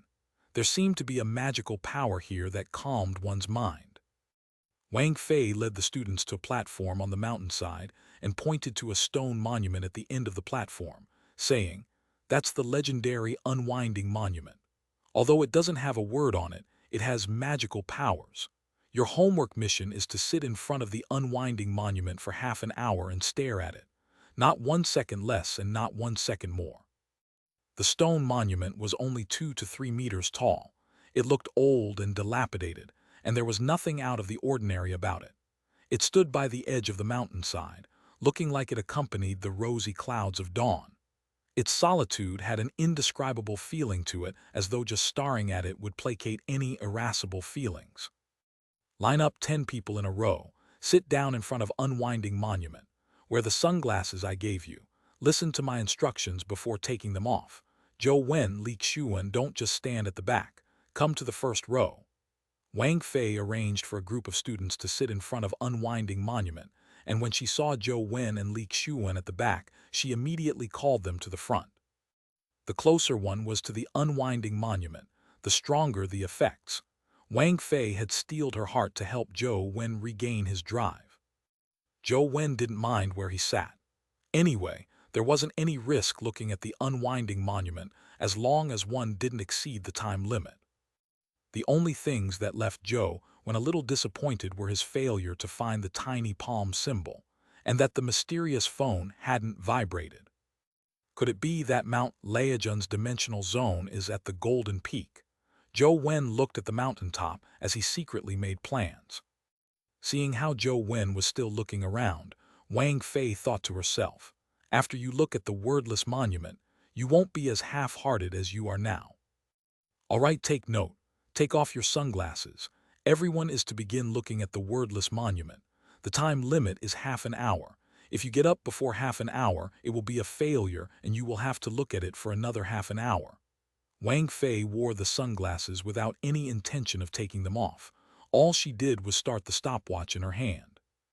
These sunglasses were specially made. Wearing them to look at the wordless monument decreased its effects significantly. However, one still couldn't keep looking at it because, with prolonged staring at it, even the sunglasses were useless. Zhou Wen and the rest of the students took off their sunglasses as their gazes landed on the wordless monument. It was strange. Initially, many students felt nervous. However, after looking at the wordless monument, their nervous feelings vanished instantly. They relaxed entirely and their spirits became extremely tranquil. However, this feeling of tranquility became a little odd as time passed. Although one's mind remained calm, energy seemed to surge in their bodies. It made the students feel like they were filled with primordial energy. They yearned to immediately get up and begin carrying out a series of boxing moves or fight someone. This irascible feeling that came from within stood in strong contrast with the tranquility their minds generated. The students naturally didn't dare to stand up. They had only sat down for less than 3 minutes, so standing up now would mean the failure of their homework mission. All they could do was sit there and bear with it. This feeling was like a person who was hyperactive but had to sit there and not move an inch. It was not something a person could usually understand. Zhou Wen also felt the same stirring feelings, but he only felt them a little bit at the beginning.